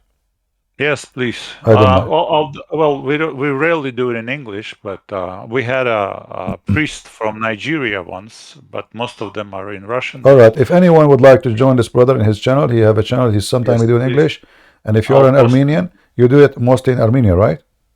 Most in Russian. Russian. Okay. If you speak Russian, you can join his channel. You can post your link. Thank you very much. You're welcome. Okay. LP3, go ahead. LP3. LP3. Are you there? LP3. All right. Who was here before? Salvation or Clay?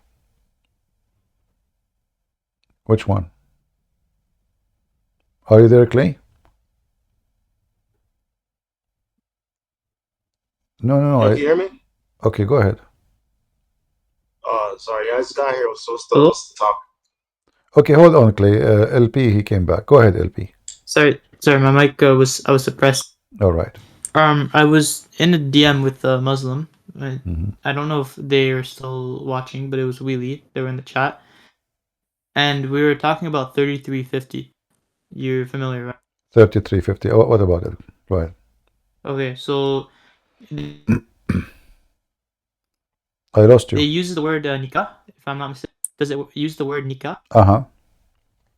Okay, so their translator was saying that word was translating to marriage, like he will marry her. But mine was saying that the Prophet wants to repudiate it, which means associate. No, neither one So is. I don't know which translator is correct. Neither one is true, because first of all, you see in Arabic it says yes, tankihuha. It's a continue, and it's a future thing. It's not something you do one, it's you do many times for the same person. Same time, the word nikah does not mean marry. It means physically the F word. So Muhammad said, when your wives they have their period, do with them everything except nikah. Okay, yeah.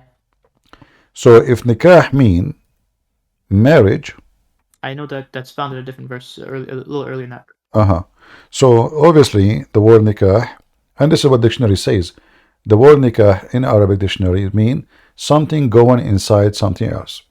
So they say tanakahat al-ashjar, that means the branches of the trees go inside each other. All right. So neither one is correct.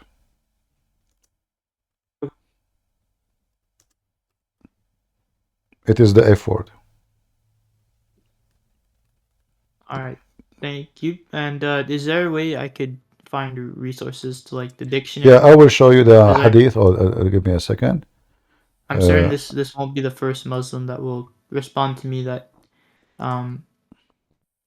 he or she is also saying that that's not the word they were talking about. They were talking about the yastinka. Yastankih, yeah, yastankih is the same Is as the nikah, yeah. pronunciation. Yastankih is the continue. This is why it says cannot. It's not about marriage. You see, it doesn't say the Prophet marry her. You know, the word Arabic. In Arabic, we have the word marriage. I mean, he can say that. You know, if this is, you know, he can say that word. I mean, we are not short of words in Arabic. Why he wanna use this word? So if we go here, let's see if I can find this hadith here. Do you see it in the front of you? I'm gonna send it in the chat. Hold on, because apparently this is not the right word, but I don't know what other word they're talking about. Wait, what's the argument? I sent it in Arabic in the chat. No, what point are you trying to make with this? You know, I didn't like the verse. Yeah. Like it's promoting, even if it's talking about marriage, it's promoting multiple wives. Anyway, And it just let me pause the link for you. You see my screen or you don't see it?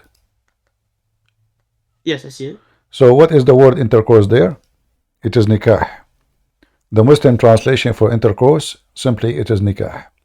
So he said, the Jews used not to eat with the women during her menstruation period. So the Prophet of Allah, he said, do everything else apart from nikah. Where is the marriage? Okay. They are their wives already, you know. So already, obviously, and here we go. This is the Arabic. It says here. You can compare between this word in the Quran and the word here. Isna'u kulla shay illa nikah. And this is reported in Muslim, Sahih Muslim too. So it's very authentic. Do everything except nikah. With who? With your wives. So they are already their wives. So if nikah mean marriage, well, are you going to marry your wife? You know? Yeah. And the same appear in the Quran, where it says if a Muslim woman, she divorced her husband 3 times, she have to do nikah to the new husband. She married him, but she have to sleep with him. So it says hatta tankah, until she, if. So what's the? I don't get the argument though. That's the problem. Chapter 2, verse number 230.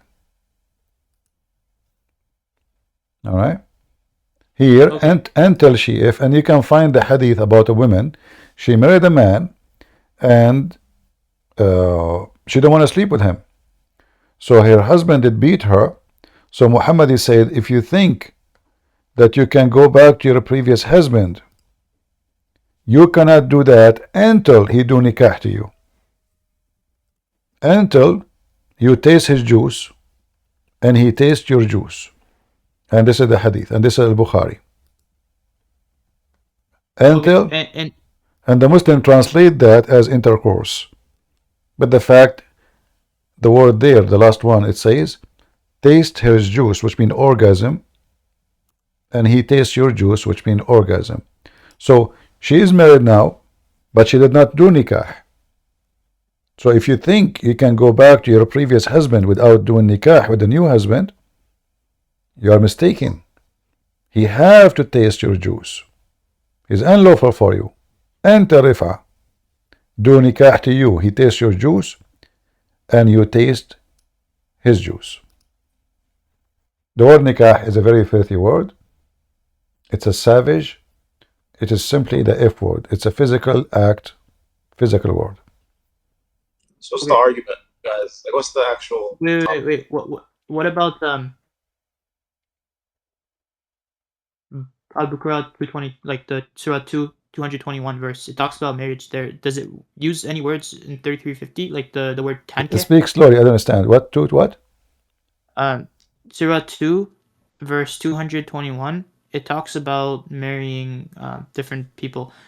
Does it use any of the words that is found in 3350? Like she's saying that tanke is a word that she's talking about, that talks about marrying in 3350? If the word tankah mean marriage, and the word tankah mean to if in the same time, that means marriage in Islam is the effing word. So is tanka and nikah the same thing? This is what they claim, but obviously nobody uses it. The Arab will not use this word. Tankah is to if. Okay, Tankah is but in tankah is to if. Consummation was the problem. Consummation? What's the argument? They're saying Consummate. No. This has nothing to do about consummation. It's about doing nikah to, here this verse about doing nikah to non-Muslims. So there's no word marriage here, the word marriage does not exist. But because Muhammad is a savage man, he is using that word, and the Muslim, they say he meant marriage. But obviously the word marriage, like you see the word marriage, we have it in the Quran, zawj. Zawj. Yeah. You do not need to use the word nikah at all. Why you want to use such a word? This is the F word. So you can say tazawwaja. That's it. Zawj. What's the argument? Huh? What's the argument? What's the problem? What's the issue? I don't understand. Are you a Muslim, Clay? Alhamdulillah. Okay. LP, can you give us a break, please, so I can talk to Clay? Okay. If you don't mind. Go ahead, Clay. The argument is, what is the word nikah mean? Consummation.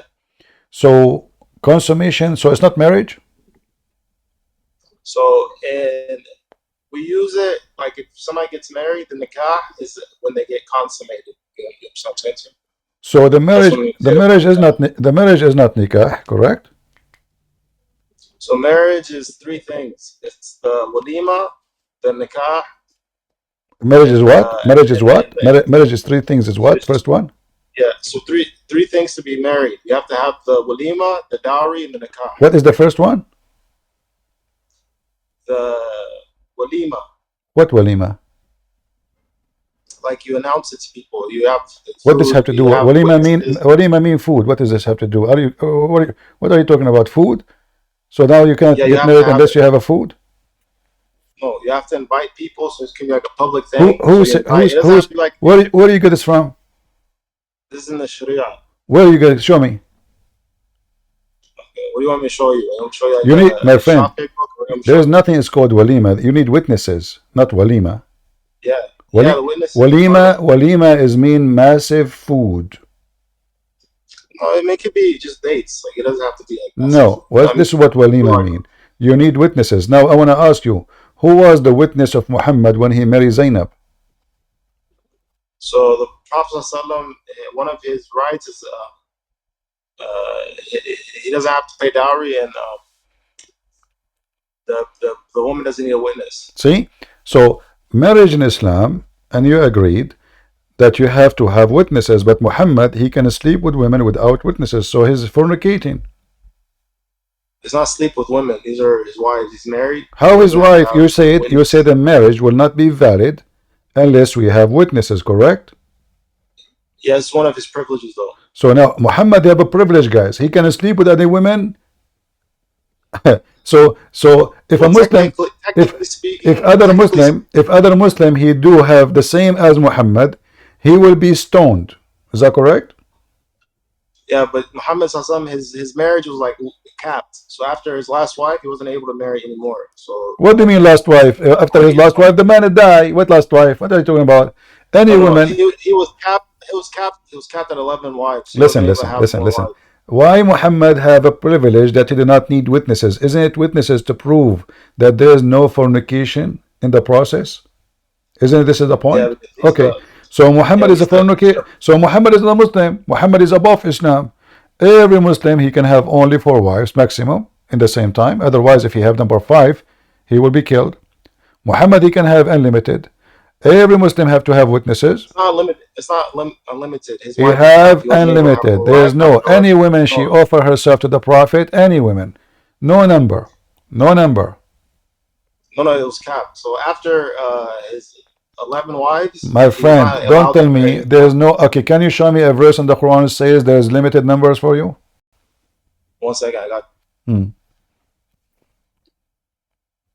If you want, I can help you.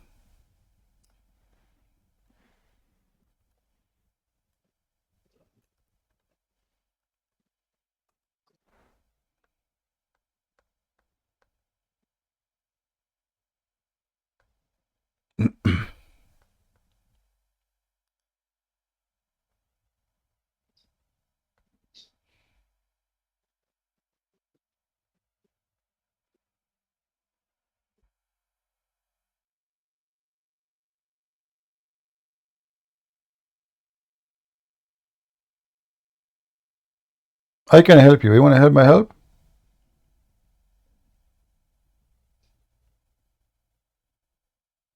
Go to chapter 33, verse number 51 and 52.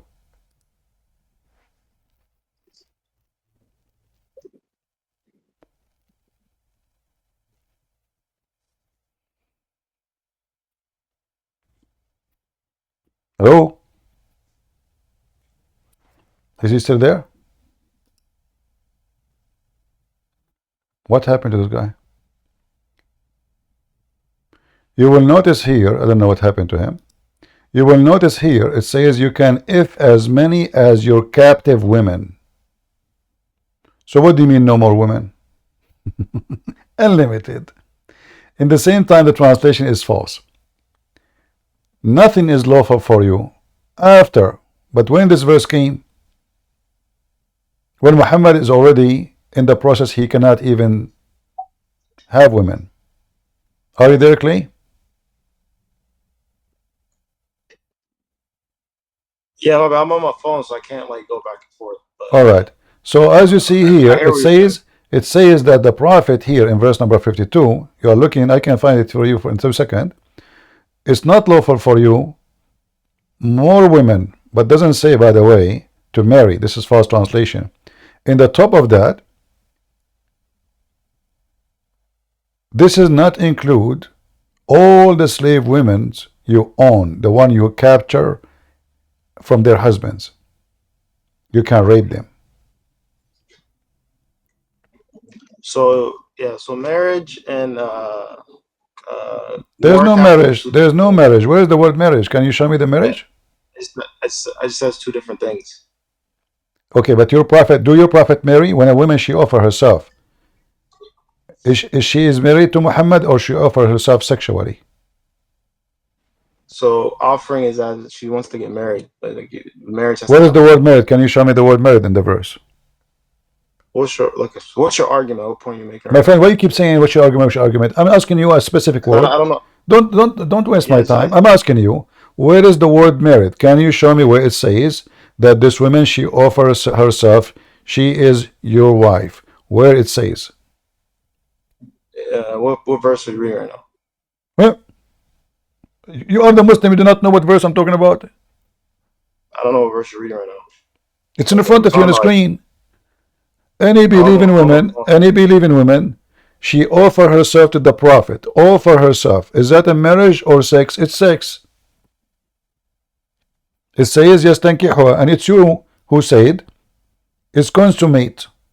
This is your words. So what the prophet he do? He do the sex. She offer herself. The prophet he boom the women. Why?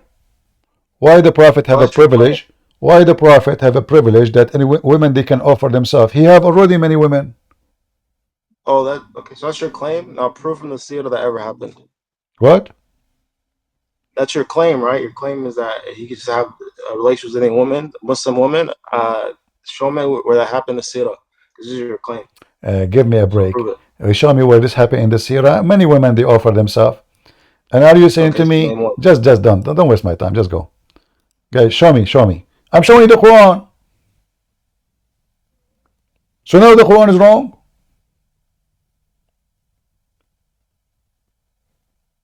So are you saying to me, Allah he told him, any woman she offer herself, but nobody offer himself? Or read the interpretation, you will see a long line. This is why the verse after it, when women they start coming to Muhammad, long line, and many of them they don't look good. Look what that Muhammad he made a new surah. Now he noticed that he's stupid. Old women, not good looking women, not pleasant women, all kind of women, they offer themselves. So what Muhammad did? So he said, Allah, he told me, oh you Muhammad, you can postpone the turn of whom will of them want to do boom boom to her, not marry her. You see, they put the word wives between bracket. Postpone upon wives? What wives? So those women, they start coming offering themselves. And Muhammad, he said, I will take you all. He made a mistake. He did not notice that the one who will come is the one who don't have a house, no one to support her. They are looking for security, because now if she sleep with him, she will have free food, free housing, and people will never dare to hurt her. So now, long line of women, most of them they are, widows and old, lining in top of Muhammad, in front of Muhammad's house. Muhammad, he opened the door like, what the heck is this? So now he want to find a solution. So Allah is ready, Quran is ready. You Muhammad, you can postpone the turn of whom you will if, and you may receive who you will, and whomsoever you desire of those whom you have assigned their turn temporarily.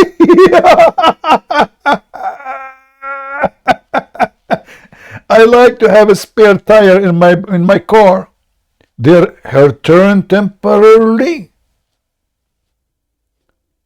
and no sin to you to receive her again. Like, okay, you know what? You stay here. Okay, I will be back to you. Just give me 5 days, because the wrong line. I mean, so Muhammad start giving tickets. You are number 50. You are number 100. And this guy says to me, show me from the books of Sirah. It's your book. Just get out of here. I don't have time for stupidity. You see, I'm not here to argue with kids. I'm here to speak to men who have decency. It's in front of you. You can delay, you can if now, you can if tomorrow, you can refuse. What is this?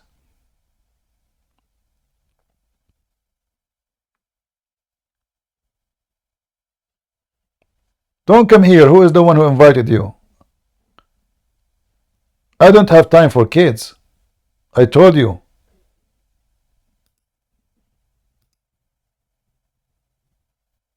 Show me. So what is this in front of us? And he agreed, and he said to consummate. But he did not marry her to consummate.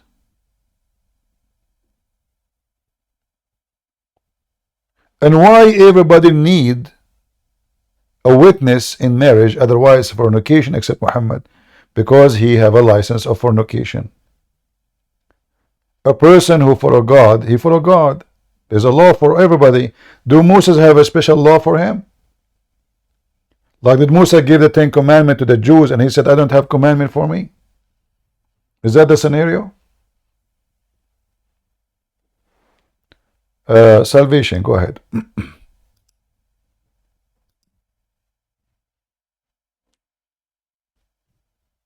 Hello. Go ahead. Peace of Christ be with you, CP. Same to you. Am I audible? Go ahead, brother. What do you want to say? Yeah, I'm first time here, and I'm listening you since last 4 years. And as English is not is my first language, so please you should have to manage with my poor vocabulary and grammatical mistakes. No problem. I would say thanks to you. I'm listening since last 4 years, and I learned a lot from you. And no, I mean, no, I know a lot about Islam, about everything you been told uh, in your streams, videos, and I wanna say you that I never ever be I mean fan of anyone's, not any movie star or singer, uh, but you are the one and only personality existed right now after Jesus Christ.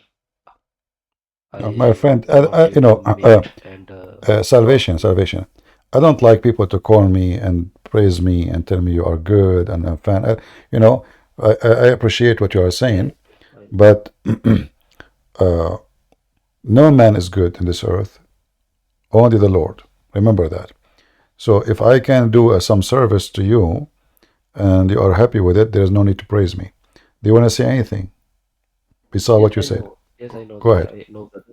I know your nature, and I'm very familiar with your attitude because I'm listening to since last so many years. But as I seen recently, you started your stream in Discord as well, and so I installed Discord, and I thought I should talk to you. And if I wanted to ask you something about Islam, uh, I would ask you, uh, what do you think about did Muhammad was as a title, as you always say? Do you really believe uh, the Muhammad existed in Quran and Hadith, all about Jesus Christ, and mix up things later on? I don't understand. You are saying, do you think Muhammad was exist in the Quran? No. As you, I always heard so many apologetics like you and Raw Christian and Sama Talk and so many others. Like Muhammad is a title, and even James Smith says that Muhammad is Jesus actually. And J. Smith, he all said other Muhammad is stuff like Jesus. Hadith, yeah, in What Arabic, what what in he mean? Syriac, He meant that the word yeah, praised one. Yeah, praised one. Okay. Yeah. See, Muhammad, when he called that himself, he is obviously trying to claim to be God because the praised one can't be a man. The praised yeah, one is only God. And if the Muslim believe that they are monotheists, so if Muhammad is praised one, who is the praised two? Allah? yes, You know? So obviously the name Muhammad is Muhammad, he took it to make himself equal to God. And obviously that's not his name. That's why the Quran, you see, sometimes it says Muhammad, sometimes Ahmad, sometimes Mustafa. If you go right now and search, you will find that Muhammad have 99 names like Allah. yes. I know basic Arabic. I can understand and Yeah. read as well. And recently I was reading in Tafsir Ibn Kathir about Maqamul Mahmud mentioned in Quran, Mm-hmm. and Ibn Kathir wrote about wrote in Tafsir that in last day, in the day of resurrection, uh, Allah will make him praised by all his khalaq, I mean all his creation, and even Allah himself will praise him. Yeah, yeah. It was actually new for No, me, already and Muhammad is praised in the Quran because don't you see but the Quran? I just want, Yeah. yusalluna al nabi, yusalluna al malaikatu yusalluna Right. alayhi. Correct. Are you talking about that one? Yeah, not only that, the Yeah. Quran, the Quran, So the Quran describe Muhammad as light, the same as Allah. So the Quran says that Muhammad, Allah is a siraj, and Muhammad is a siraj. So if Muhammad and Allah, both of them, yeah, you see, so if you go in chapter 33, verse number 46, it says, and the one who invite to Allah, not there's monotheism. This is false translation. And a lamp spreading light. So Muhammad, suddenly he became light of the world. The same as Jesus says, I am the light. Right? So Muhammad now became the light of the world, not Allah. It's not Allah no more. Muhammad is the light, and he is the one who lighting the whole universe. He is even a lamp. He is a siraj. Yeah. Go ahead. yeah. And I also want to mention here something we always actually every Christian and Muslim, even Muslim, neglect this because all other prophets, they wrote Rahmatullah alayh, as you know, and Muhammad has Sallallahu Alaihi Wasallam. Yeah. But when they translate this Darud in English, Right. they make him the peace be upon him like Rahmatullah alayh. Yeah, no, this it But doesn't they say don't literally it says translate. Sallallahu Alaihi Wasallam. They don't say that when they speak about Yeah, Musa's or prayer be, yes. So they actually making delusion. And actually, my question was that do you personally think that if Muhammad is being mentioned in Quran 4 times, all 4 verses, because grammatically those 4 verses are in past tense.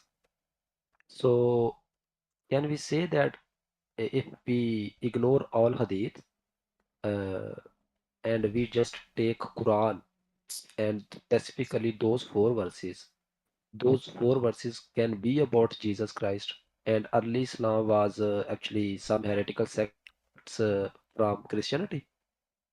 What do you personally believe? can you repeat the last part? What do you personally believe? Uh, as Quran mentioned Muhammad, the title or name Muhammad 4 times, and all of them are in past sentence. Not even This one is not is grammatic. about past sentence. As an example, chapter 48, verse number 29, it doesn't say any sentence there. It's just describing Muhammad. Same chapter 33, verse number 40 is not about being a verb, even though it's past sentence in this case, Ma kana Muhammad. But this is not about like verse number 47, it is past sentence too. So it can come as a description of what Muhammad now or what happened to Muhammad in the past. But that will not change anything. But obviously, the name Muhammad has nothing to do with the person. It is a title describing someone, and now his name is Muhammad. If you go in the Quran, it says that when Isa, he said, "There's a prophet will come after me. His name is Ahmad." Correct? Yeah. So why Muhammad became Ahmad? So obviously this is not a name, because if the name is Muhammad, then the name will stay as Muhammad. And why Isa is using the wrong name? They will say to you they are close in the meaning. No, they are not. I mean, it's close, yes, but they are not the same.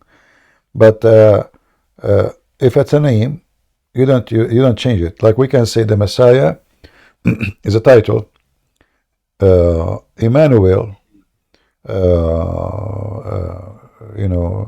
There's many names they are given to the Messiah, but all of them they are titles. There's only one is a name. The rest are titles. Here, what is the name of the person? Nobody knows even who's Muhammad. Who's Muhammad? Yeah, that's why I recently I was watching a stream of J. Smith Al Fadi was maybe with him and third person. I don't know him personally. I never watched him earlier, and they were specifically discussing about these 4 verses in Quran. Muhammad has been mentioned in those, and they was uh, trying to tell the audience that if you just take Quran, uh, for Muhammad being mentioned 4 times, it's all about it. It could be all about Jesus, and early Islam could be a sect or heretical sect No. You about see, I don't agree with those how things. I don't agree with those fictions. This is fictions, and I will tell you why. In chapter as the chapter in front of us, it says here as an example, like here it's used different name. Same time, why I want to say those things which doesn't make sense. So which is a Christian sect says you can have fornication? Which a Christian sect says a woman she can offer herself to Jesus? What is that? I mean, this is not even right. no, but CP, You have to comprehend my point. I'm not trying to argue, but just to reach and conclusion. All these commandments and I mean all these I don't know what to say. Uh, special treatment not given to Muhammad specifically. I'm just talking about those four verses because you know all the or if we talk My about friend, my friend, Quran my 33 friend, don't waste your time. 33 Don't waste your time with fictions. I know that I know those channels. I respect them. They are doing what they think there is right, but there's none of those have to do with Jesus. None of them. That is not true. Actually, in fact, it's an yeah, insult. that's all. It is an insult. Like here, Yeah, as an example, chapter I 3, was verse just wanted 144, to it listen says, your point of view. Muhammad is no more than a messenger, many of where messages pass away before him. If he died or is slain, is that the story of Jesus? No, because the Christians knew very sure that Jesus was crucified. Nobody believed in such a thing.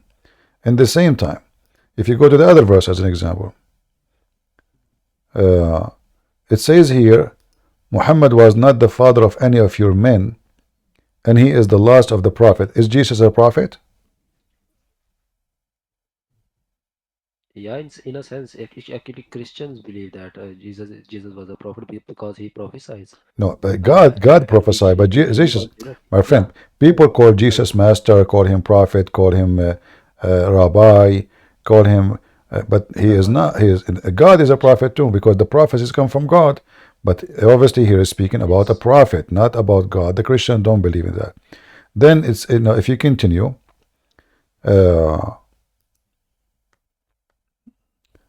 it says here, chapter 48, verse number 29. It says Muhammad is the messenger of Allah. Do the Christian believe that Muhammad is the messenger of Allah? Jesus, sorry, No, we Jesus. don't actually. Jesus. Do they believe that Jesus is messenger of Allah? No. The Arabic is clear. Do you believe that? Do you believe? Are you Christian? Are you Christian yourself? Yes. Okay. Do you believe that Jesus is a messenger of Allah? No, not Okay. actually Allah, but So what does have to do with Jesus? believe Jesus is being sent by the God, and No, he no, no. You actually see, we can Jesus believe is not sent by the God. Jesus is sent by the Father. So there's difference. Secondly, the Father, his name is not Allah. Number three, here you see talking about killing others.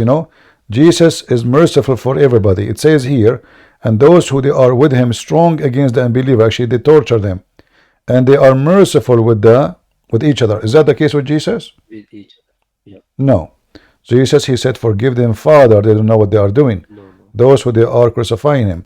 So, some channels, they do some extra philosophy, analogy. I don't like that, but people can watch. It's up to you. You can, for me, I don't agree with Maybe for any of this. interreligious interfaith harmony, maybe they can be doing this for interfaith harmony. And I just wanted to know your point of view and know specifically in last verses you mentioned. Yeah, we can't go with that argument because you last verse you mentioned it is very clear with the name of Muhammad. Muhammad is copying from the Bible for sure. Like the same chapter here, verse number 48. Obviously, Muhammad is copying something Jesus he mentioned, and somehow, trying to make it look different. But anyone will say this is about Jesus, or this is just not true, and this is an insult to Jesus. The Quran is the book of the devil, and no Christian should say such a silly thing. This is silly. This is an insult to Christ. We don't want to do the same as the Muslims. You see, we don't know, why some people they are doing the same as the Muslims. The Muslim, they go and they say, okay, he says, I will raise a prophet from between your brothers. They say this is Muhammad. What those people are doing? They are doing the same as the Muslims. So this is wrong. This is absolutely false. Well, CP, I would say thanks again, and I'm learning a lot from you. I learned actually, and specifically, I learned how to keep, uh, how to how to drag your arguments, how to put them in a track. I'm a Muslim. I can do in very good in my language actually. Yes, I learned so many things from books, and I made notes for myself as in subject wise, and the I know knowledge alone cannot do anything, but you have to know how to use that you knowledge, and when to put what argument, and when to say what, and this thing I learned from you, and I always recommend my other actually brothers and my friends to learn this thing, how to drag our argument, how to go with them where they want to go, and then actually refute them, just go them with them, I mean Muslim. So this is very actually special thing. So uh, I would again say thanks to you, and keep doing good work, and God bless everyone here. And I will suggest, I will recommend all the people in audience must take notes, screenshots, links, and make your notes using Google Documents. It is very useful platform. You can have every time your notes in your hand, and you can say, search any word in hundred of the files, because I'm using this method, and it will sync with your email, and no matter where you exist, if even you lost your device, it will not affect you if you have remember your email. Yeah. Okay, CP, thank you very much, and All thank right, you brother. again Thank you very much. for Thank you. thank you. Yeah. God bless you, sir. Take care. Yeah, always, guys, remember, we don't want to do what Muslims do. We will not support something not true. We are Christians. And if a Christian, he says something, it's not true, I will never agree with him. No matter who, and I'm not saying that those Christians are lying, but obviously it's wrong. It's obvious. We do not need to find Jesus in the Quran. That is an insult to Jesus. How we keep saying the Quran is the book of the devil, and then you try to say to me this is about Jesus. And which a Christian sect believe in what in the Quran? Women offer themselves to Jesus. So now this is Jesus. What's wrong with people?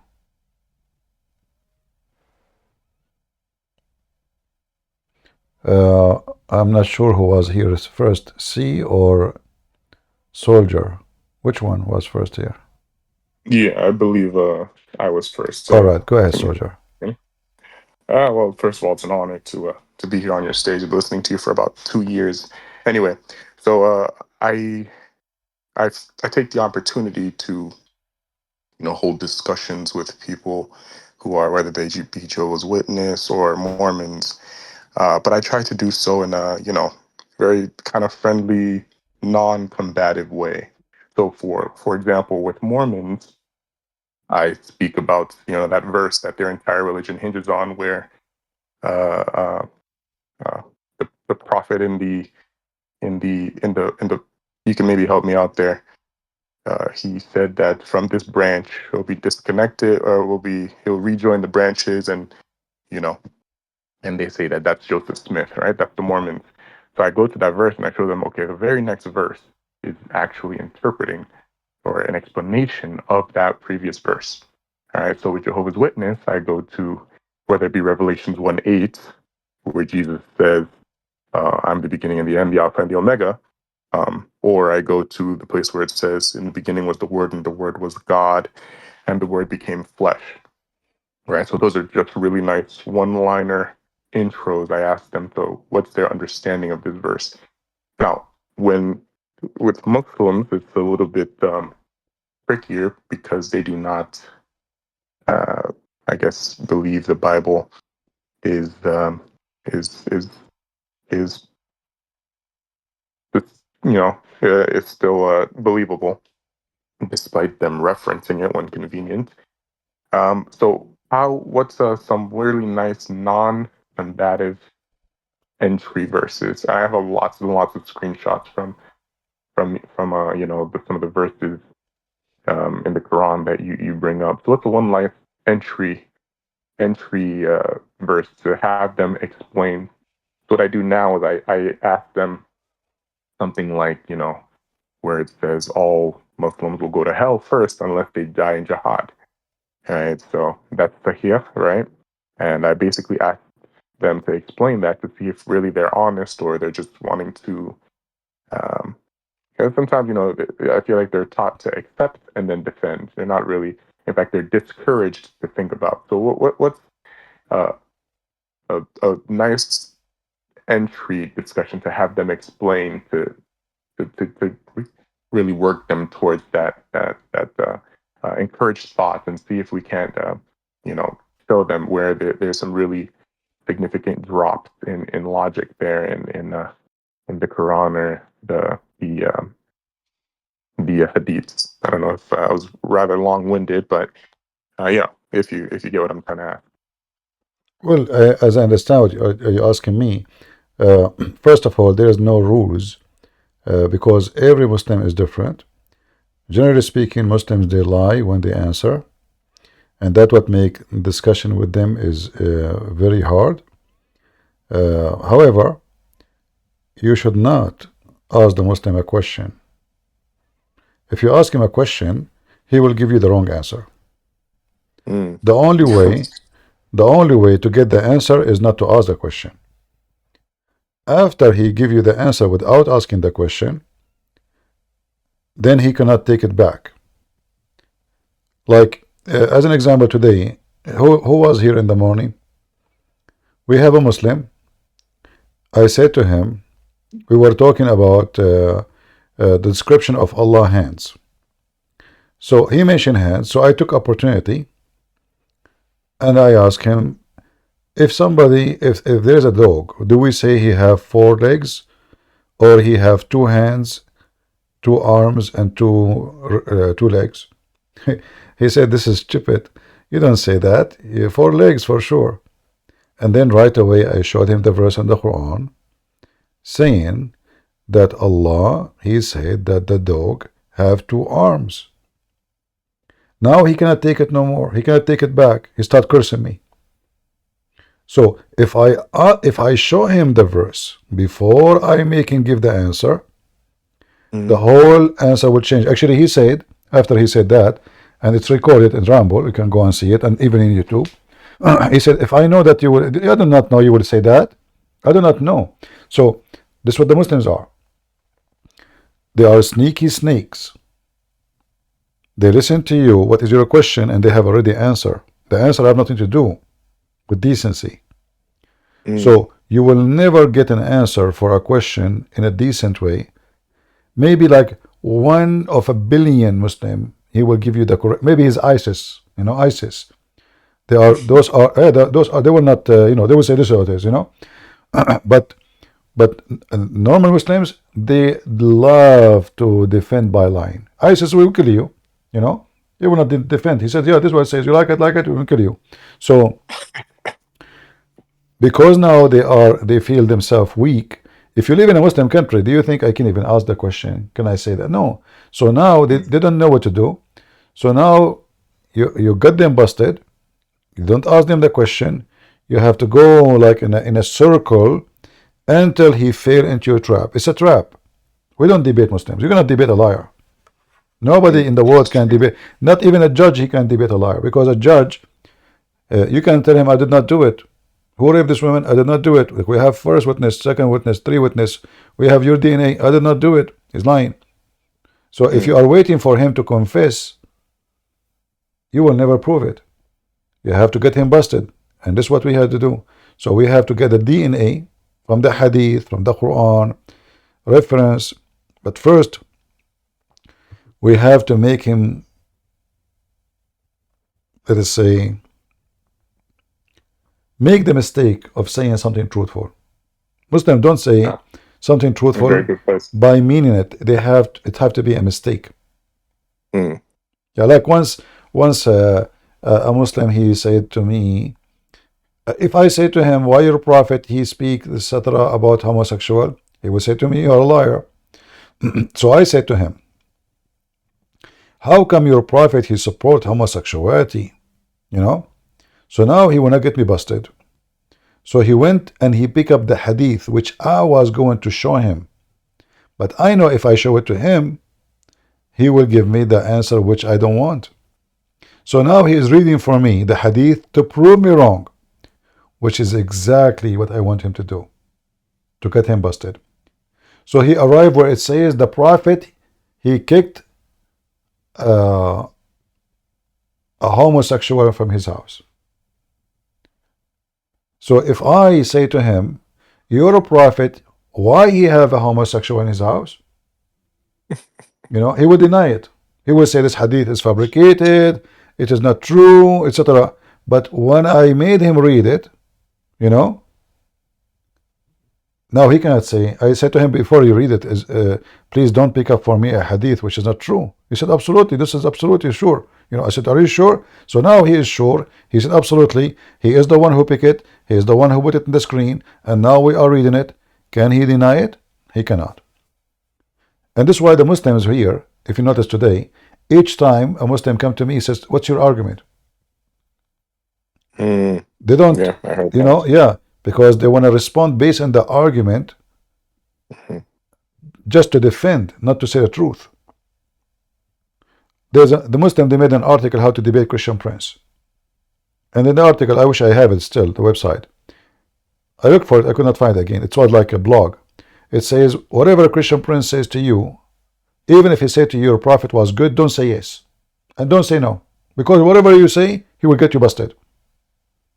So when you debate him, never disagree and never agree. Tell him, what's your argument? What are you trying to say? Don't say yes and don't say no. So why they are doing this? Because simply it's a defensive, not a truthful debate. Like if a Muslim says to me, the Bible says that Jesus came as a man, I'm not going to deny, yeah, he came as a man. You know? The Bible says God created the earth and the heaven in 6 days. Okay. I'm not going to say what Zakir Naik says. Those are billions of years. It says 6 days. Why I want to make it, you know, a billion of years? It doesn't say billions. So Muslims, they lie to defend. We are truthful in our faith, and we should not lie, because if you lie, you become like them. You become satanic. Jesus make it clear. Satan is the father of all lies. So if I want to defend my faith by lying, how I am different from any Muhammadan or Muhammad? And a Muslim, he should know, if he have little decency, that when he lie to defend his religion, obviously his religion is bad. You see, we lie because we are ashamed of something. Only. If it's not a shame, you don't lie about it. Only when we are, only when we do wrong, we lie about it. Only when we hide something, we lie about it. If this is my faith, and people, they can read it, people, they are not stupid, they can read, they can check. Why we lie? Because simply, Muslim been taught that lying is okay, the Quran, there's tons of verses, and supposedly this is the way to protect Islam. So to protect Islam, I have to lie, and this is supposedly a good act of me, not a bad act. Muslims don't see it as something negative. They see it as a good thing, because he's defending God, he's defending the Prophet. But all of us, we know that lying is nothing but devilish and satanic, and it can't be godly. So always you have to see It's like, you know, I debate Muslim the same as a lion. He play with his prey. You know, yeah. You don't. I'm not here to kill it. I want to play with it. Yeah, come to think of it, I do remember when somebody called you childish once. You're like, so how old would you say I'm a child? You're like 5, 6 years old. You're like, so Aisha was a child. So that's Yeah, you see excellent. Okay. exactly like how. Okay, I'm a child. Okay, so what do you mean by child? What age? So Yeah. anything he say, but you know that mean you have to be. Let us say some people are not gifted. Some people are not so fast.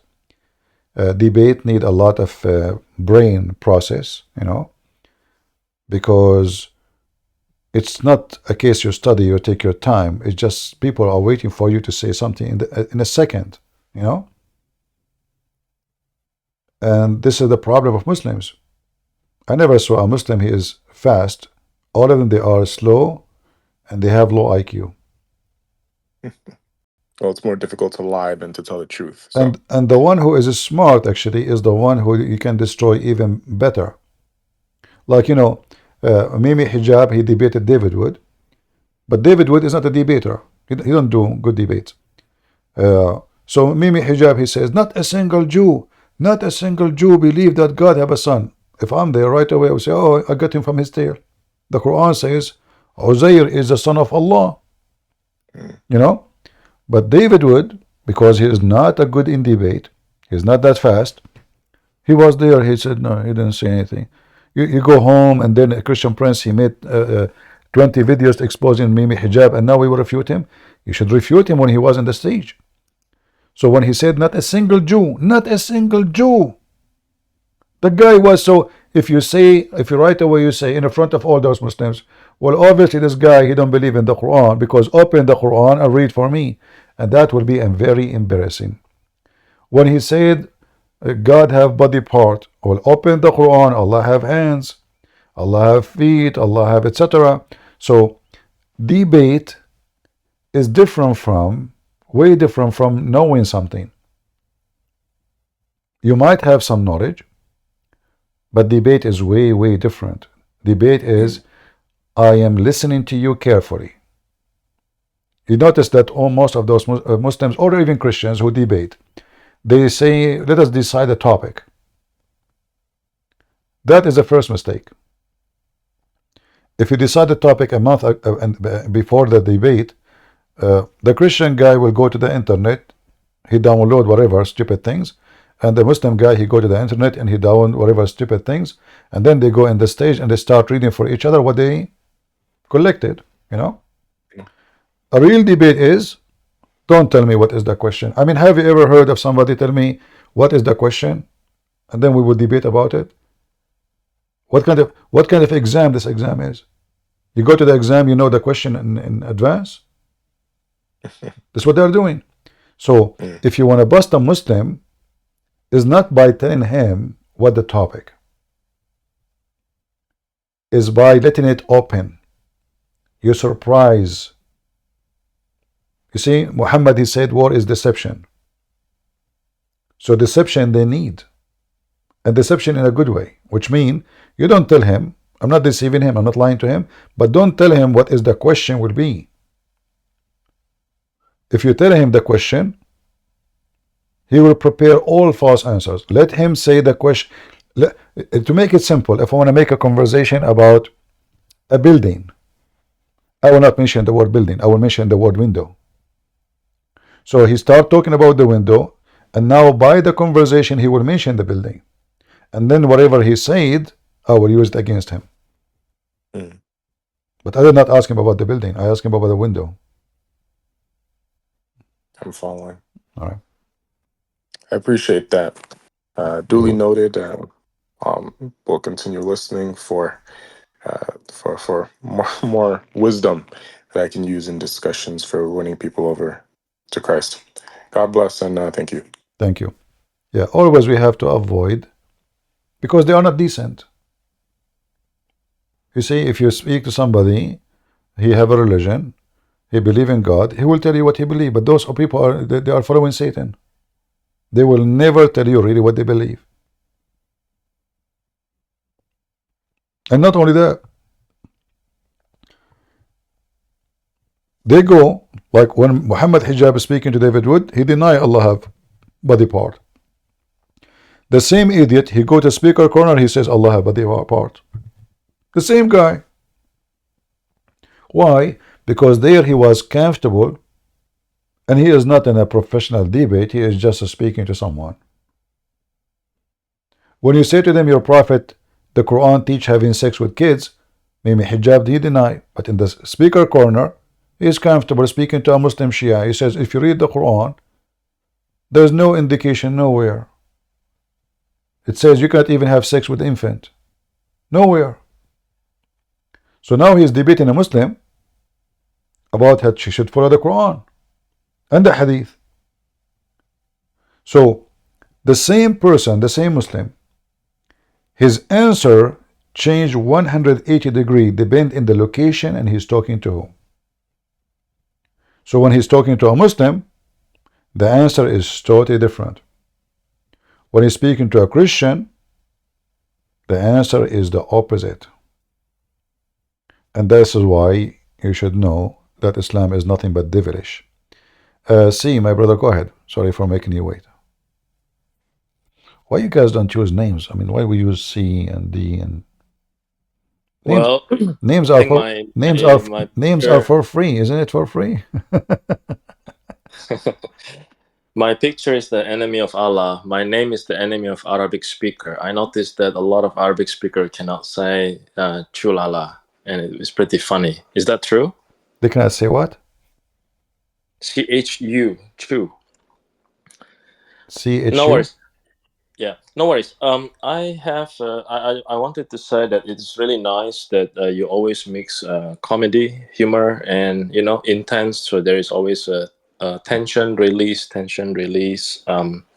and I also wanted to say that thanks for letting some of the Christians talk to you. Some of the mods here, they do aftercare, like the Kaya after he converted. He has many questions, and so a lot of people do follow up in the chat. So in the chat, we do sometimes things that are not great, but they are doing the CP aftercare. So I just wanted to sort of, probably you already know this. Now, I wanted to ask you, I noticed the trend that a lot of these Christians really love to argue with Abdul intellectually, but we know that Abdul has low IQ when they embrace Islam. So I asked Prophet AI, and Prophet AI said Abduls generally struggle with three things: the theological understanding of God and salvation, number two, moral concerns about Muhammad, and number three, the examples of Jesus Christ. So you have like decades of experience in this. Do you agree, or do you think there are different angles? Because I think when arguing with Abdul, we should try to keep it simple. Am I correct? Or No, Abdul, they struggle with anything as long they feel it is negative about Muhammad. So, and even the ones they think it is positive, they will deny it if you can flip it into negative. As an example, the Muslim, they keep saying Allah have 99 names. Then if you are going to do examination for each one of them, you will see the Muslim, they will start washing their hands from each name one by one. And then they will stay maybe with the 20, 30 only from the 99. So Abdul, he denied nothing unless you flip the table on him. So yeah, I think sometimes. Oh, go ahead. Yeah, they struggle always, but depend on the person. Depend you are talking to who, where he live, what kind of education he have, and what kind of family he grow up in the house. Some they grow up in a good family. That usually is a person who say to you, yes, it says that, you are right. As we see many, they leave Islam, right? When they speak to me, those are people, they grow usually in a good family. They did not learn taqiyya and we should lie and defend Prophet Muhammad by lying. So they grow up in a nice family, nice house. They are nice people. And then when they see the truth will set them free. But then there's the other kind of Muslims, and those are the majority. they would deny anything and they would struggle with anything, but they will not say they are struggling. They always struggle. Like a breastfeeding for adult. You know, Mimi Hijab, he make videos about it, he make fun of the Muslims, but it's in his book, so he's struggling with it. They made him and Ali Dawa, they made just a page in YouTube and I think in Facebook or Twitter. I think it's called Sept File, something like this. It's just to bully Muslims believe. And they are Muslims. But why they are doing that? Because they themselves, they are struggling with those beliefs. So every Muslim struggle with everything. Muslims oppose Muslims. Muslims fight Muslims. Muslims kill Muslims. Muslims don't agree with Muslims to the point nobody knows who is the Muslims. Yeah, I think as someone coming from Indonesia, I appreciate how you treat some of the Indonesian Muslims nicely. I think they belong most of the time to the first one, from decent family. But we have seen a lot Muslims talking like Scientology people, metaphysical, metaphorical, and they argue like philosopher, which is absolutely annoying. I have a question for you before I go. Okay. It is about Hadith 5394 and 7502. I don't know if you can easily pull this off because I can't really. Hadith what? 592? 5394 about intestines. I think it's like believers have one intestines and the non-believer have 7 intestines. Yeah. Let me see if I can find it in English.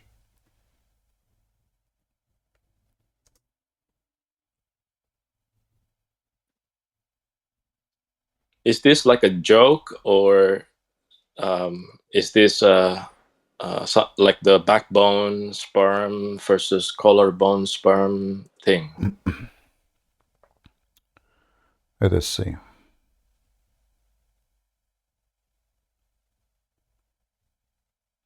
You were able to find that in English in the same sunnah.com?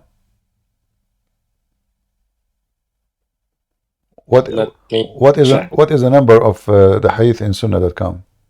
Are you using the Arabic number or the English number?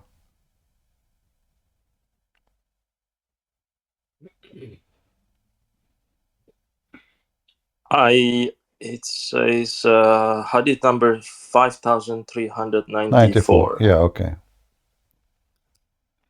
All right, I see it.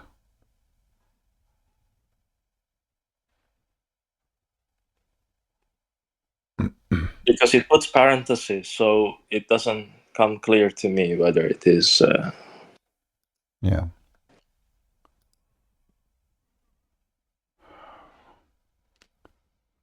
Yeah, but you know, here in a Muslim, they can always come with the explanation differently from what it's saying, because there they will say here is not talking about let us say it's not talking about physically. It's talking about a person who is a hypocrite. He can swallow anything, but look like Muhammad was was describing the Muslims. So this is not really about he have 7 stomachs or no. It's not literally. Okay. Yeah. How about 7502? 7502. It's this is a the more you read this, the lower your IQ becomes. It was about the womb. The womb got up, and Allah said to it, "Stop! What do you want?" Yeah. The whole thing doesn't make sense, and I wonder if this is something that they try No, to soften. this is physically. This is not metaphorically. And it's stupid. We have to say it's stupid. There's more stupid than this one. There is like the you know what they call it, the belly bomb.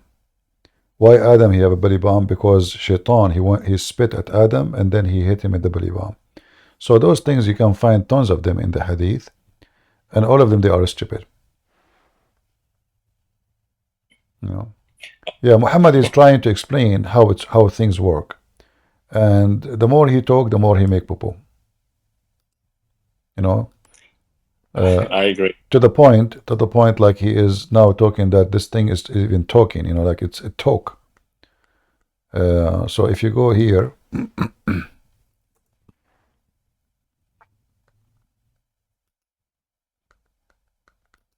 I mean, obviously, even a child will not say what it's here.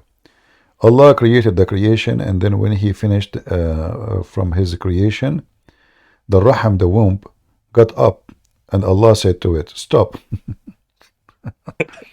I don't know. I should not continue. I mean, this stop. So the raham get up by itself. So what the Quran is saying, the first thing Allah created, He created the womb. But how that can work? And where the raham is going? Where are you going, raham? Where are you going? Allah, you need to go. You know. So stop.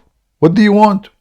It said, at this place I seek refuge with you from all those who severe me. I know what to say.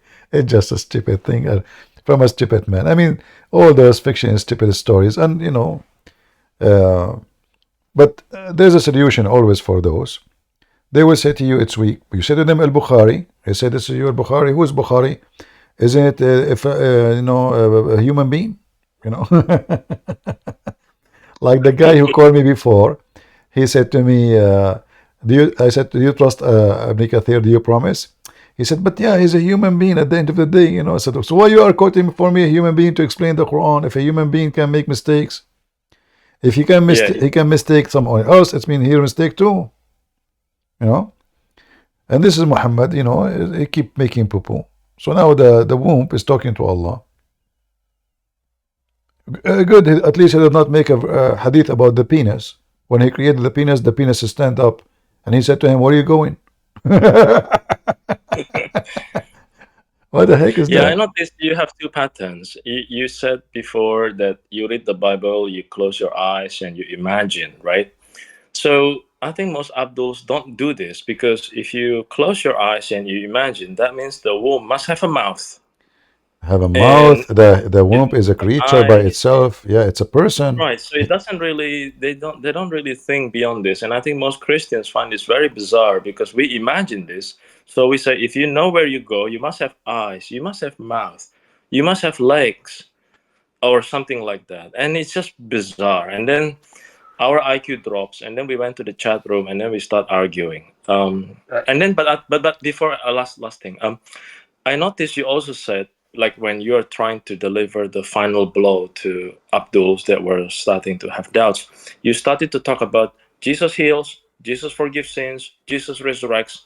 Is this your technique? Because I think this is actually good to speak more about Jesus instead of pointlessly pointing out Muhammad's immorality. Or, like, what do you think? Or is this just case by case? No, you know, it's a point where I feel that it is time to mention that, so he can compare and he see the difference. It's like, you know, a person is in a dark room, and then he's in dark room for long, and then suddenly you expose him to the light. So he cannot resist. He cannot say this is not true, especially if you are saying showing it to him from his book. So there's a moment, not always you say that, you have to wait. If you feel the person, it's just either to make the person feel ashamed and repent, or to make the person feel ashamed and regret debating me. Depend of the person. If he's rude, trashy, liar, there's no point. So you mention what Jesus did always, because Muslim cannot deny anything about it. Or what they say, well, Jesus was given that by Allah, so why Muhammad not? What Muhammad was doing while Jesus was healing the blind man. Muhammad, he kicked the blind man out. Muhammad was going after women while Jesus was healing thousands of people. So we have to do compare, but that will be in a point where you feel that this person is listening to this, or to shame him. I see. Yeah. At two extremes. Okay. I will let the other guy coming in. So thank you, CP, for what you have done. You're welcome. And by the way, the hadith you gave me here, this one, then the Muslim should ask themselves about every single part of the body. As long the womb speak and have will, that means every single part of our body have conscious, brain, free will, thinking, and decision by itself. Actually, it's true. When it says stop, what do you want? That means Allah doesn't know. Yeah, and that's another issue too. And in the top of that, the womb is seeking refuge. How the womb knew what refuge is about and who refused refuge from who? It's like when Adam, he says, "Fetch me before the sun set." I mean, the guy did not even see the sunset yet. You know? Yeah, and then Alhamdulillah, I can't. Yeah, so Muhammad is a stupid man. And you mentioned those who they speak about philosophy, etc. Philosophy cannot help them. You know, philosophy can just help them to waste time, but it cannot help them to defend Muhammad. What philosophy is that? Either this conversation is true, or this story is a fabrication. This is not philosophy. Yeah, somebody said that this is actually more than philosophy. They're behaving like Scientology because they start chasing the ex-Muslims. They want to find out who you are, where you live, what city, right? So it's very evil in that sense, you know.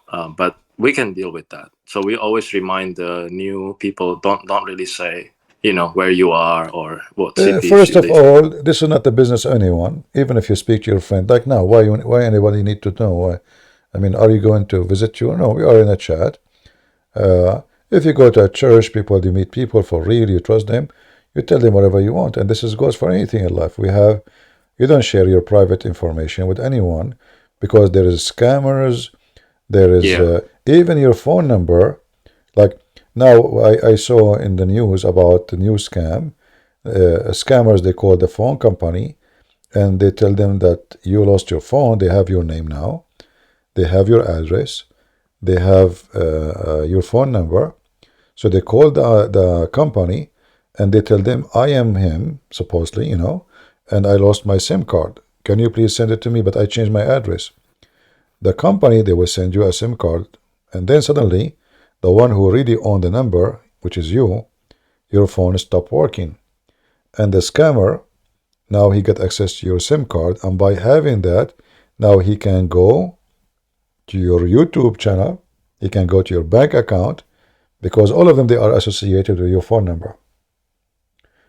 This is why I advise everyone who have a phone number, actually, you have to go to your company, either online or contacting them, and make I don't know what they call it, two authorization, which means it's not just a SIM card will not work unless I authorize it in a certain way. So you can do that online. There's some website they do, some companies they do that online. So no one can activate the SIM card, not even you if you don't remember exactly the activation code or something nobody knows, you know, or even through your phone itself. Like if it's installed in different phone, the company, they have their way to let us say 2-step authorization or even 3 steps. Otherwise they can hack you, and this is a new way to steal information. So the more you give people information about you, the more you are risking your bank account, your scams. People, they can call your mom, say, hey, your son have accident, his name, etc. And like now you go and chat and you tell about yourself. There's a person is listening. You just said you bought a bicycle, let us say. He say, yeah, I was with him yesterday when he bought a bicycle, it was red, you know, blah, blah, blah, blah. So he need money, you know, can you, and family, they believe because they love their son. They stop, their brain freeze, you know. So the more information you share online, the more stupid you are. You know? Yeah, we have to be wise. I agree. I agree. Some okay, people. CP, I'll let the other guy speak to you. If you have advice for the mods in the chat, they tend to be agitated, but these are all good people. And even if we went over the line, we will apologize to each other, and you No know, problem. everything is it's crazy, but it's pretty good. All right. Thank you. So who was here first? The cat? The cat. The cat. Meow, go ahead. Hello. Hello, Meow. Assalamu alaikum, brother Christian Prince. Wa alaikum assalam. You know, huge fan actually. Very much. I know you don't like the praise very much, but I appreciate what you do.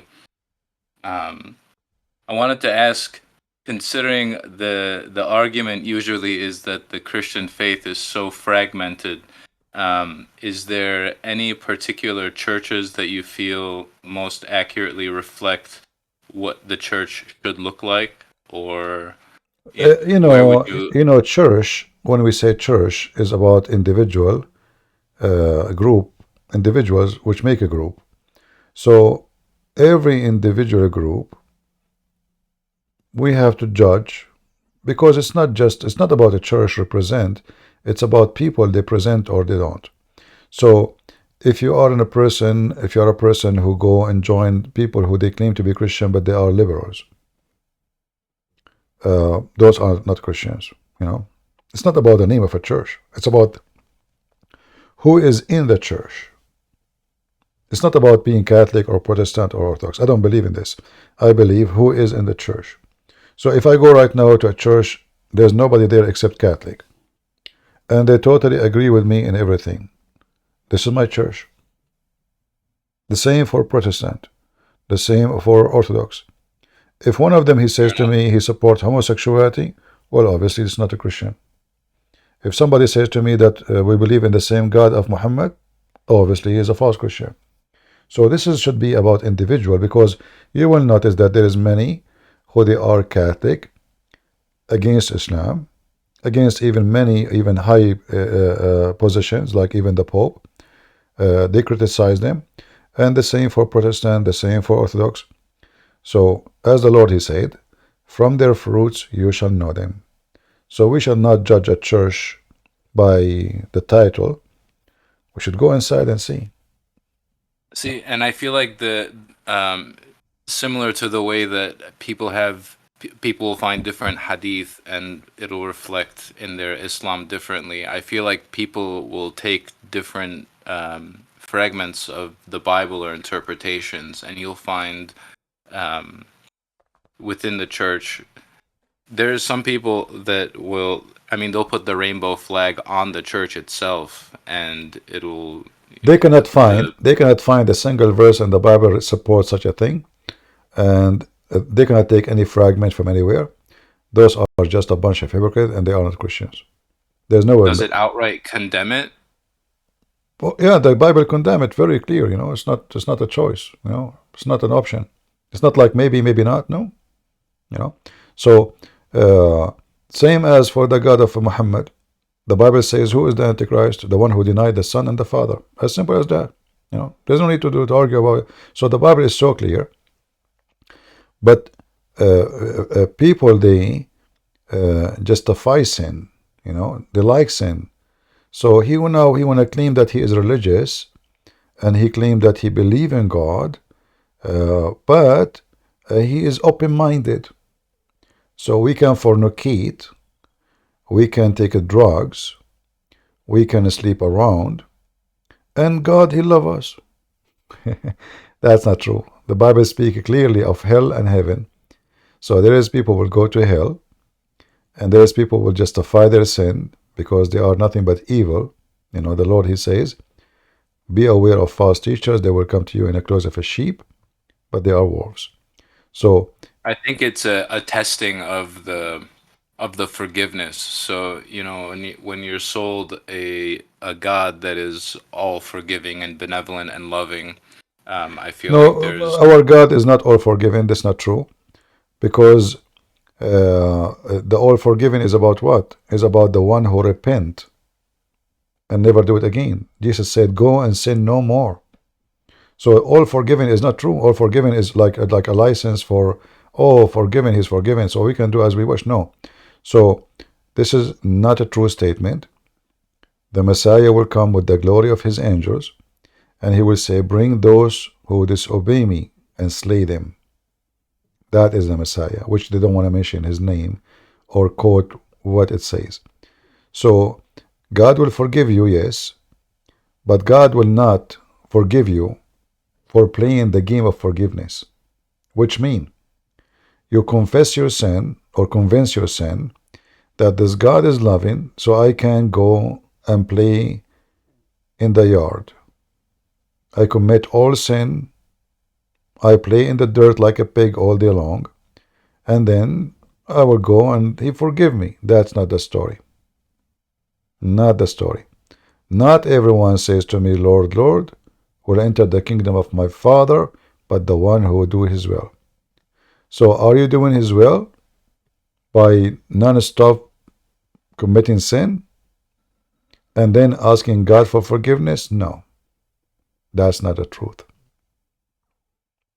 Those are false Christians, and they are, it's like giving themselves drugs.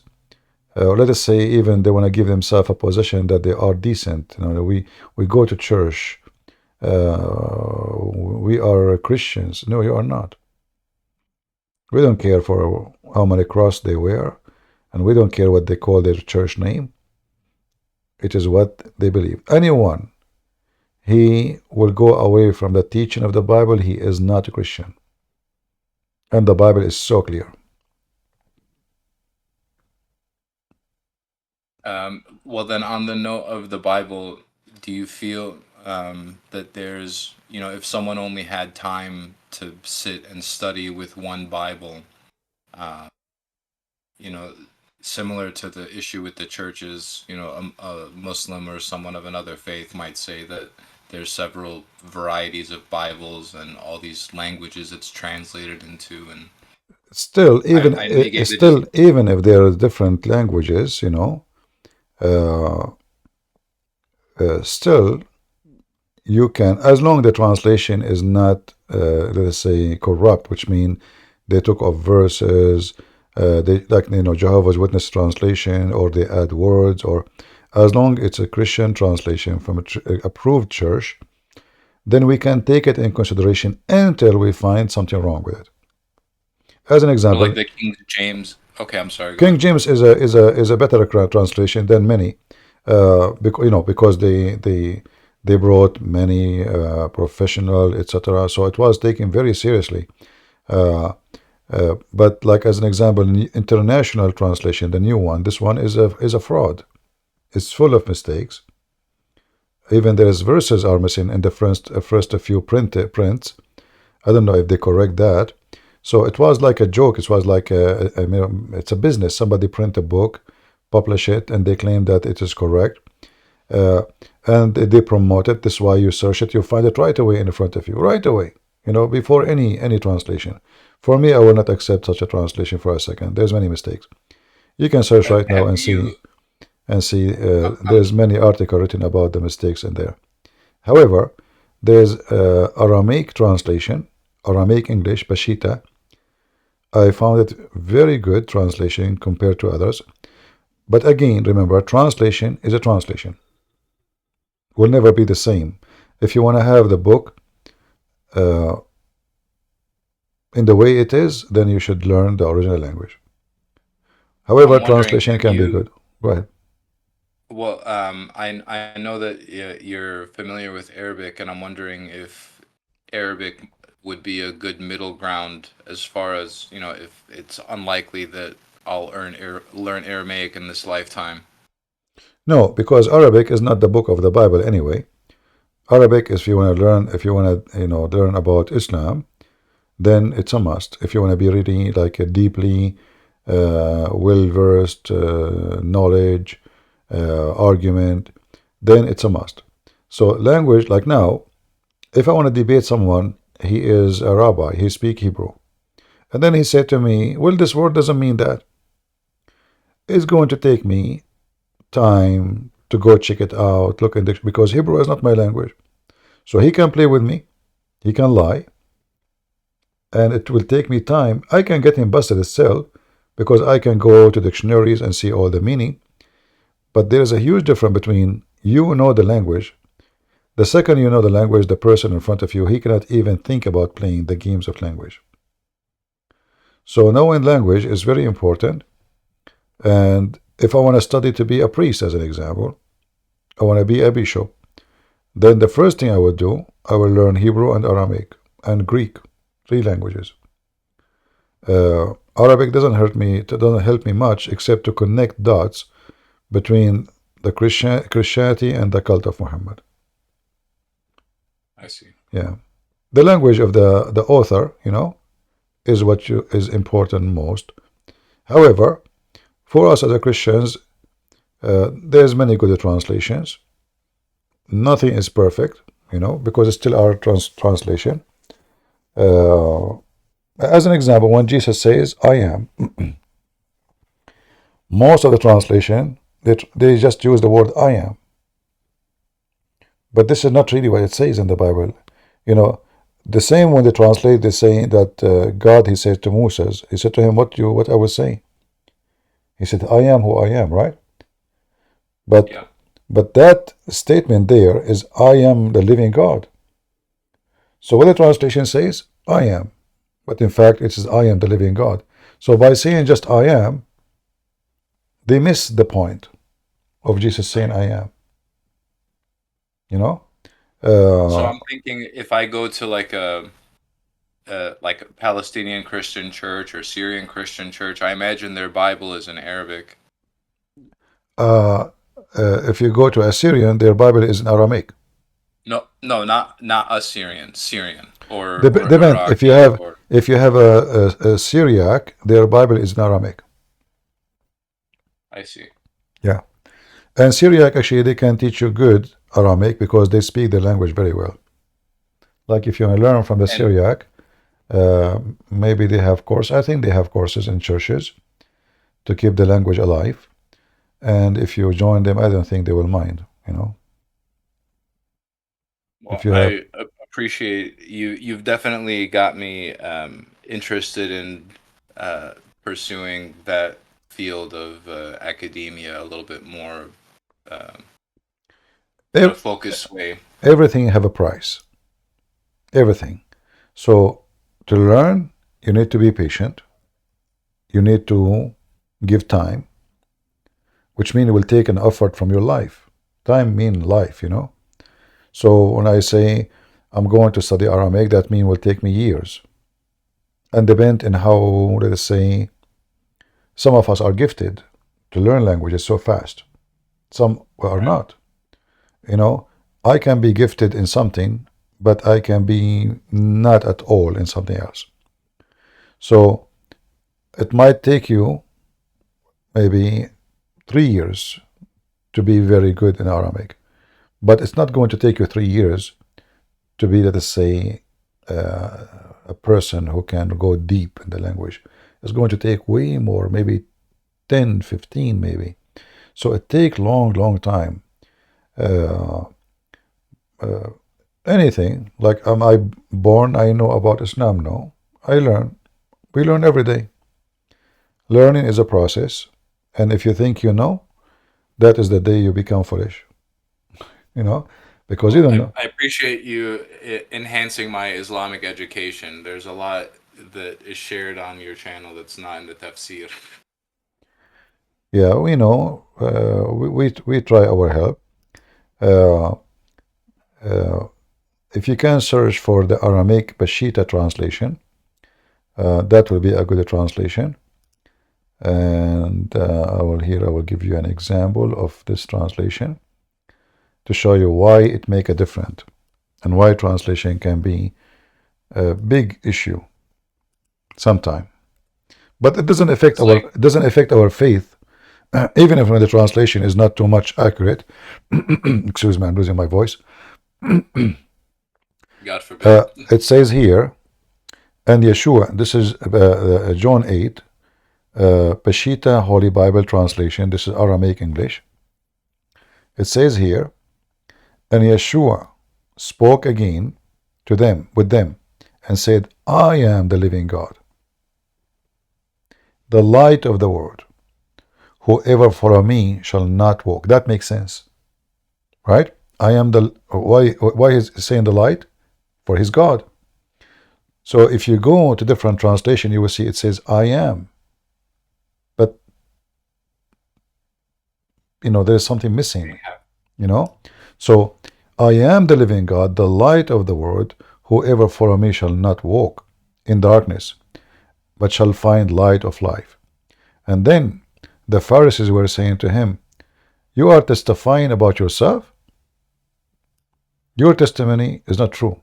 Yeshua answered to them, even if I testify about myself, my testimony is true, because I know from where I have come and where I'm going, but you do not know.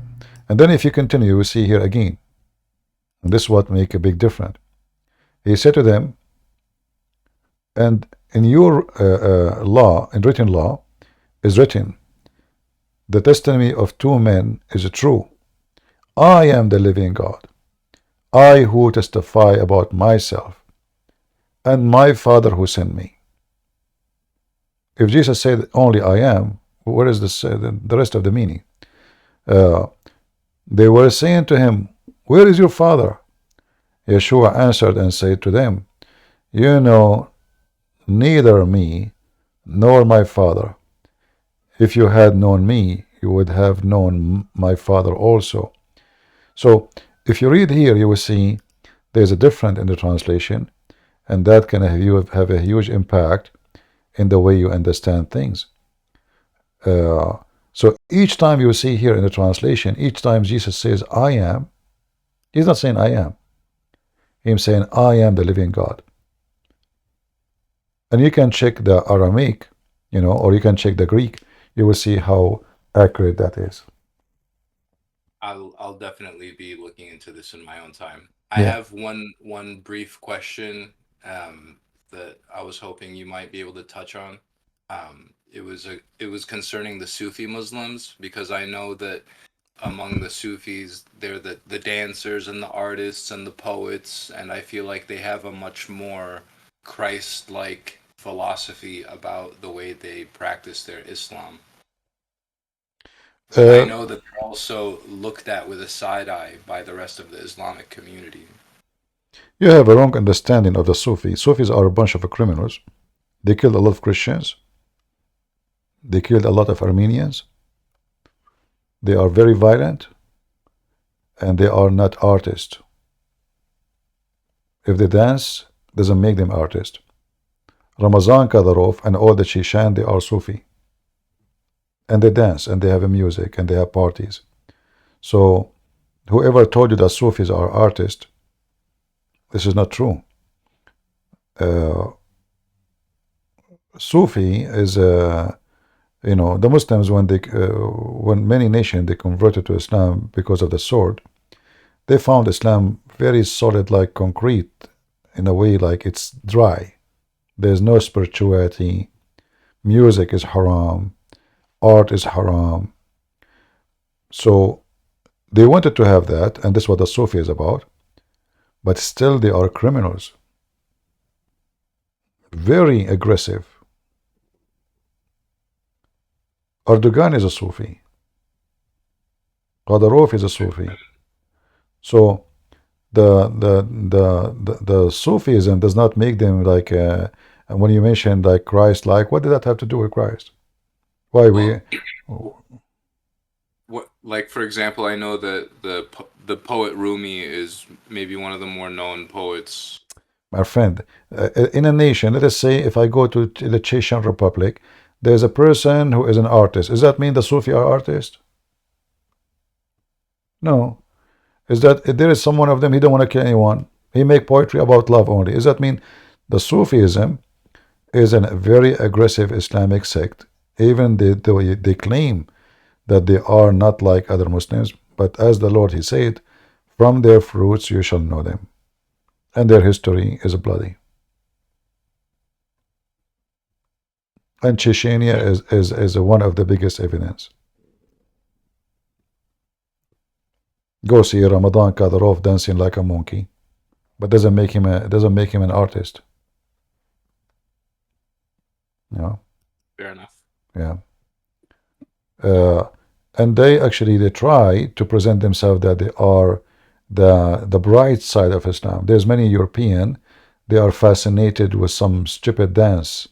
Like the same, I mean, I don't know, European, I find them always, I don't want to be insulting for European people, but I find European always are fascinated with anything is not European. Sure. So you show them a guru. The exotic, something exotic. Yeah, a guru. He sat in there his ass and he starts schooling them about how to live. But people are dying in India. The guru come all the way to LA to speak to the rich people of Hollywood. Sadhguru as an example. Why? Because he's coming to speak to the rich people. So the yoga and and they are fascinated with the Hindus and etc. But the Hindus' religion is not really a good religion. I mean, discriminate. This is a religion of discrimination. They have ranks. I mean, the caste. Yeah, they have a caste system. They used to burn the women when the husband die. So the Western, they are fascinated about anything. Give them a dish of shit, and it's made in an artist way, they will praise it. As simple as that.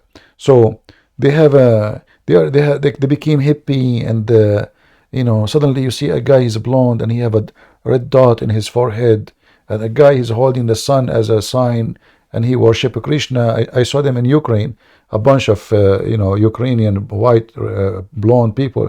Krishna, Krishna, Krishna. I tried to speak to them. I said, okay, I want to talk to you about Krishna. Can you talk to me? Krishna, Krishna, Krishna. And they have the drum and they are jumping. I said, talk to me, man. I want to talk to you about Krishna. Krishna, Krishna. They don't even know they don't know what they are doing. So when we talk about, like, they show you those Sufi, they are wearing this dress and they keep going around themselves, right? You remember? I'm sure you know the dance, right? The Sufi dance. Oh yeah, the circle dance. Yeah. So the Western, they bring them to the stages. Those are criminals. So what if they do that? I mean, what does have to do with? I mean, they are European. They lost their common sense, and they fascinate with anything. They want to go to Dubai to see the desert. I mean, it's a desert. The people of Dubai are running away from it. So I think the way that I see it is that if these people could find God, that like the residual dance and the poetry and the architecture would be wonderful. My friend, in another cultural context.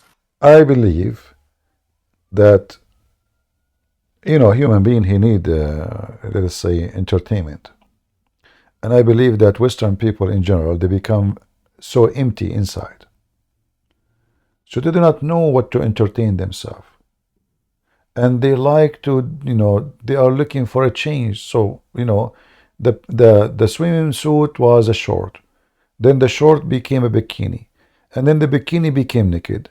And now what we can do? We need to change the sign of the gender in the bathroom. Okay, we change the sign of the gender bathroom. Okay, now we need to put so they are just bored. They are empty from inside.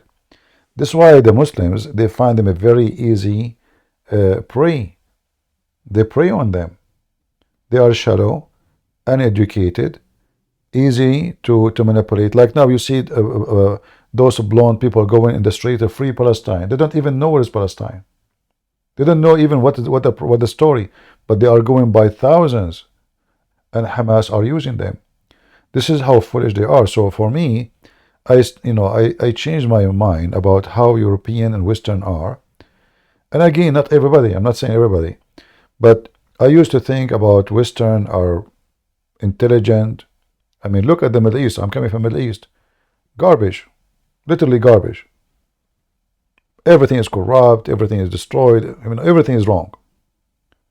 But when I came to the West, I noticed, yes, okay, they have technology. They're, they have way things better than what we have. But the people are they are screwed. They lost their common sense. Like in America, they don't even want to have a border. Criminals coming from everywhere. We hear everybody now, every day, a woman raped, a woman killed, drugs, etc. Still they want to, they lost their common sense. They lost their mind in other way. Yeah. Millions of people coming to Europe. I mean, in 20, 30 years from now, European, they will be a refugee in Europe. Literally. You will not find European in Europe. Me, myself, I am an immigrant. But I will not, if I am European, and this is my, I will never allow that. I mean, this is stupid. So they live in a stupid way. And they get fascinated with anything is stupid. Because if you look at all the Sufi so-called art, you will see it's nothing but a form of a drugs. A bunch of people, they keep saying, going around themselves, saying the same words, saying the same sentence, 3 hours, 4 hours, 5 hours. Okay, what is this about? Nothing except stupidity. The same as yoga. Yoga as a sport, I'm not against it. But yoga sitting in your ass for 10 hours is just a form of stupidity. If you want to do something good, it's not by sitting doing yoga, by going and helping somebody else. So, Western are very easy to manipulate. This is what I see them. They are very naive. Muslim, they target them. As an example, jihad love. You know, they see a girl, she is blonde, they are obsessed with white women. You know, you are so beautiful, I will marry you, etc. I'll protect you, you know, not like those Western, they sleep with you, you know. He sleep with her. Few weeks after, he dump her. And now she is a Muslim. He tell her, you have to convert to Islam, I can't marry you if you're not a Muslim. So now the Muslim is supposed to receive him blessing from Allah. And this Western woman, she don't care. I mean, she don't care about God, Allah, potato, tomato. She's vacuum. She's vacuum machine, empty. So they take advantage of them. They target them. They target their country. And I believe strongly that the Western, if we can call them a race, they are under attack. And they are losing war because of their stupidity. I'm just being honest. Yeah, a lot of them feel that way. Yeah. If they don't repent and wake up, soon they will be minority in their land. Very soon. Mr. Prince, that's only West Europe, please, not the East Europe. Huh? I have my identity. I don't like this Hare Krishna. Our countries, they believe very strong in God. It's more West Europe, like in Germany, French. They are expanding, my friends. Really like since Romania entered the European Union, you are that's it. You are inside the doom. The doom. They are forcing homosexuality. They are forcing everything on you. Otherwise, they will not even give you money. You know, they will not even assist you. They forced us to make this pride walk.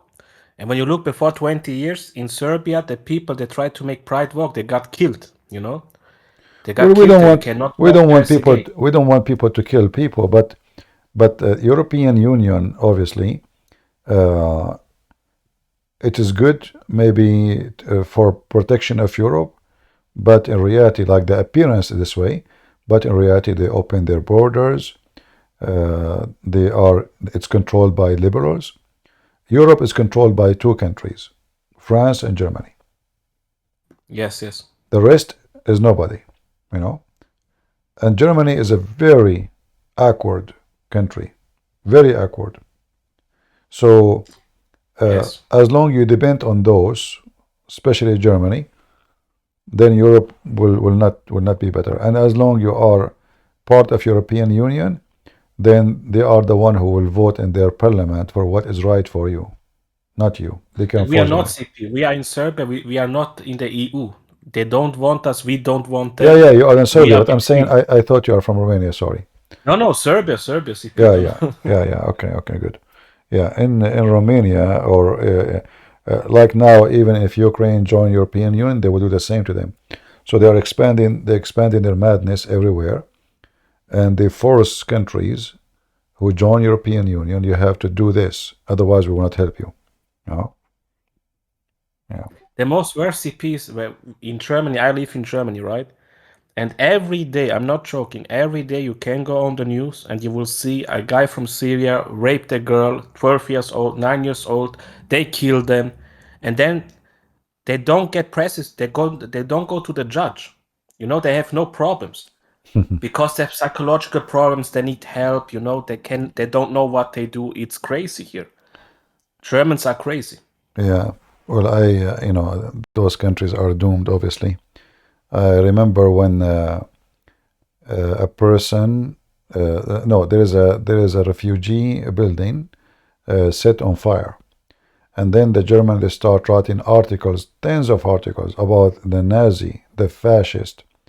And then later, after a few weeks of attacking the right wing, supposedly, it turned to be that the one who set the fire is a Syrian guy. And then suddenly, the article changed from fascism, Nazi. The guy, he is so stressed, he is upset, he is sad. We need to help him. Like, oh, all the article before is about we need to find those people, we need to get rid of them, we need to destroy them. The second they found that the guy is from Syria, the whole article is switched upside down. He became a person who is depressed, a person who is suffering from issues, you know, or the guy who carry a knife, he start cutting the head of people in the street. So I mean, European. So this is why I'm saying Europe is doomed. Literally doomed.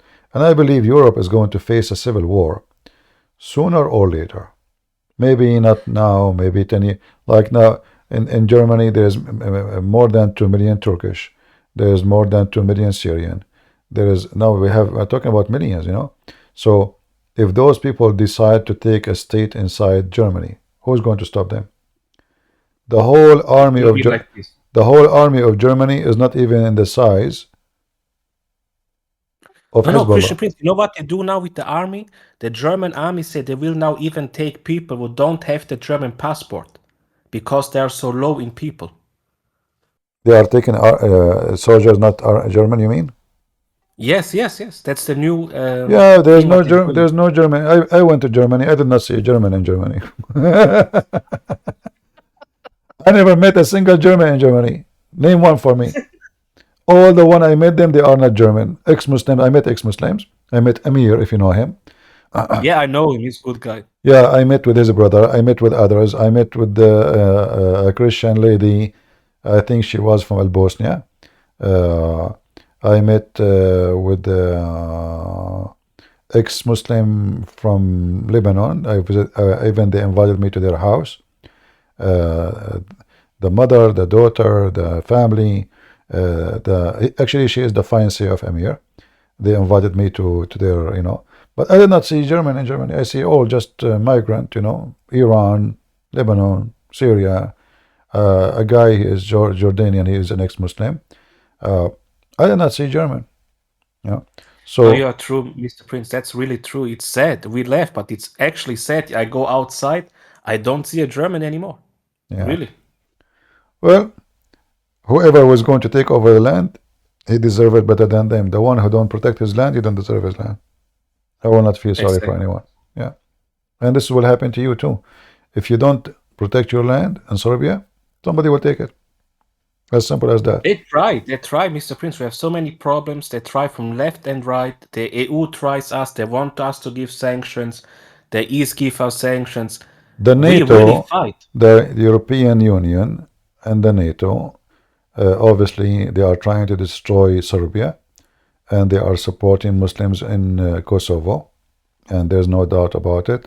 Like even they forbid them, they forbid their currency, they forbid them from striking, they forbid them from celebrating their national days, and the European, they are all the way supporting the Muslims in Kosovo. There's nothing but hatred against Serbian. Very evil. Very evil. Yes, you know what is crazy? It's like with Israel, Palestine, Kosovo is the same. It's our country. We were always there. It's our buildings. It's our churches. And they try now to make a new history. It's crazy. It's really crazy. Yeah, well, this is why you have to fight and defend your country. Otherwise, they will take it over it. Anyway, I love Serbian people. I believe they are strong men and they are not cowards. I respect them for that. Let us take another caller if you don't mind, my brother. Of course. Thank you for your time. Have a good All night, right. everyone. Bye bye. Take care. Who is here waiting for long? Buddy? If I was there. Hello, hello, Christian Prince. How are you? Go ahead. I'm fine. Yep. So I was. By the way, thank you for the lesson you taught me yesterday. It really boosted up my endurance. It really boosted me up. So I decided, as I was reading into the topic regarding can Allah be seen and did Muhammad see his God? Yeah. And I was debating with a Muslim about it. So in their Quran, I think, in their Quran, Surah 50, I quoted that yes, Muhammad did see his God in Surah 53, verse 1 to 18, and 81, Surah 81, 15 to 29. Now I went there. I went to the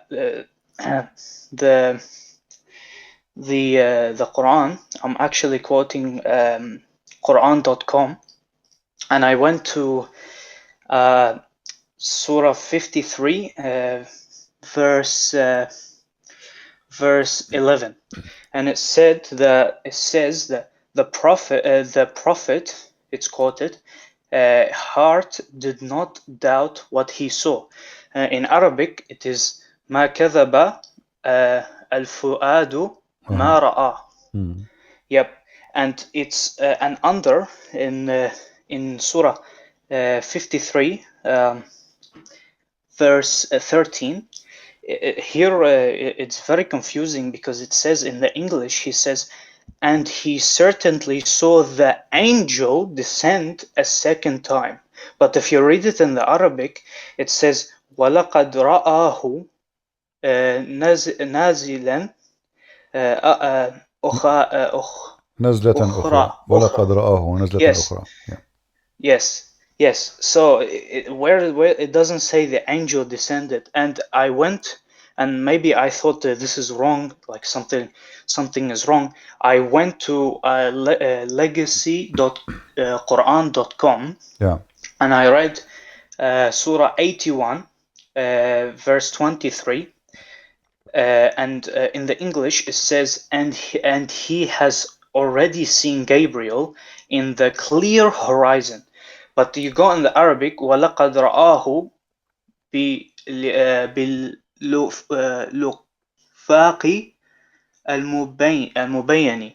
So it doesn't say all the translation, all the translation is false, because simply there is a problem here.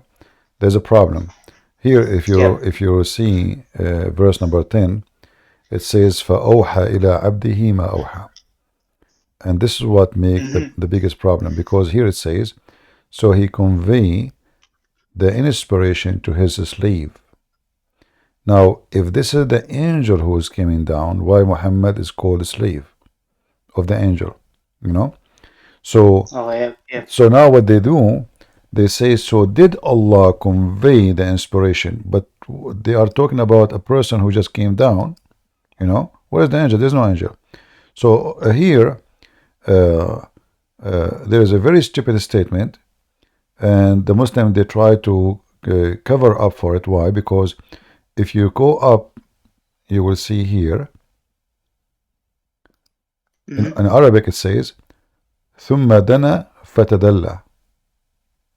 Yep. Tadalla is like holding a rope and coming down, not closer as you say here. This is false. Yep. Tadalla is you holding a rope and going down like in the wall, or but holding a rope, like the same we say when you dalu, the one you carry the water with it. Why it's called dalu? Yeah, because you throw the container in the water well. That's why we call it, because it's connected to rope. So here Allah is coming. If this is Allah, is coming with the rope, and then he gets so close in a distance of 2 bow length or nearer. But if this is the angel Muhammad, he saw the angel many times. Isn't it every verse Muhammad receive is from the angel? So what is about? Yeah. What is the unique about Yeah. it? And then here it Yeah. says, فَأَوْحَى إِلَىٰ عَبْدِهِ, and he inspired, his slave. And here is the problem. So all what you see here in the translation is just to cover a stupid Arabic mistake, or Muhammad claiming that his God was a monkey coming with a rope. Yeah, I got you. Yeah.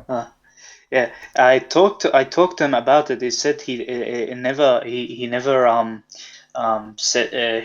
stated that he saw, apparently Muhammad saw Allah. He saw actually Gabriel, and he stated something about, if I'll actually pull it up, just give me a second, what he said. Yep. Here he says, and indeed he saw him in the clear horizon. Yeah. Did I lose you? Yep, just give me a second. Okay.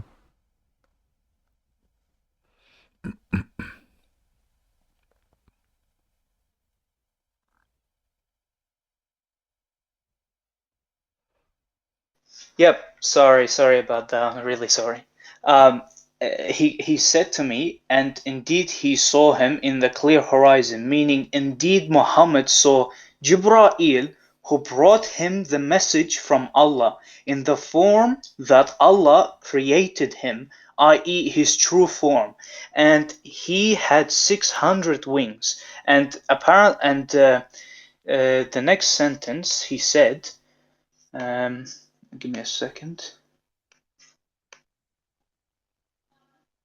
Yep. And then he quoted. He said in Sahih Muslim, on the authority of Abdu Dar, he said, I asked the Prophet, peace and blessing be upon him, have you seen your Lord? He and peace and blessing be upon him said, I saw light. He said, I saw light. Yeah, I know this hadith. Yeah. And in the other word, he said, light, how can I see it? So peace and blessing be upon him. He explained that he did not see his Lord, but rather saw light, he said. And Aisha was asked about that, and she reported that he did not see his Lord. And then he told me after that, next time when the hadith is not from one of the two sahis, don't mention it. Yeah, all of this because Muslims, they try to find a solution for this confusion, and when Muhammad, he said, there's a hadith says he saw him by his heart, but when he went to heaven, he saw light, and then he said again in different hadith, well, how I can see him if he's light. However, all those stories are contradiction to what Muhammad, he said in the Quran. He said, لا تدركه الأبصار. No eyes can catch him or see him. So if you go in the Quran, let's go here. Yep. You will see here it says, chapter 6, verse 103. No vision can grasp him, but his grasp is over all vision. So if Muhammad said he saw his God, he's lying, because this will be a contradiction for the Quran. If Muhammad, he say he did not see his God, that will make him lying, because it says it clearly that he saw a light, as you said in the hadith. If Muhammad, he say he saw a light, he say in different hadith, how I can see him if he is just a light. So all of those lead us to one thing. Muhammad, Muslims, scholars are confused about what Muhammad is talking about. Muhammad is a fool, and this is why when a fool he speak, who should listen? He's just an idiot. He keeps saying things, opposing things. If nobody can see Allah, then all the chapter you mentioned to me here in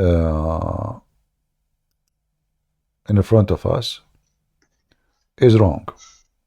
Yeah, it's false. I was gonna Because say that. look what it says here, you know.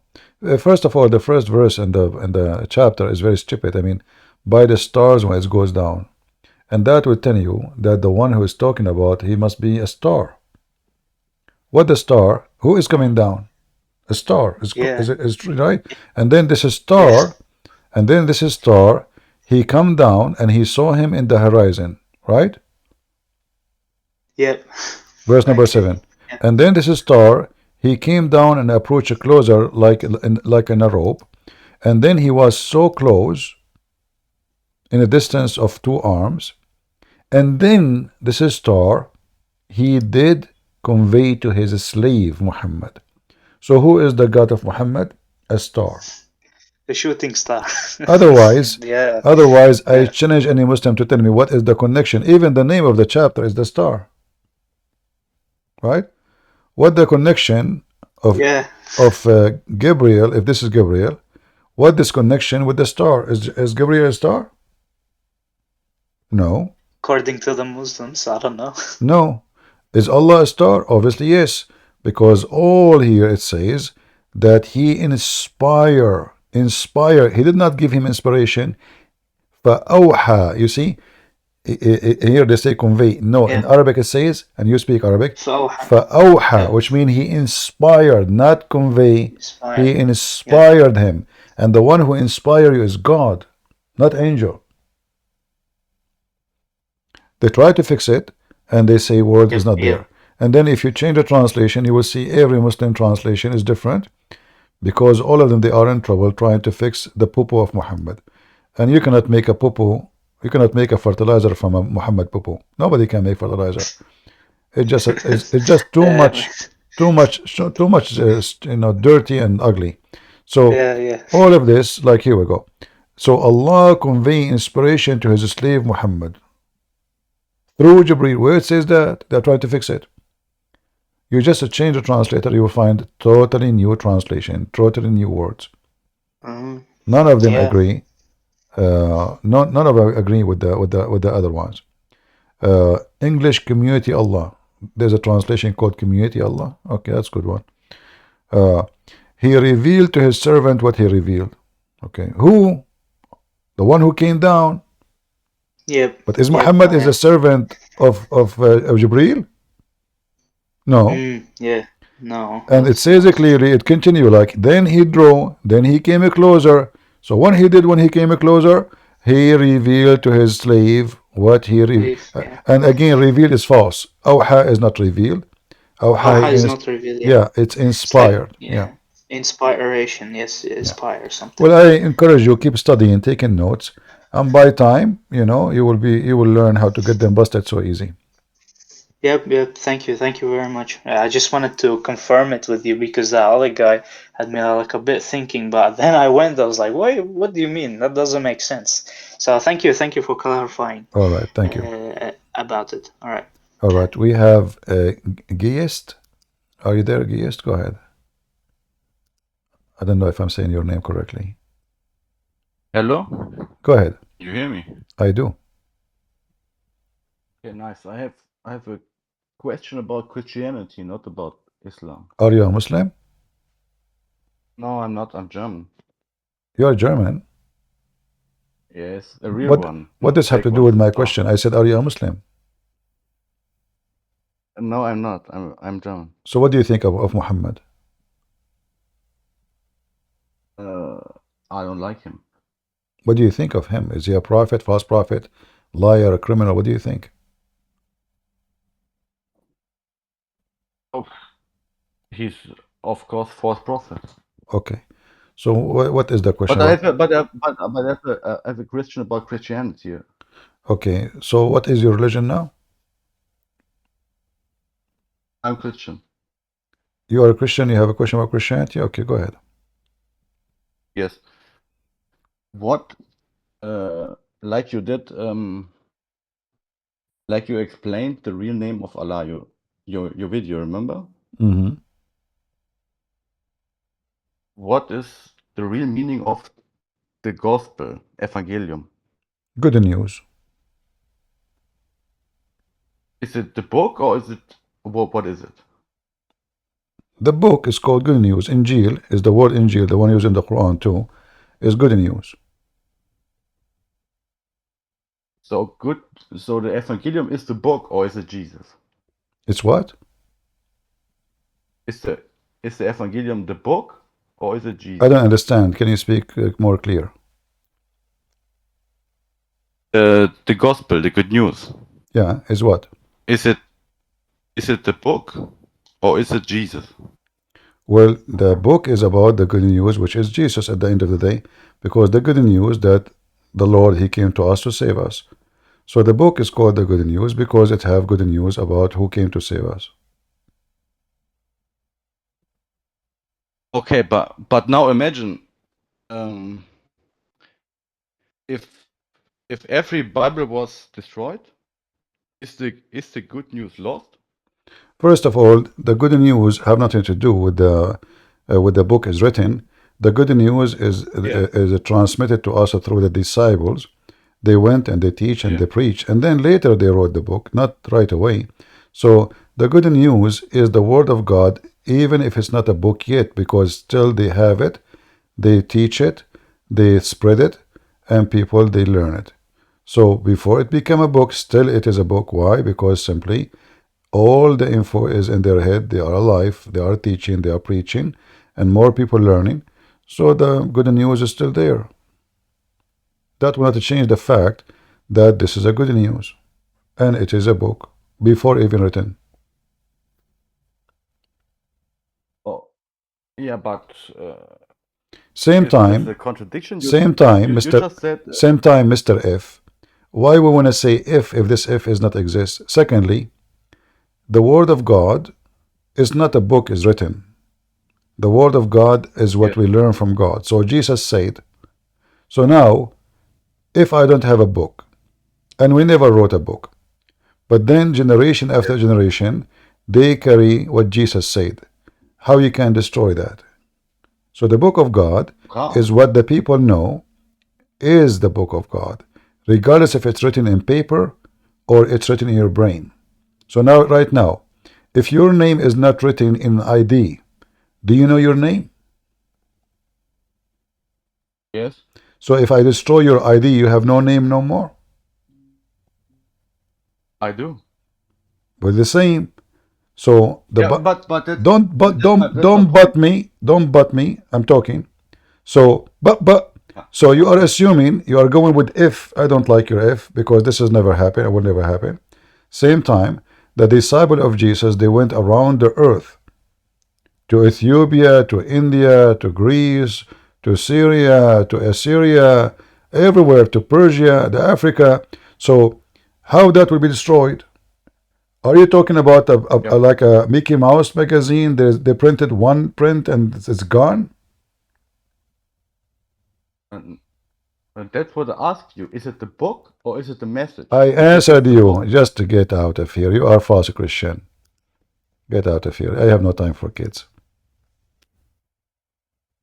The message is the book, you idiot. If there's a different, what is inside the book is what Jesus said. Suddenly now there's a different. We'll say you could encourage him to look a little earlier in the stream, and we were talking about the Peshitta book. I mean, if, he's an idiot. He's trying to so if the book is not written, what will happen? Jesus will be destroyed, Well, Jesus said before any book written that the heaven and the earth will be destroyed, but my words will not. So the Lord who said the words, He preserved the words. How He preserved them? Through His disciples, in His own way. And not only that, He gave them more words. Even after His resurrection, He gave them inspiration and revelation. So the words was still coming, even if the Messiah is not presented between them. This is why we have the book. It's called the Book of Revelation. And you are an idiot.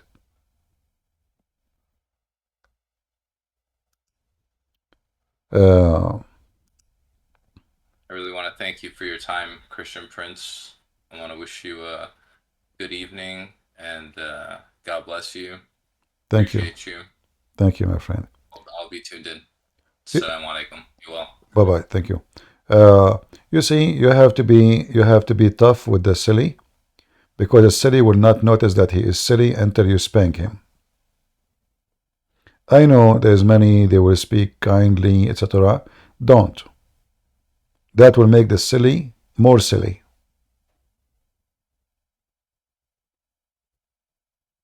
If this guy, he go to a Christian priest and he ask him the same question, he will start trying to explain to him. Well, he will, he's just playing games, obviously. Spank him so he can feel how stupid he is. So if the book is not, so is Jesus destroyed now? Is it Jesus or the book?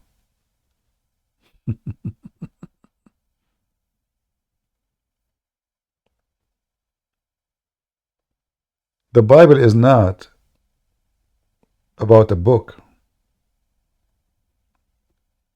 It's not. The disciple did not start writing books right away.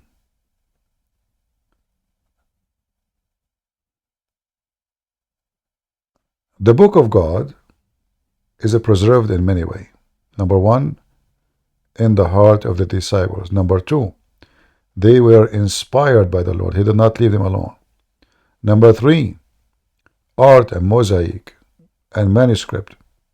Number four, the believers who spread around the earth, not only disciples. Disciple of disciples, church fathers. How you can destroy a book? Became the teaching of every believer. So people, they can, they can come with those silly questions. Don't have mercy with them. I assure you, he will never dare to ask this question again to any Christian here. But he will go to a different place to play the same game. Right? They play as long as you allow them to play.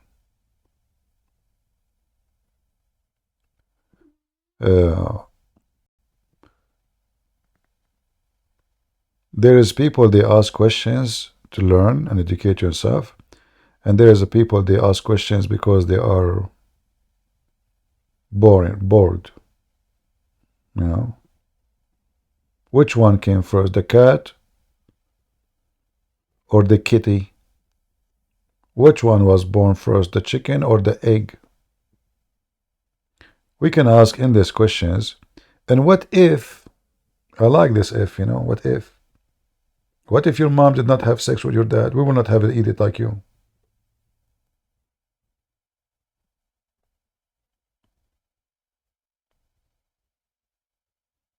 You know what I feel sorry? Mostly is women. Women, they go marry men like those. Imagine you have a husband sitting next to you in the bed, and he spend the day asking you silly questions about if. What if I don't meet you, honey? What will happen? Then you will say to him, I will be marrying a different husband. He is smart, and he don't live by if.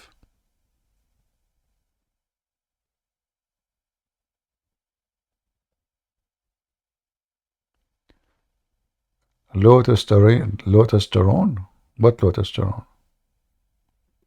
What does testosterone? What does this have to do with testosterone? You have to be firm. You have to be sharp with those people. You have to put them in their place. Otherwise, you will spend the whole day speaking to silly people.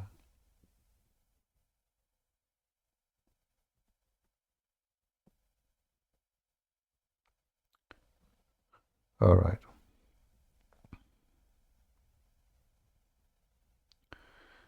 Explain to me what boost server mean. Jennifer, you can search in Prophet Google, peace upon him. What boosting Discord server mean? You will find Google will give you endless numbers. I mean, why you ask the poor guy? Let him alone. There's endless. Just go to Google You know, like as an example, me, I don't speak good English. English is not my first language. So instead of going and looking in the dictionary, and God knows how long it's going to take me to find it, I say, Mr. Google, Prophet Google, peace be upon you, what does this word mean? Google give you the answer. Do it. Right? You will get more professional answer and better explanation, and maybe even with some images how to do it. Right?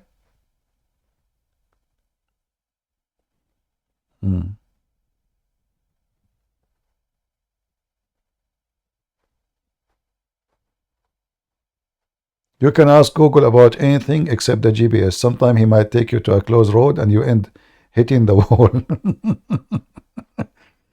You know, once I put an address in Google, and man, oh man, where I'm going? This Google keeps saying to me, take left, take right, take this highway. And like, oops, I'm leaving the state, man. Where I'm going? And I enter exactly the correct zip code. I enter the exact address. I enter everything right, and still the stupid GPS is taking me to wrong direction, totally wrong. So you have to be careful. There is many people, they make such a mistake. That's why it's better to search the same address in two GPS system to confirm and look at the map, you know, especially if you are going long distance, like long trip, maybe hundreds of miles, to be sure that both of them are accurate and they are taking you to the place you want to go to.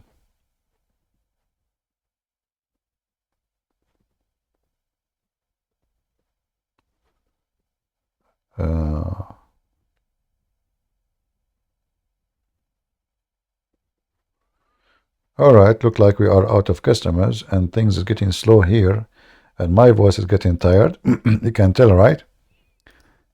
We spoke for many hours today.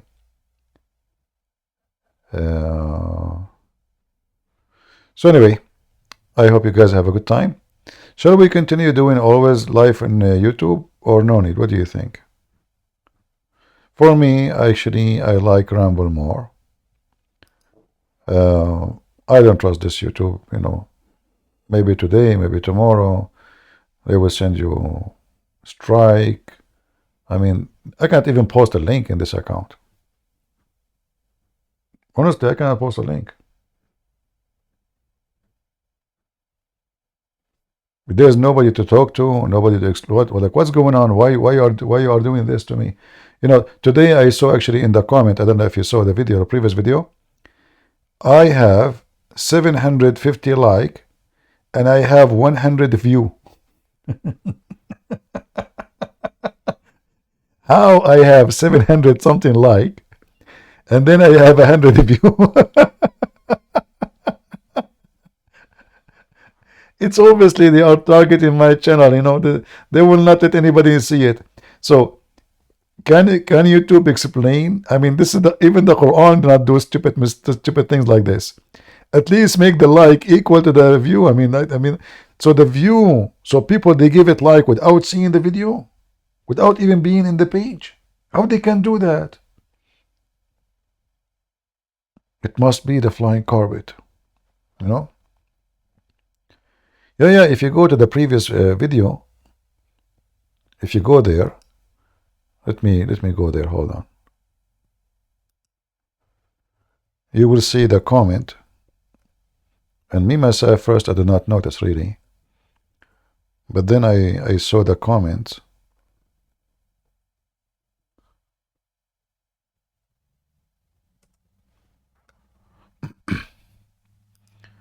Let us see the previous one.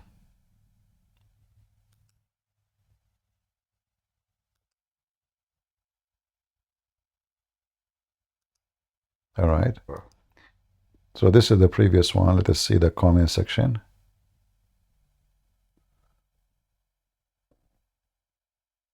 What happened to the comment? Hold on. Ah, I see it now. All right. Let us see.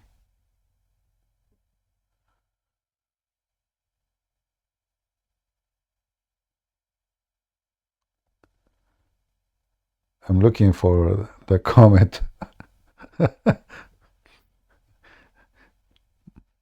Many of you notice right away that the view is less than the way less than the the like. Oh boy.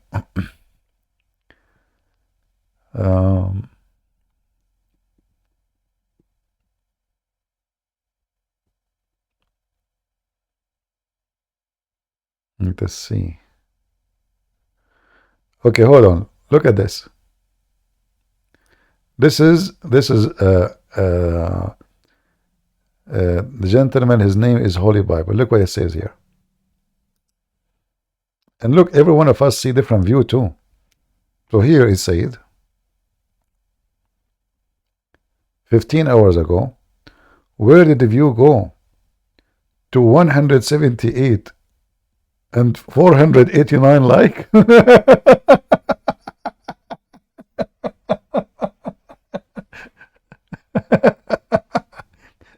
So obviously YouTube is decent, you know. I mean, like you look, I mean, how in the world, I mean, my video doesn't have a view. Where's the view? Why everybody have a view? I don't have a view.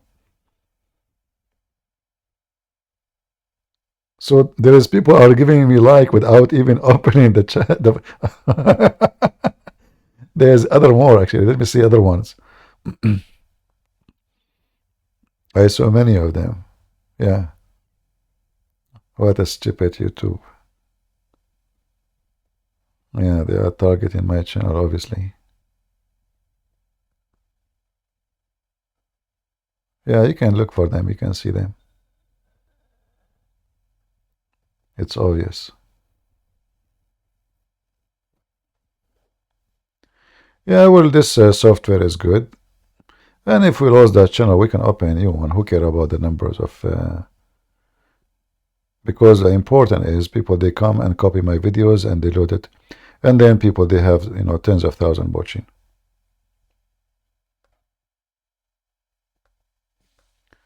Yeah. But still people, they can download from Rumble too, you know. It doesn't, it's not really necessarily there.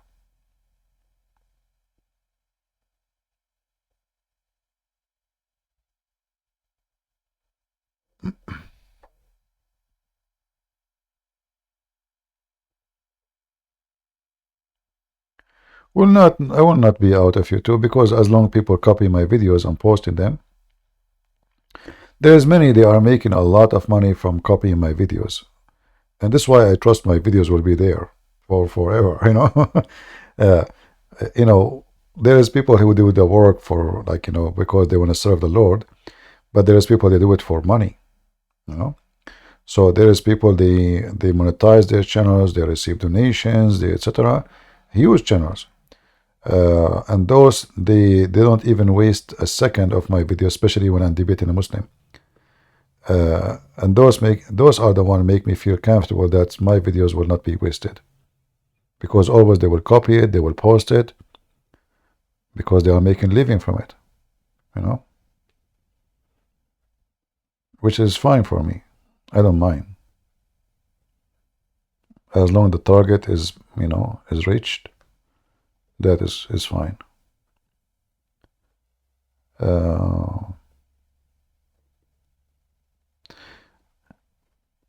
Anyway, and actually, if you look right now, that video have only 6,000. Can you believe it? 6,700 after 15 hours of streaming. There's no way. I have 156,000 subscribers in that channel, and only 6,000 they saw the video. How in the world that work, you know? Obviously, it's a false review, you know. There's no way. All right, guys. I think we had enough for today. I hope you guys have a good time. Already we are in Saturday, so shalom, everybody. Peace unto you in Saturday. Peace to you in the weekend. And remember carefully. Be firm and don't compromise. You compromise once, they will ride on your back. And that goes for everything in your life. If you compromise once, you will compromise always. If you agree with the fool once, you will become a fool always. You just compromised and you join them. If somebody insults you and you did not stop him in his place, he will insult you always. As simple as that. If somebody tried to intimidate you and he was able to intimidate you, he will intimidate you for the rest of your life. And the same goes for God and the Bible and belief and faith. If you compromise about your faith, you lost your faith. You are out of it. The Lord, He says, either hot or cold, so I can drink you, I can swallow you. No, so. Warm water doesn't taste good. Doesn't. There's no drink that's good if it's not either cold or hot. And when you compromise, you are nobody. You are neither icy, cold, neither warm. You are nobody. You lost your identity. So always be sure to be firm and strong. Don't let them bow down to you, bow down to in the front of them, no matter what is the price is. Because what you will lose is going to be way more than what you will gain. And that's what we do here. When people, they come, they speak to them firm. The one who speak to us nice, we speak to him nice. The one who want to be silly, we give him what he deserve. And the one who want to be smart, we will do our best. Maybe we can be smart like him. Maybe he's smarter than us. No problem. But good for him. But never compromise. Never. I want to say thank you. May the Lord bless you and have a great Saturday. And it's time for me to hit. Man, it's so late now. I better brush my teeth. I have only one tooth left, by the way. That's why I want to talk. I say, Christian Prince, first of all, you have to say to them Shalom. Why you say Shalom, Christian Prince? Because you are doing it. Because I say Shalom like you because I have only one tooth. I cannot say, if I say Assalamu alaikum, I will spit at everybody. I have no teeth left. Christian Prince, first of all, I have many teeth. In fact, I have 24 teeth. Zakir Naik, you have 24 teeth. Are you sure? 24? All right. All right. Well, as I know your prophet, he lost them all. So thank you all. Until we see you maybe tomorrow. God is willing. God bless. And take care. Bye-bye.